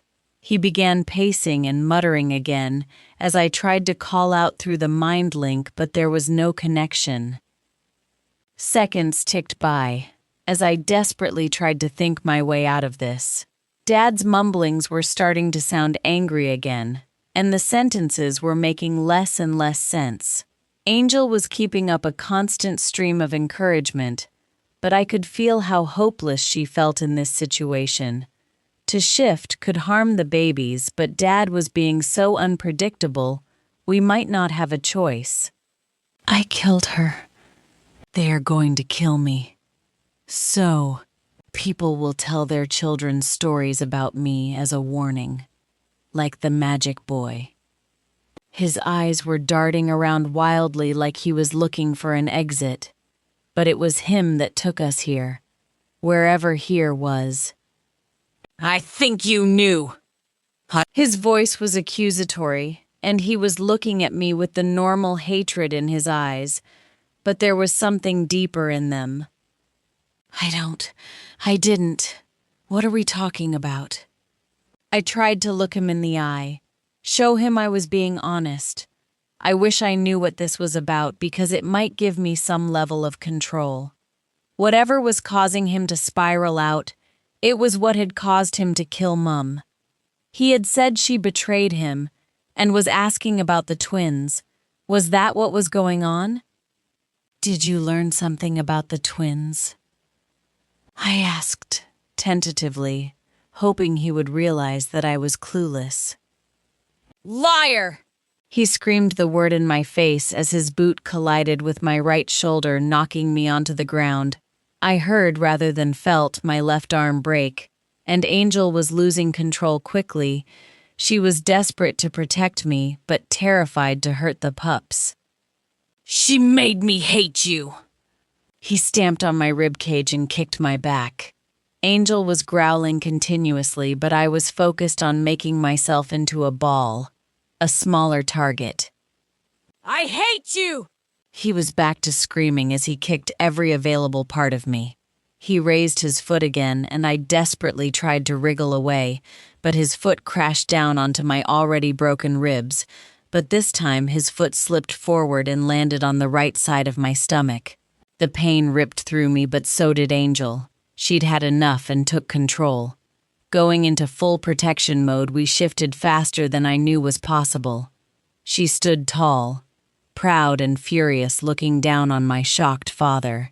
Dad stood frozen as he looked at the brilliantly white wolf currently baring her perfectly sharp teeth at him. That's impossible. We killed your wolf. We watched as she died. We did it on purpose. Angel bristled with anger as she prepared to pounce on him. I could feel her muscles tensing and bunching as she lowered into a hunting stance. 𝒂𝒊𝒏𝒔𝒕, she doesn't want to do this. Don't make her be the one to kill her father. Let us, please. The voice was low and calming. It called to us on a deeper level than just hearing it. Angel's head to snap to the source. Rogan and Rio had found us. Clearly having run here, they were barely clothed but attempting to bring the situation under control, having only just walked through the door. I expected Dad to back down immediately, or at least be scared by the sudden appearance of our pack alphas, but he wasn't fazed. If anything, it seemed to be making him angrier. The boys began talking to him, and Angel followed the conversation with rapt attention, in case they gave her a signal or hint of what the plan was. Dad used Angel's distraction to his advantage, kicking up a metal pole near his foot. He whipped it with surprising strength and speed onto the side of our head. Angel was the strongest wolf I'd ever met, but a hit to the head is still a hit to the head, and while she still prowled towards him, she was slightly more unsteady on her paws. Dad, on the other hand, was now unsettled. He'd obviously expected the blow to knock her out and give him one less opponent to deal with, but it hadn't worked.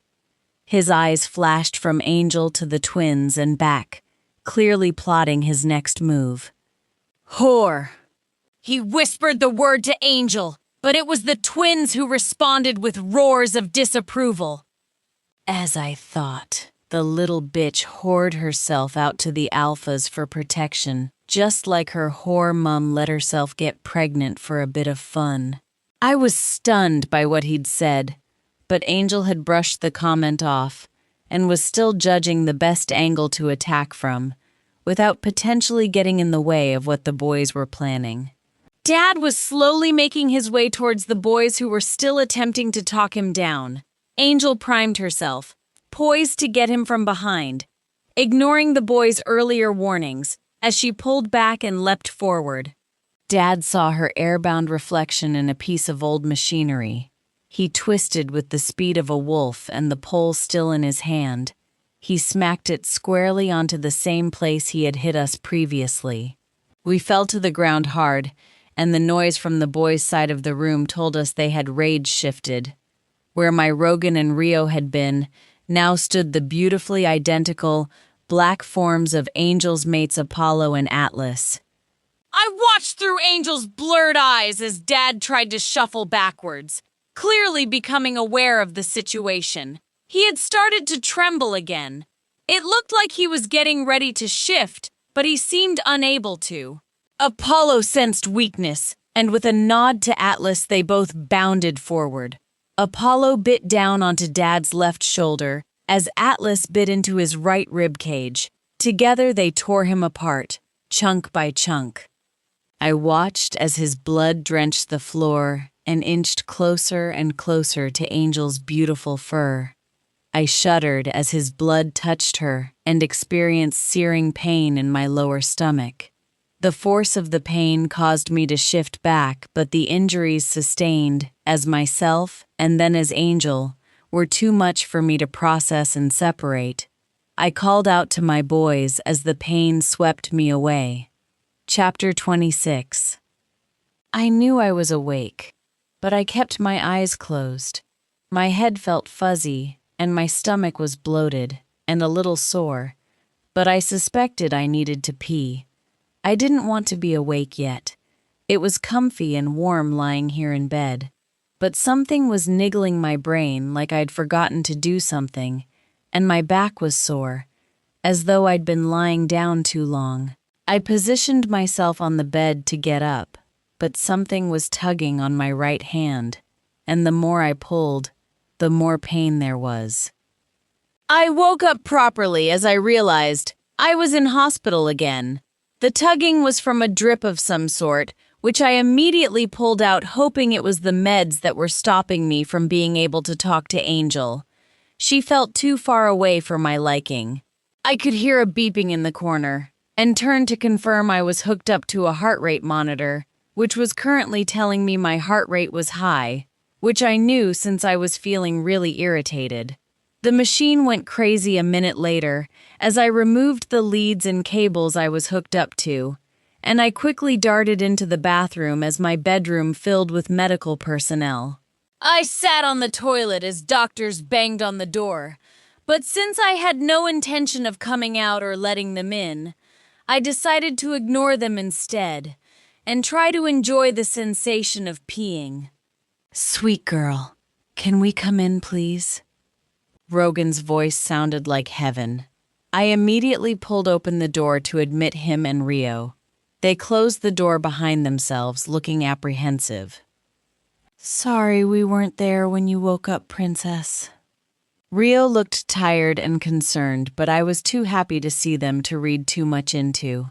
It felt like I hadn't seen them in a really long time, despite it only being yesterday. I cleaned myself after using the toilet, and both of them were paying worryingly close attention to me as I moved around the bathroom. I went back to the toilet to flush it, but my hand froze on the flusher. The toilet bowl, water, and paper were vivid red. I stared in horror at what had just come out of me. Like a lightning flash, my brain was suddenly presenting me with memories one after the other like a disconnected movie.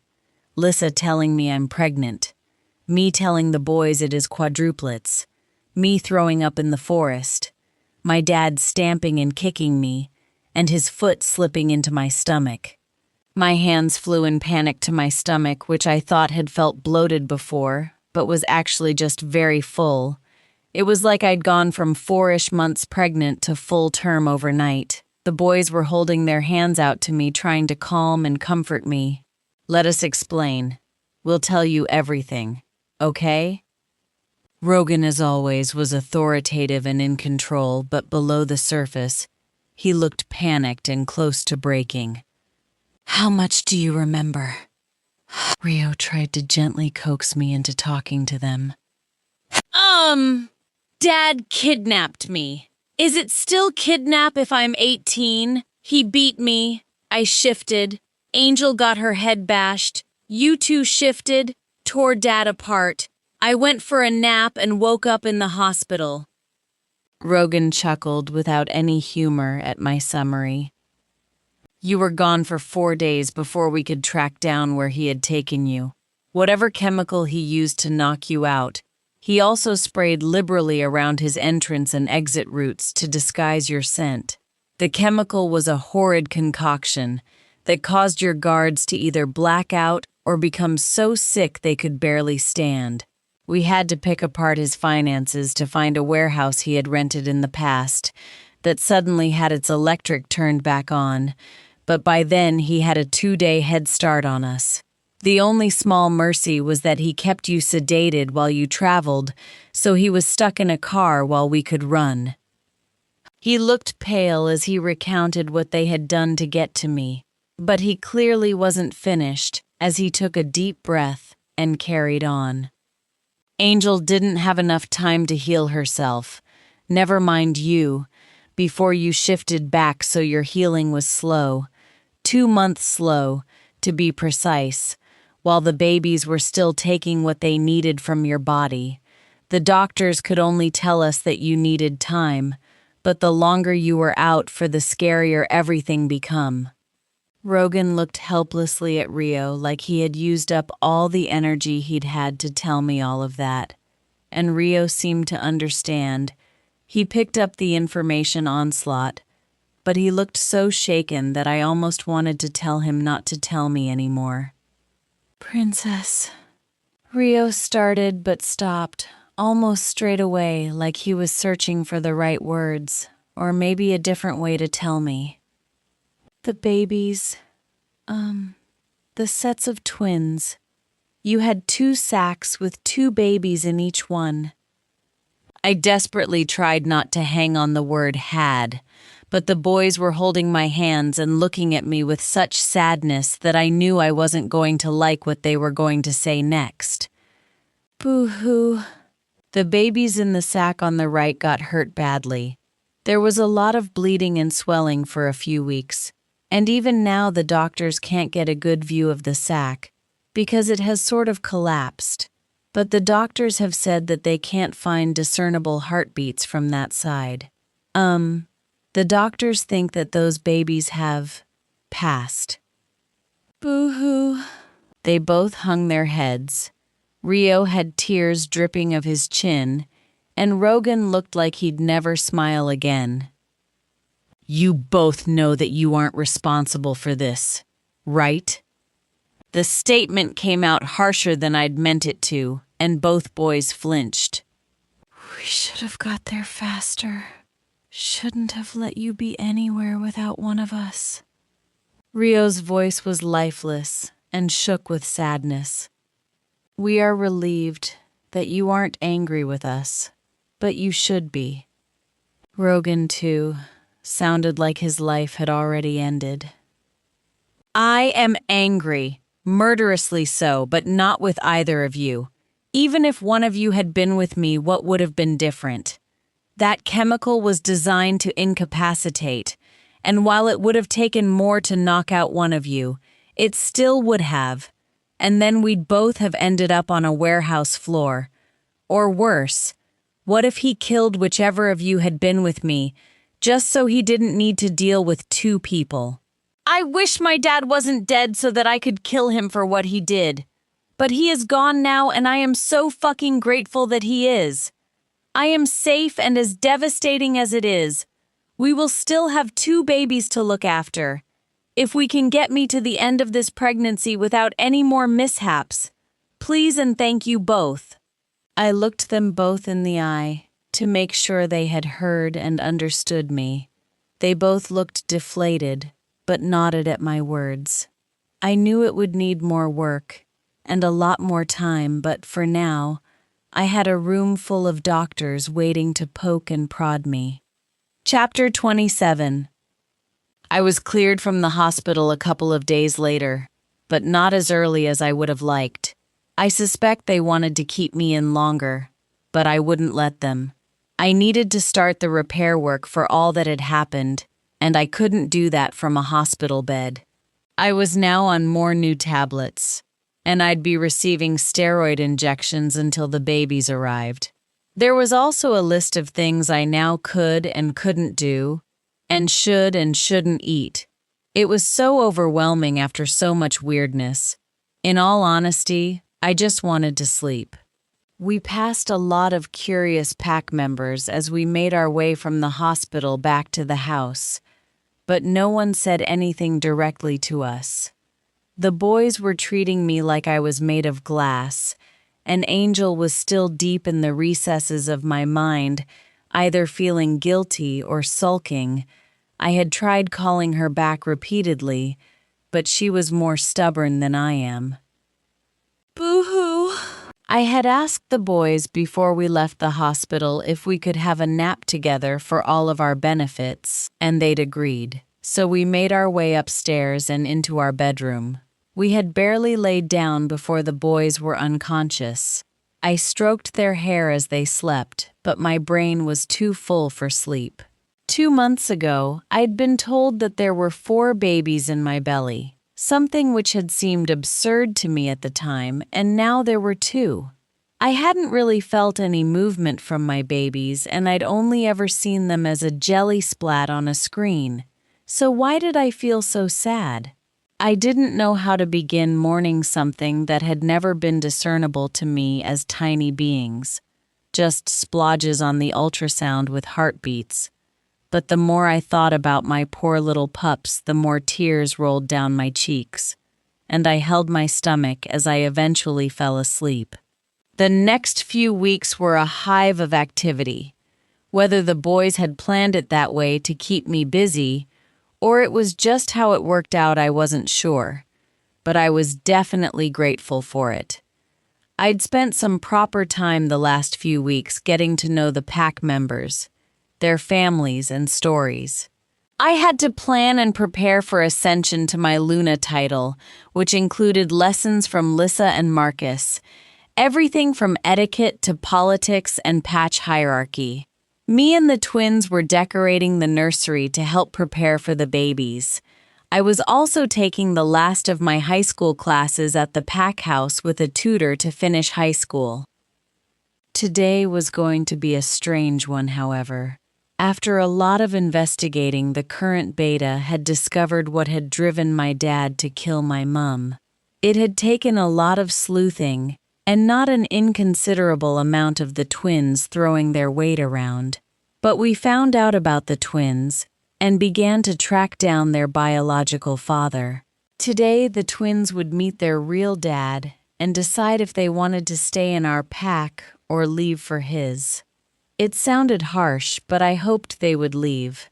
As much as we had been building a relationship and they were even excited about my pregnancy, being around them made me think and feel things I'd prefer to leave in the past. And while I wanted the best for my sisters, they were also extremely high maintenance.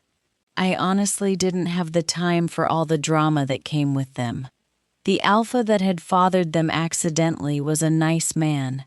His pack was small, but he was training them well, and my sisters would be trained too. They would be guards or warriors. Not that they knew that. They were under the impression that they would be future alphas without having to do any work for it, and they were also ignorant of the fact that their father had an older son from his chosen mate who had passed away. I knew they would take the easiest route available to them, so I had left out a lot of these details while discussing today's meeting with them. As predicted, my sisters jumped at the chance to leave our pack and improve their rank in life, so we made a partnership with their pack. Should they ever need protection or reinforcement, we would be there to help, and of course my sisters would be welcome to come and visit their nieces, or nephews when that time came. All in all, I felt like I had progressed quickly through a seemingly never-ending list of tasks that always needed completing, but it was becoming more and more difficult. Thanks to Lissa's Luna tutoring with some birth and labor tips thrown in along the way, I knew I would get large. Even with it just being twins now, they were twins from alpha lineage, which always produced larger pups. I wasn't looking forward to being incapacitated, so my aim was to get as much done before then as possible. With everything that had so far happened in our pregnancy, and continued to happen as we still couldn't get clear imagining of my womb, and therefore the babies, I was constantly terrified that something else was going to go wrong. The twins, on the other hand, were beyond excited. They had playful daily arguments about whether the babies would be boys like Rogan thought, or girls, like Rio was determined they were. Every time they left on an errand or to attend a meeting, they would return with baby clothes or toys, almost identical items, but in their preferred color choices. I kept joking that with the amount of baby stuff we now had, I would need to get pregnant straight away after having these ones just to use it all. I kept trying to decide if I would prefer the babies to be boys or girls. With both babies being in the same sack, we knew it wasn't one of each. But my mind shifted on what I wanted every day. The longer the pregnancy went on, however, the more I decided that I just wanted babies that slept, since I definitely wasn't doing much of that lately. As the days went on, my abilities to do things became more and more restricted. By the time Lissa had determined I was somewhere around 8 months, I had all but lost my ability to eat. I was living off chocolate, protein milkshakes, and hot, salty chips that the kitchen staff brought to me hourly, whether I was out by the pool or in a meeting. The boys had started canceling any meetings that took them away from the Packlands, and I had started feeling anxious and agitated unless I was outside, all of which Lissa informed were indicators that the babies were due soon. Chapter 28. I watched as the last pieces of furniture were carefully placed in the nursery next to our bedroom, and decided to go sit by the lake. It was quickly becoming one of my favorite places. I chatted to Angel after mind-linking the boys, and truth be told, I was feeling really relaxed. Last night's sleep had been a lot more relaxing than I'd experienced for a couple of weeks, and the sun in the sky was warming my skin without making me feel like I was cooking. Moments like this were a rarity, and I knew it would be a while before I'd be able to sit still again without having a million things I was supposed to be doing on my mind.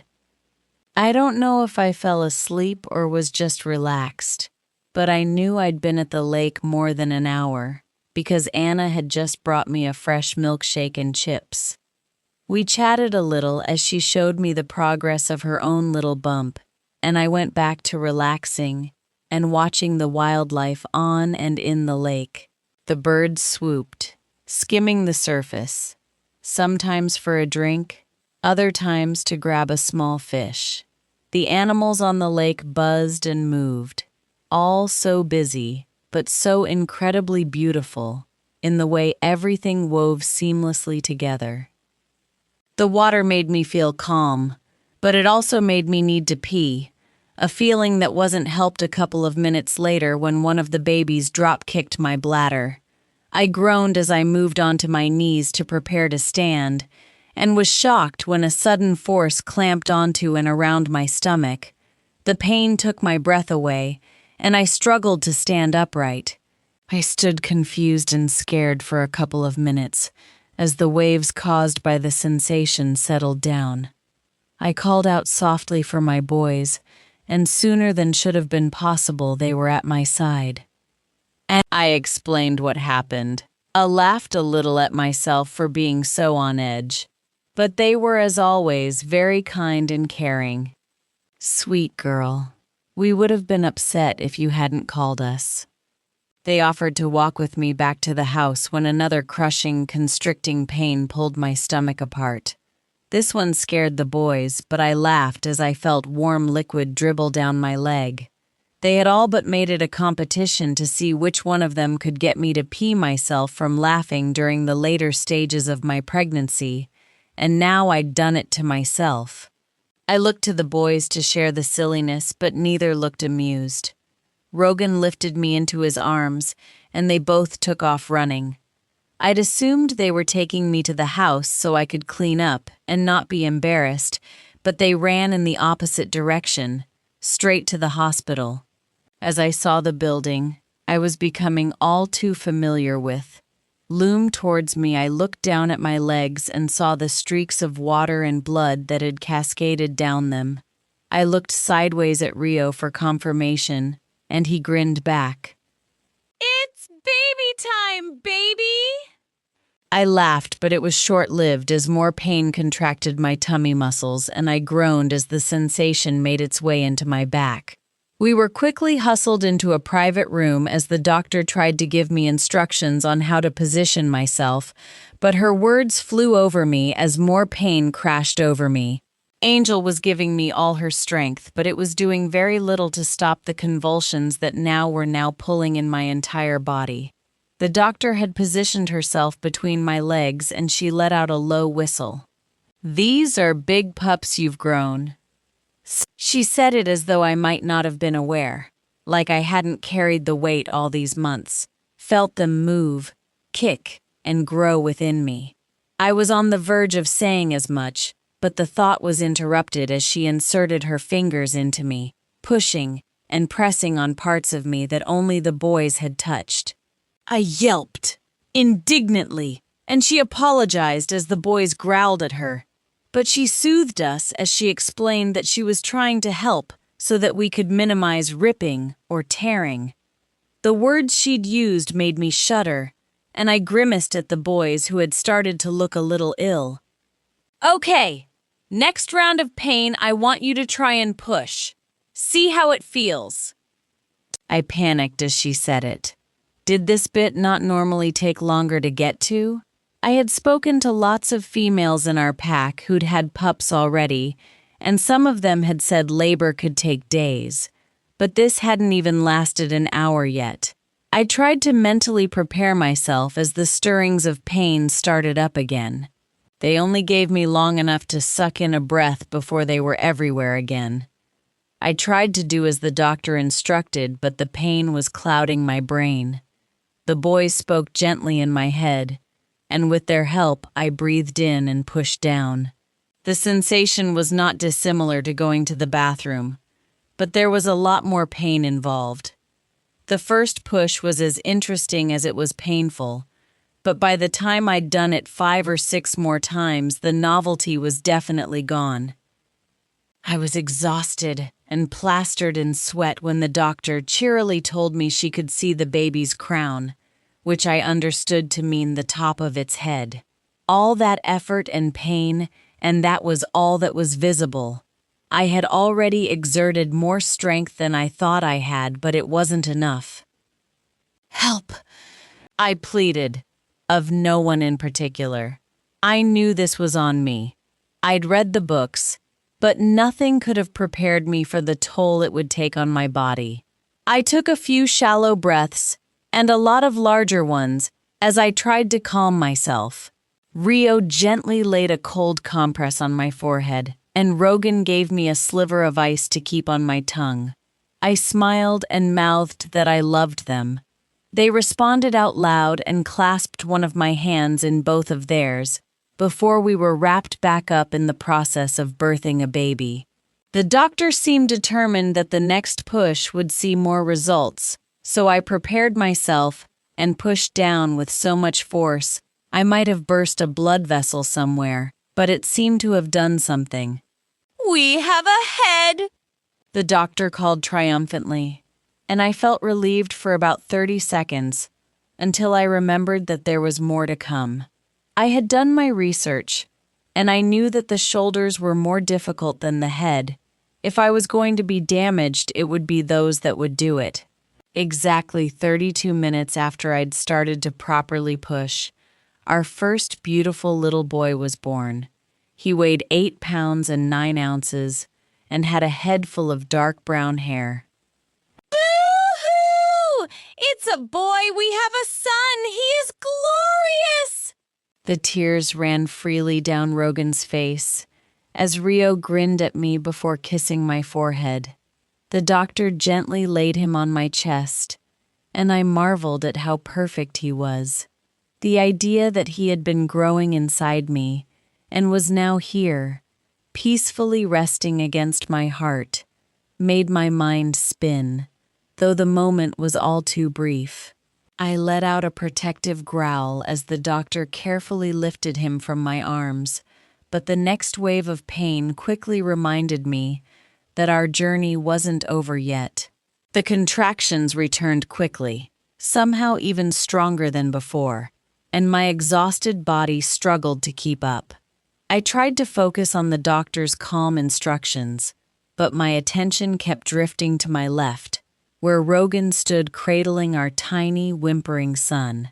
Another powerful contraction swept through me, and I gripped Rio's hand as tightly as I could while he stayed beside me, lending me every bit of strength and encouragement he had.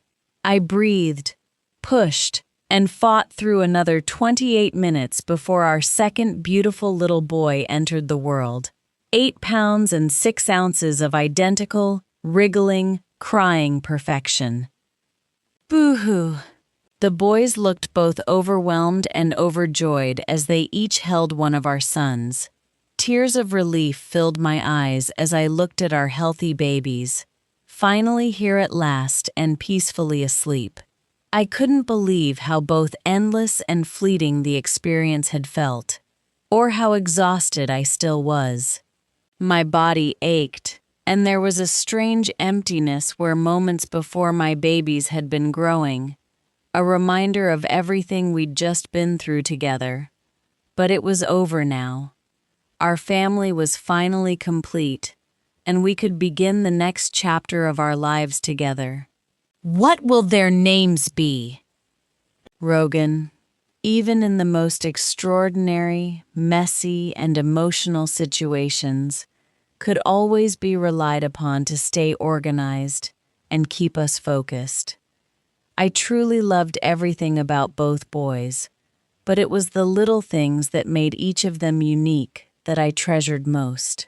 I looked at him thoughtfully, searching for the answer to his question, but instead I found myself lost in the expression of complete wonder on his face. Somehow, the moment our eyes met, I knew exactly what our precious boys should be called. Alexander and Zachary. Alex and Zach. I had no clue where the names came from, but they felt correct, and the twins seemed to agree as they nodded their approval.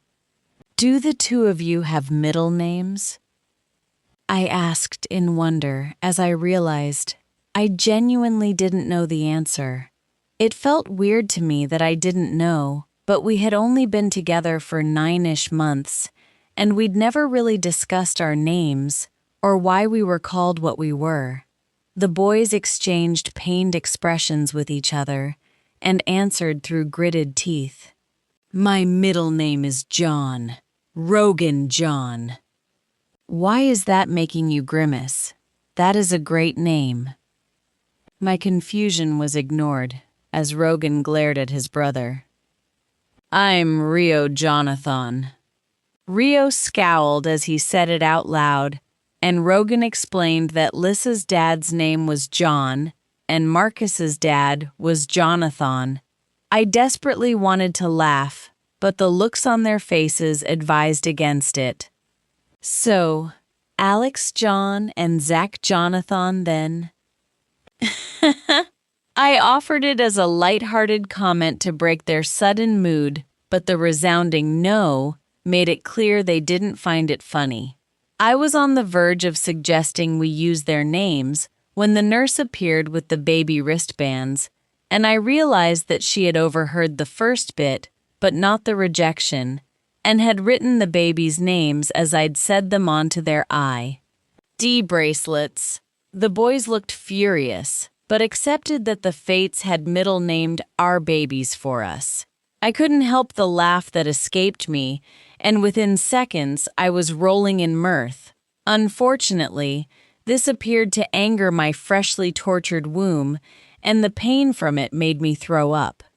Ah, that will be the placenta trying to escape. The nurse appeared round the door, sounding far too cheerful for my liking, and actually laughed when I growled at her for it.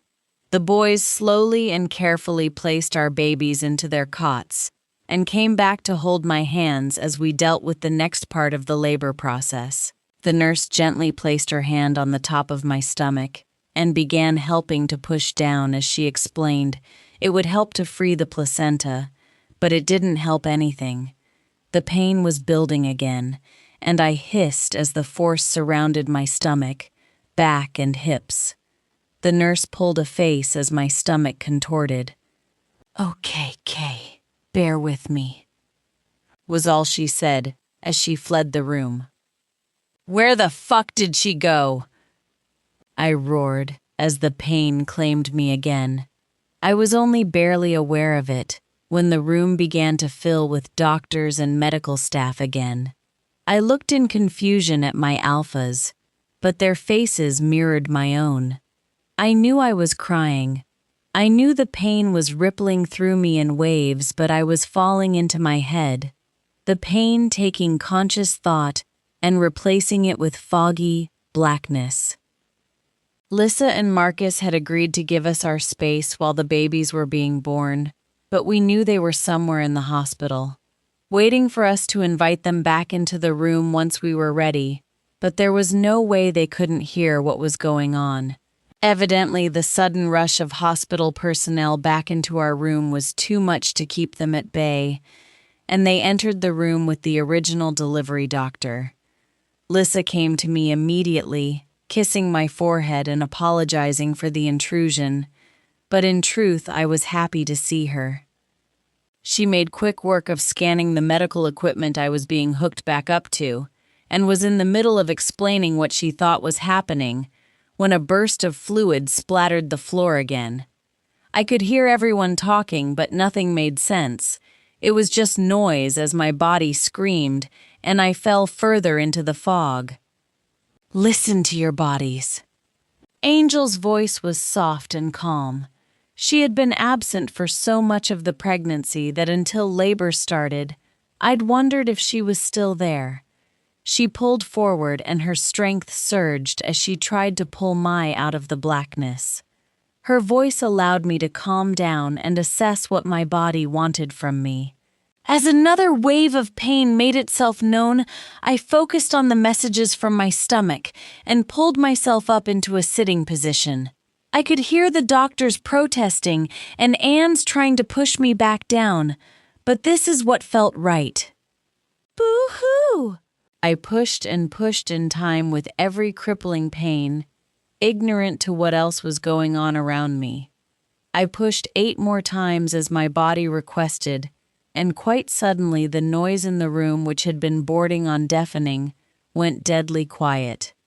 The doctor emerged from between my legs with a squawking, tiny baby. I looked at the bottom of the bed in astonishment.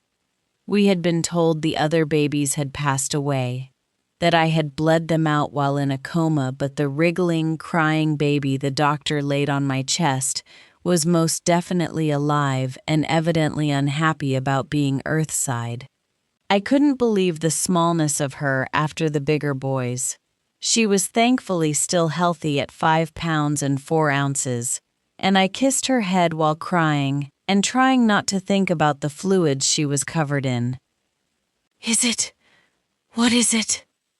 Boo-hoo! Rio looked tentative but was clearly trying to hold back excitement. He hadn't seen her front as she was handed to me. I carefully handed him his daughter so he could see for himself, and I cried more as he visibly shook with happiness. "Ready to go again?" I honestly thought the doctor was joking as she positioned herself once more between my legs, but seconds later, I knew that she wasn't. I did as Angel had said and listened to my body. The contractions seemed weaker this time, and I didn't feel like my body was putting as much effort into the process as it had before. The smell of blood in the room was becoming stronger, and my need to get the fourth baby out was becoming more insistent by the second.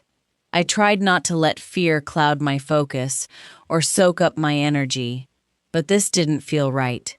The doctor was doing a lot more work between my legs than she had for the other three, and I felt it as she pulled, twisted, and maneuvered before she emerged from under the sheet with another smaller baby.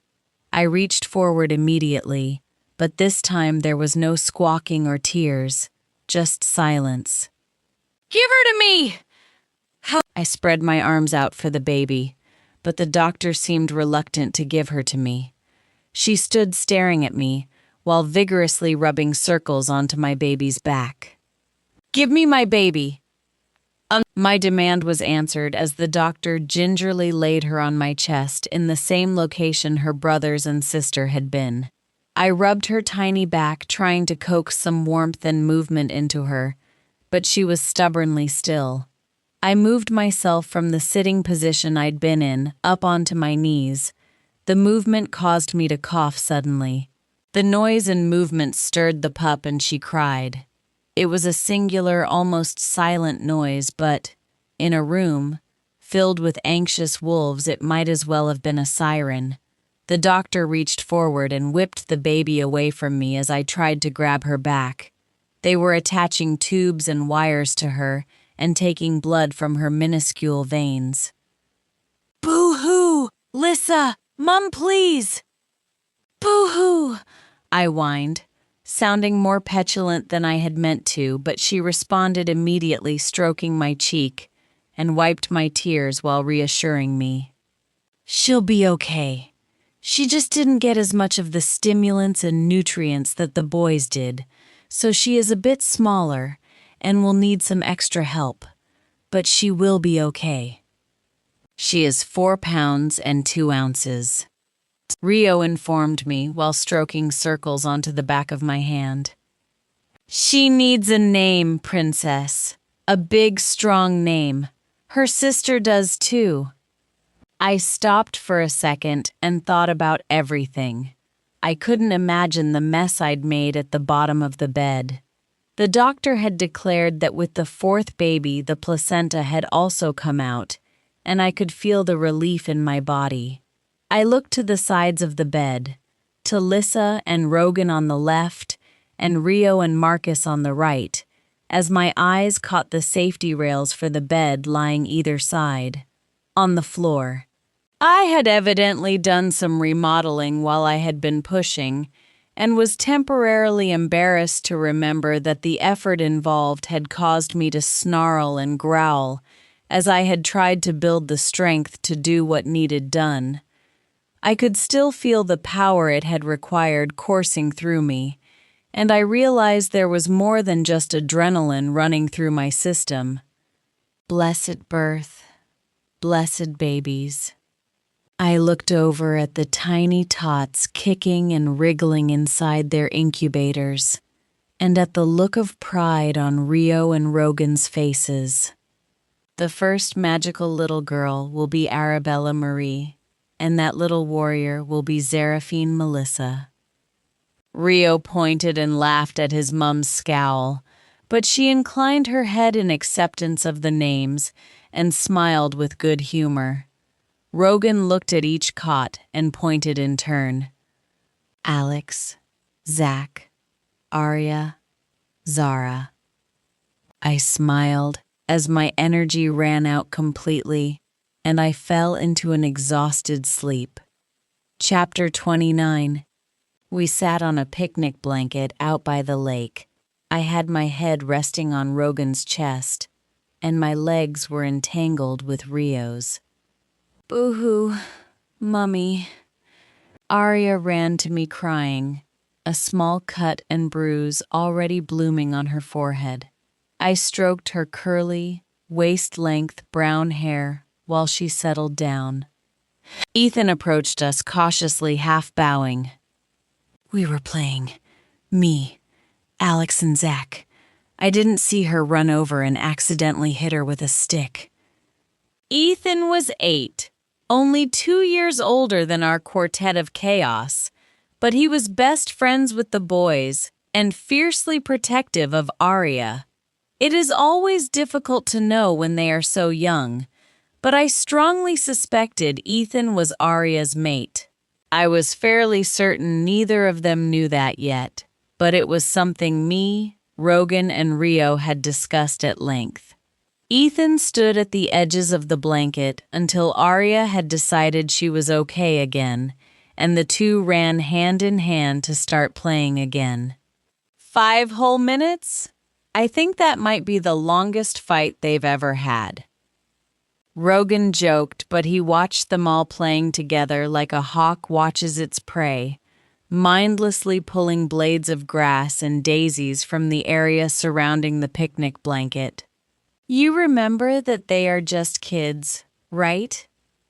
I teased him as I kissed his cheek, knowing his brain was already in overprotective mode. Ethan only had 10 years until he was 18, and our daughter was 16, and that thought seemed to haunt my twin, Alphas. The way they both behaved as fathers made me laugh, but also made me love them more. We were run off our feet daily with the pack and the kids, but moments like these, where we could stop for 2 seconds and have a cuddle, it made everything else make sense.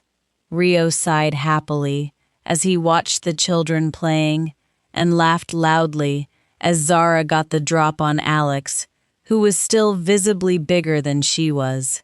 Alex looked equally stunned and proud as his sister's stick swiped his leg. We do make beautiful babies. Rio smiled and winked at me suggestively as his hand trailed lazily up and down my leg. "Well, admire them as much as you can, 'cause I am not doing that again." "Ha ha!" I laughed and hit his shoulder as he jokingly pouted at me. I sat up to tell him off, but he tickled me instead, which was highly unfair. He knew I had sensitive skin and never passed up an opportunity to use it against me. "What time will your sisters be arriving tomorrow?" "Ha!" Rogan stretched as he asked, and I frowned as I thought about the question. We were having a pack family day tomorrow.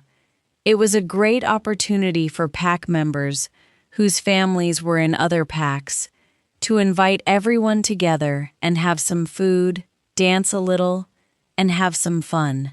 It was also an opportunity to strengthen pack relationships and check in with the smaller packs and surrounding areas we didn't have constant access to.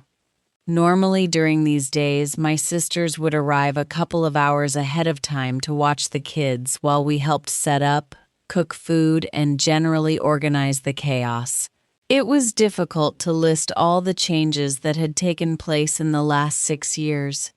Losing both parents, gaining a wolf and 2 mates, birthing 4 children, becoming a wolf council leader to discuss the reintroduction of magic, writing 2 papers which were now being studied by other wolf packs on having a phoenix wolf, and on top of all that, ascending to my place as Luna, more so being a Luna that my pack actually liked and respected, like they had Lissa. There had been many developments, changes, and new experiences, but easily the weirdest change for me was having a proper relationship with my sisters. It had taken a long time and was still an ongoing process, but after the babies were born, we had to make some serious decisions about who would have access and influence on our babies. After a lot of thinking, it became apparent that regardless of my feelings towards them, it was important to me that my children saw their aunties. The dynamic between 4 children, even quadruplets, was so tenuous that it would be on me to lead by example, showing them that it is possible to move past difficult experiences, and while the relationship may never be perfect, that we could still be civil and share experiences. They were much too young to be told everything that had happened and all we'd been through, but when that time came, I didn't want them to villainize Aurora and Belle. They had really changed since joining their dad's pack. They were stronger, independent, and not afraid of hard work anymore. They were also more individual. Their dad had spent time separating them and lessening their dependence on each other. Neither of them had so far found their mates, but it was no longer front and center of their to-do lists. They were content for now with their pack and each other, and seemed to really like coming back to our pack and spending time with old friends and their nieces and nephews. It made me happy that we had put in the time and effort to build the relationship and work on the things that separated us. It would always need little bits of work, and there was always going to be jealousy on all sides for all sorts of different reasons, but we had progressed to a point where there was genuine love between us. It was something I took as a great personal achievement and a sign of how much we had all grown. The only growth, however, my sisters seemed incapable of was timekeeping. It didn't seem to matter how much notice they had or what time they were asked to appear. They still managed to show up late. I might be a Luna, but even I can't predict the future. My beautiful boy, my sisters operate on a time schedule entirely of their own devising. We all laughed together, and the noise attracted the attention of our children. They ran to us, launching full force from the edge of the blanket directly onto the three of us. We fell backwards, landing in a cuddle puddle in the middle of the blanket, and I sighed happily at the love that filled my life now. And that brings us to the end of this story.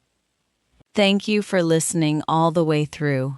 We hope this audiobook kept you entertained and left you wanting more. If you enjoyed it, please take a moment to like this video, subscribe to the channel, and share your thoughts in the comments. Let us know what kind of stories you'd like to hear next. There are plenty more full audiobooks waiting for you here, so be sure to check out the channel for your next great listen. Until next time, happy listening.